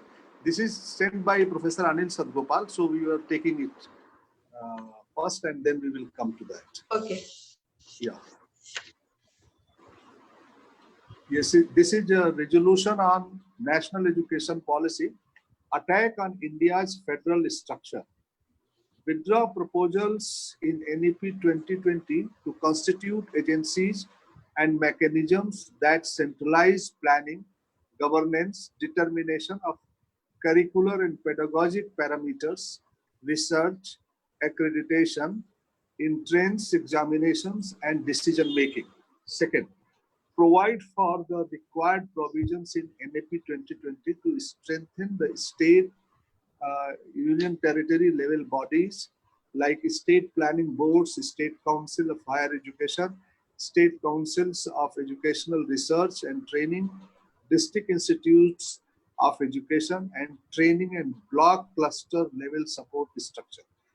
Transfer education from the concurrent list to the state list, schedule 5th, 6th, 7th. Yeah, through constitutional amendment in the forthcoming session of the parliament. Concurrent list to this. Okay. तो ये उसका हिंदी अनुवाद है. Kisni national education policy 2020 के उन सभी प्रावधानों को हटा दिया जाना चाहिए जिनमें नियोजन, शासन, पात्रता और शामिल है शिक्षा, अनुसंधान, अध्ययन, अनुशासनात्मक मापदंडों में विषयों का प्रशिक्षण और मूल्यांकन करना. ये कुछ अनुवाद थोड़ा नहीं, वो नेशनल एजुकेशन पॉलिसी है, वो शायद फॉन्ट में गड़बड़ी हो गई है. ओके. 2020 में सभी प्रावधान जो राष्ट्रीय योजना, राष्ट्रीय कारपोरेट निकाय जैसे राष्ट्रीय योजना में जोड़े जा सकते हैं, राज्य योजना बोर्ड, उच्च शिक्षा परिषद, राष्ट्रीय शिक्षा परिषद, अनुसंधान और प्रशिक्षण परिषद, जिला शिक्षा और शिक्षा संस्थान और ब्लॉक पैकेज स्तरीय समर्थन का बुनियादी ढांचा तथा संवैधानिक संशोधन के माध्यम से संसद के आगामी सत्र में शिक्षा की सूची को तुरंत से राज्य की सूची में रखा जाए. राइट. तो ये इस पर शांता जी आप क्या? Yes. I think we should have a vote on all three. And unless you, let's take a vote on all three. I think we have discussed these issues. We have discussed the issue of federalism quite in detail. So I think we should. That is third point. I think. Can you see the third the first point? is that NEP should be tabled in the parliament for discussion. Yeah. The second is provide required provisions in NEP to strengthen state and union territory level bodies. And the third is to transfer education from concurrent list to state list. All three are very structural, resolutions. Yeah. So what we will do? We will go for the vote. Yeah, we should go for the. They've already started voting. It is going on. It is going on. Yeah, it's going on. I mean, I think they're very, very important structural. Yeah, that is I am saying. Yeah. That need to be discussed, and have a national debate on the issue. And I'm glad it has come up. Yes. This is a very important issue. That's why I'm saying.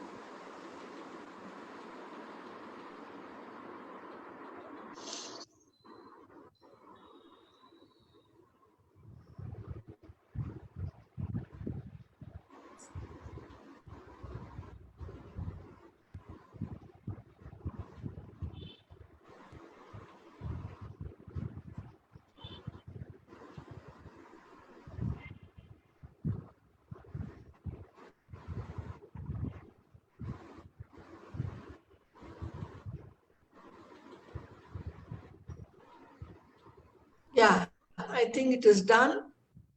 And we have 98% who have said yes to NEP to be tabled in the parliament, 99% to strengthen state and UT level bodies.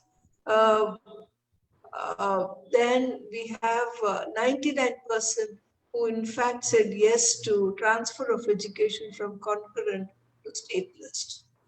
So the resolution has been passed. Thank you. Thank you. Okay. Thank you, Nachiket. So can we go for second?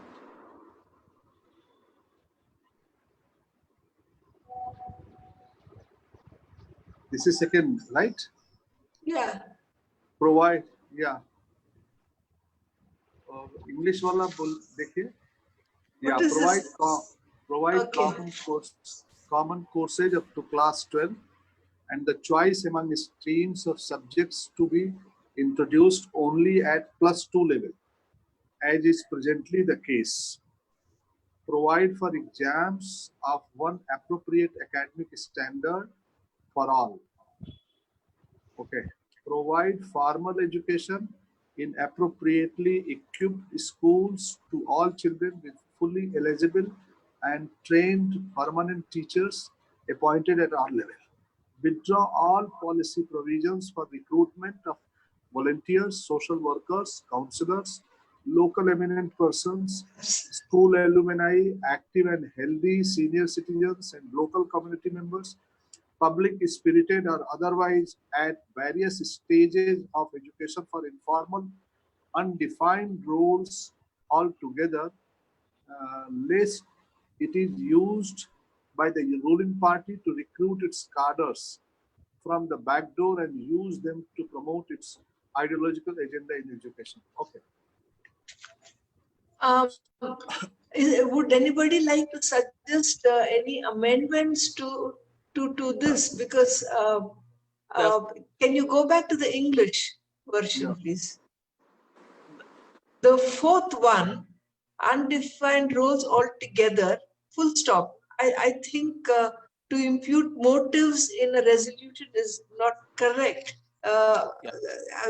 In any case, one would not want non-professionals to be part of a state provisioning of education. So we say there cannot be voluntary. We fought, it's against Right to Education Act. Para teachers, Shiksha Karmiks, we don't want them. So I feel that we should stop it at various stages of education for informal, undefined roles altogether. Period. I'd support Janta on that change.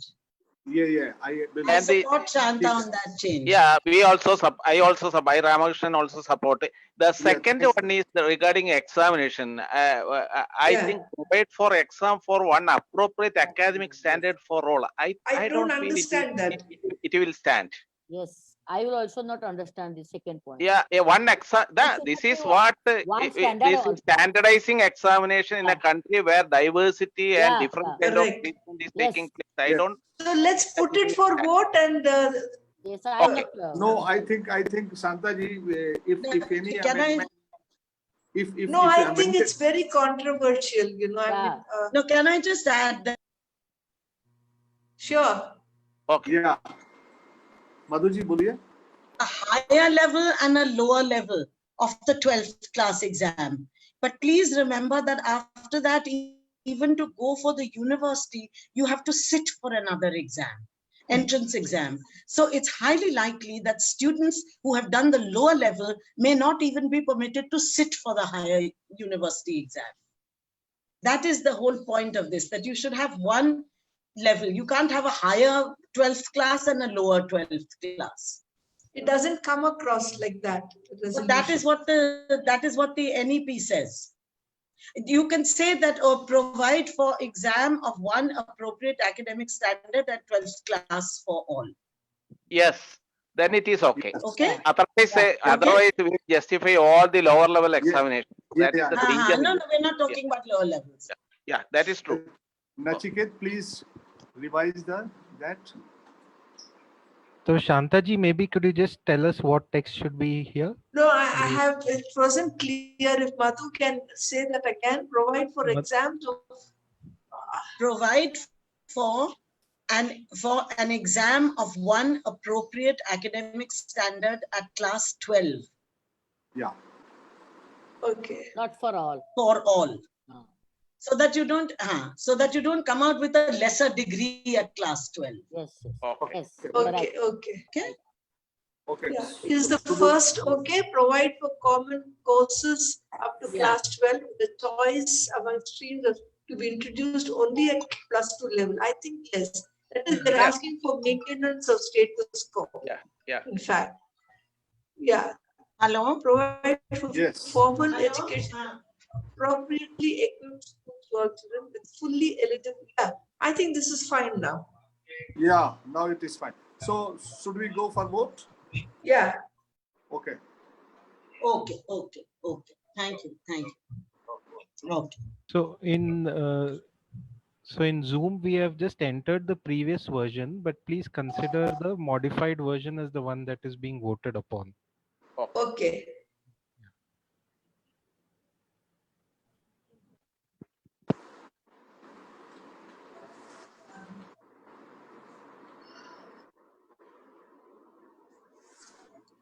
Yeah. So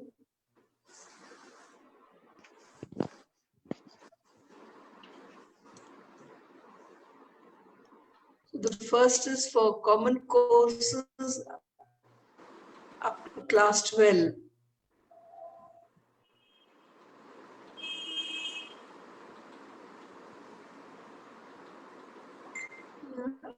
The second is exams of one appropriate academic standard of class 12 for all. The third is appropriately equipped schools to all children with fully eligible trained. Yeah, this is clear. Fourth, prevent. No. The fourth we remove. Correct. Prevent ruling party to recruit its cadres. That we have removed. Yeah, correct. So please consider this to be the amended one, because in Zoom we have to enter it earlier. So we couldn't amend it here, but please consider that this is the vote on the amended clause. Sure.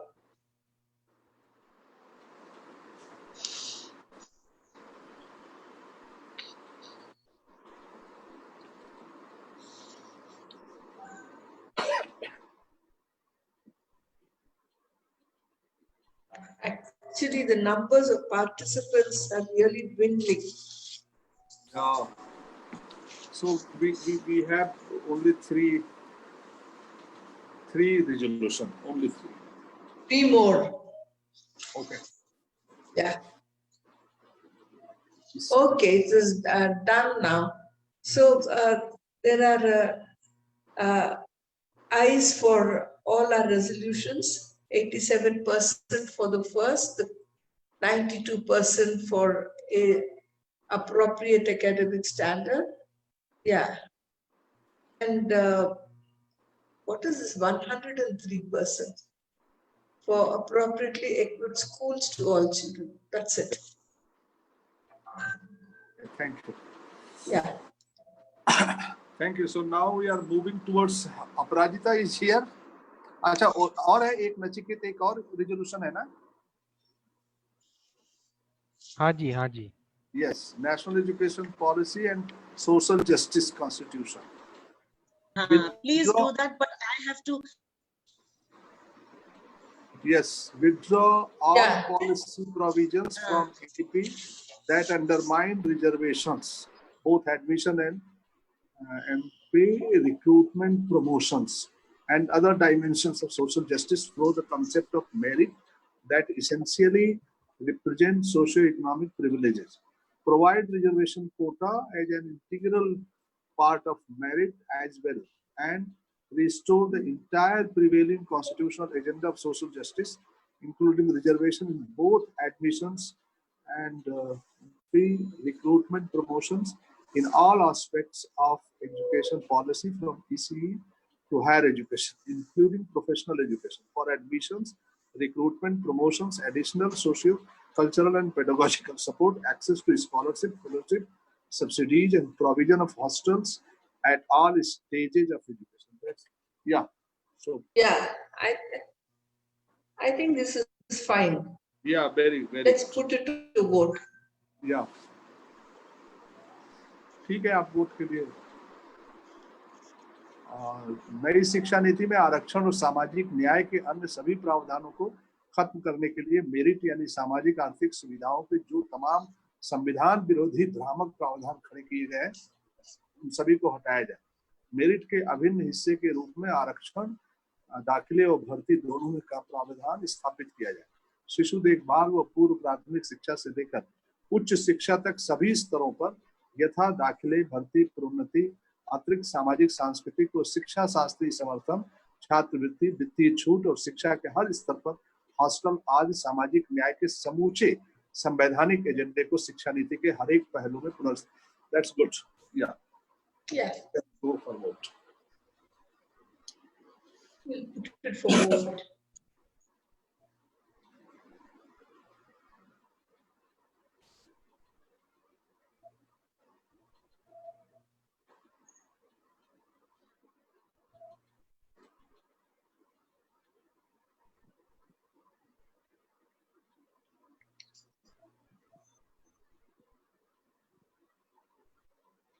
Yeah.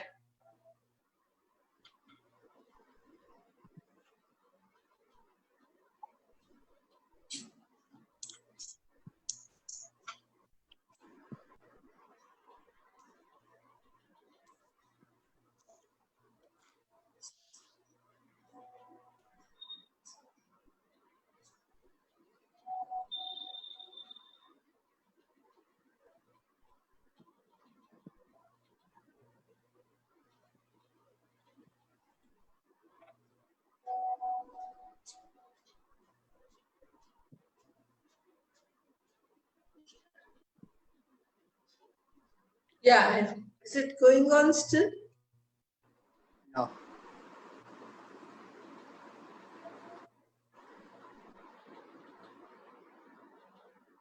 That's it. So we have 95% in support of withdrawing all policy provisions from NEP 2020 that undermine reservations. We have 91% on providing reservation quota. And where is the third? Hold on. Social justice. And then 99% for restoring the entire prevailing constitutional agenda of social justice. So it is yes for all the resolutions. Thank you. I mean, we've accepted them. resolution. Goodbye, Shanta and Ambrish. Thank you so much. Oh, thank you. Thank you, Madhuji. Thank you. Okay, so we have two very important resolution in the last. So I would request Nachiket to put on the screen. That is on school closure and financing. And last. And we also have MDM, no? Yeah. Last resolution. That hasn't been overall done. That's also important. Yeah, strengthen all schools in. Srijita, can you read out? Yes, sure. So it is the resolution on financing and school closure. So the first one is strengthen all schools in the neighborhood and make them RT compliant. It is all the more important to reopen the schools that have been closed for enrolling the children of migrant families who have moved back to their villages as a result of the COVID-19 crisis and the lockdown. The second one, for this, the government should, to ensure strengthening of schools, the government should spend 6% of GDP on education. A third is to stop the Sathi initiatives and build schools in far-flung tribal regions where villages are situated far, and due to the distance, children are not able to attend the schools. It is also important to consult local authorities and civil society rather than profit-making international consulting firms on issues of school education. Fourth point and the last one, people's representatives should take up the responsibility of implementing the Right to Education Act in their constituency in full letter and spirit. I have two suggestions. Can you please go back? In the second point, where is the need to say for this? We just say government should spend at least 6% GDP, you know. It is already a national commitment. And then on the third, I think there are two resolutions in the same. One is that it's important to consult local authorities. It's another point, isn't it? Or is it part of the third point? Yeah, this is part of the third point. Okay. Because there was school closure happening before the Corona crisis. So yeah, many places, and it was the part of the Niti Aayog Sathi program with the consultancy, Boston Consultancy Group and Piramal Foundation. All right. Okay. All right. That's why. They're linked. Okay. Yes. Okay.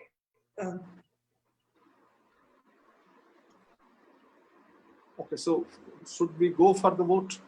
Ambrish ji, you could read out the Hindi Yes, section. we go Yeah. for the vote. क्षेत्र के सभी स्कूलों को मजबूत बनाना, उन्हें RT का अनुपालन कराना, सरकार को शिक्षा पर जीडीपी का कम से कम 6% खर्च करना चाहिए, साथ ही जैसे पहल बंद करें और जनजाति क्षेत्रों में स्कूल बनाएं, जनप्रतिनिधियों को अपने निर्वाचन क्षेत्र में आरटी अधिनियम को लागू करने की जिम्मेदारी लेनी चाहिए. ठीक है दोस्तों.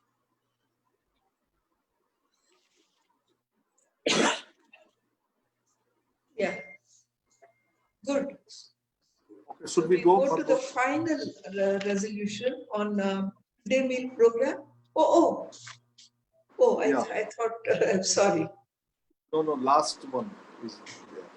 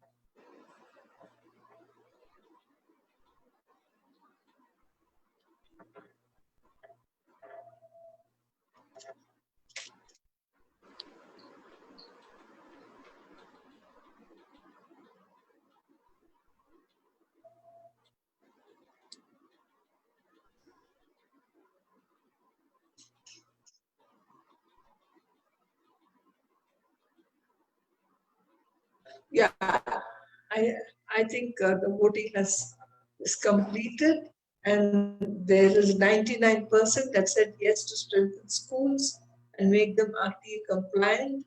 100% for government expenditure of at least 6% GDP, and 96% to stop Sati like initiatives and build schools, and finally 100% to take up the responsibility of implementing RT Act in their constituency. There is a very good support for this resolution, and yes to all. Thank you. Okay, thank you. Thank you, Nachiket. And this is last resolution, but not least. This is very important. Very, very important resolution. Yeah, yeah. Srijita, and who's going to read it? Srijita Majumdar. Ah, yeah.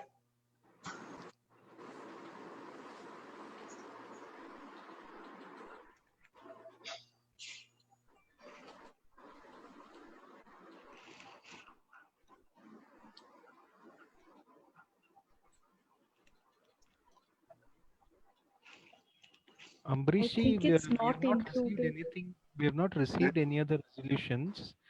If it Srijita? has to be, maybe you can read it out and we'll type it here. मित्रंजन जी आपने भेजा नहीं क्या? नचिकेत जी नहीं भेजा हुआ है। RT act health and nutrition के नाम से है एक, अगर मानसी जी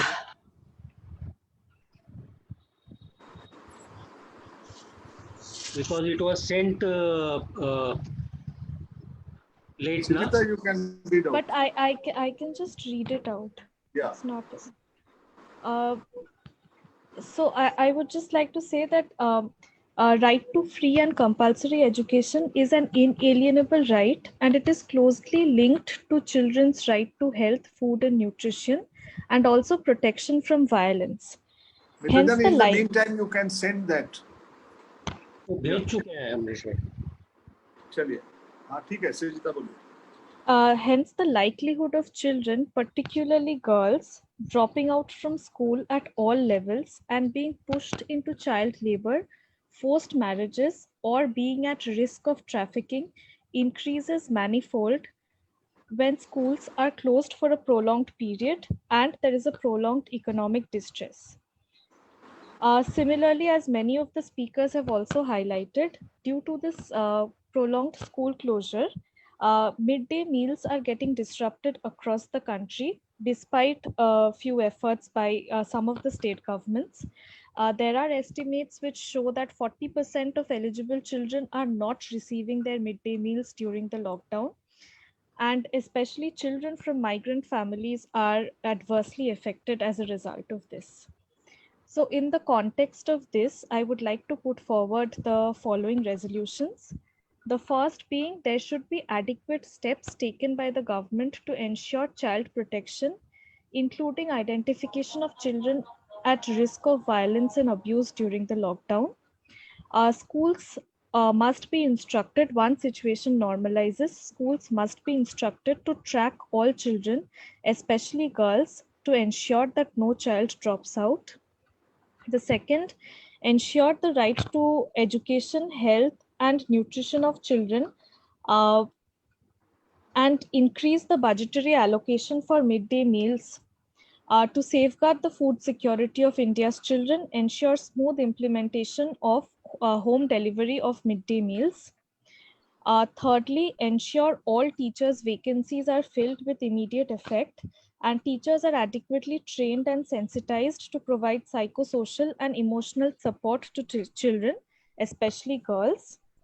The last one being budgetary allocations are necessary to prepare schools for classroom teaching while ensuring physical distancing, filling up of all vacancies, and provision for adequate hand washing, sanitation, and safe drinking water facilities.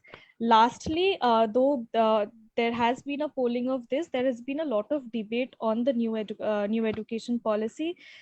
Several people have raised several concerns about it. So my last resolution would be again to place the NEP in the Parliament for a debate and discussion. Thank you. Thank you. So, okay, any amendment or something? Should we go for vote? Yeah. Okay. Some are overlapping. I mean, we've already passed, so that has to be edited. Yes. So it's an overall thing. Yeah.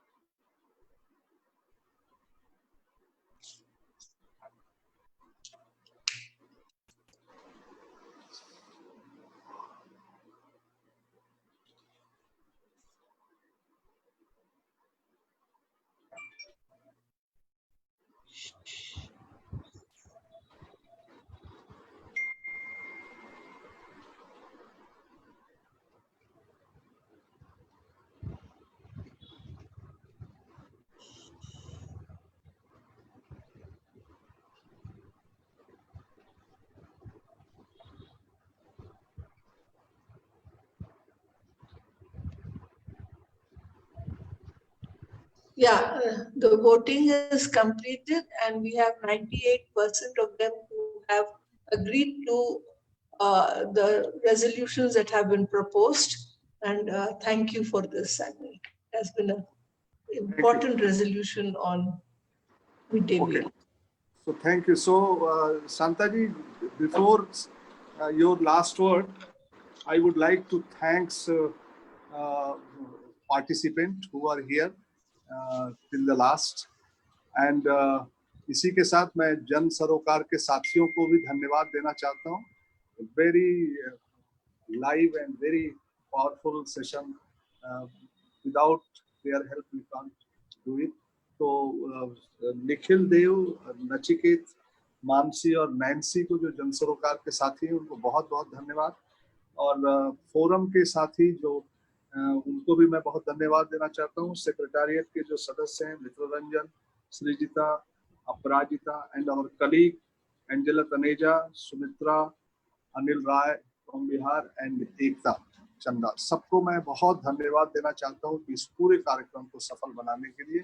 And now I would request Shantaji to say something in the last and close down. Thank you, Ambarish. I would join you in thanking all those whom you have thanked for making this possible and the participants for lending their voices. And although we have not been able to see any one of you, there is so much energy from the ambience that has been created. And thank you very, very much for this. I will just, and we have discussed many things. I will just stick to 5 points. I know I could have included the whole thing, but then that is repeating the entire session.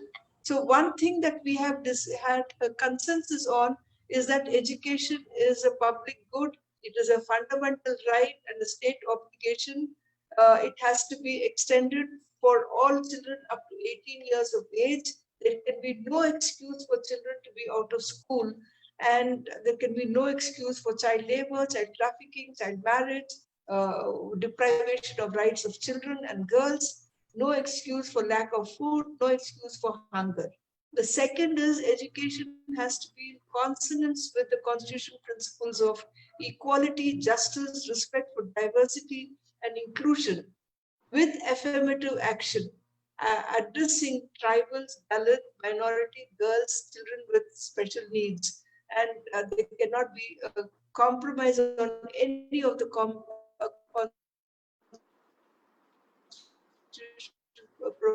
provisions of this regard. Education cannot be more, and we have looked at the exclusionary aspects of privatization. Then we also said that there cannot be a centralization in a federal context. We have passed resolutions saying that the time for empowering states to make its own policies and plans for children has come. And there has to be greater decentralization as much as possible. So that I think is a resolution that we made. We've also made a resolution that the NEP has to be discussed in the parliament.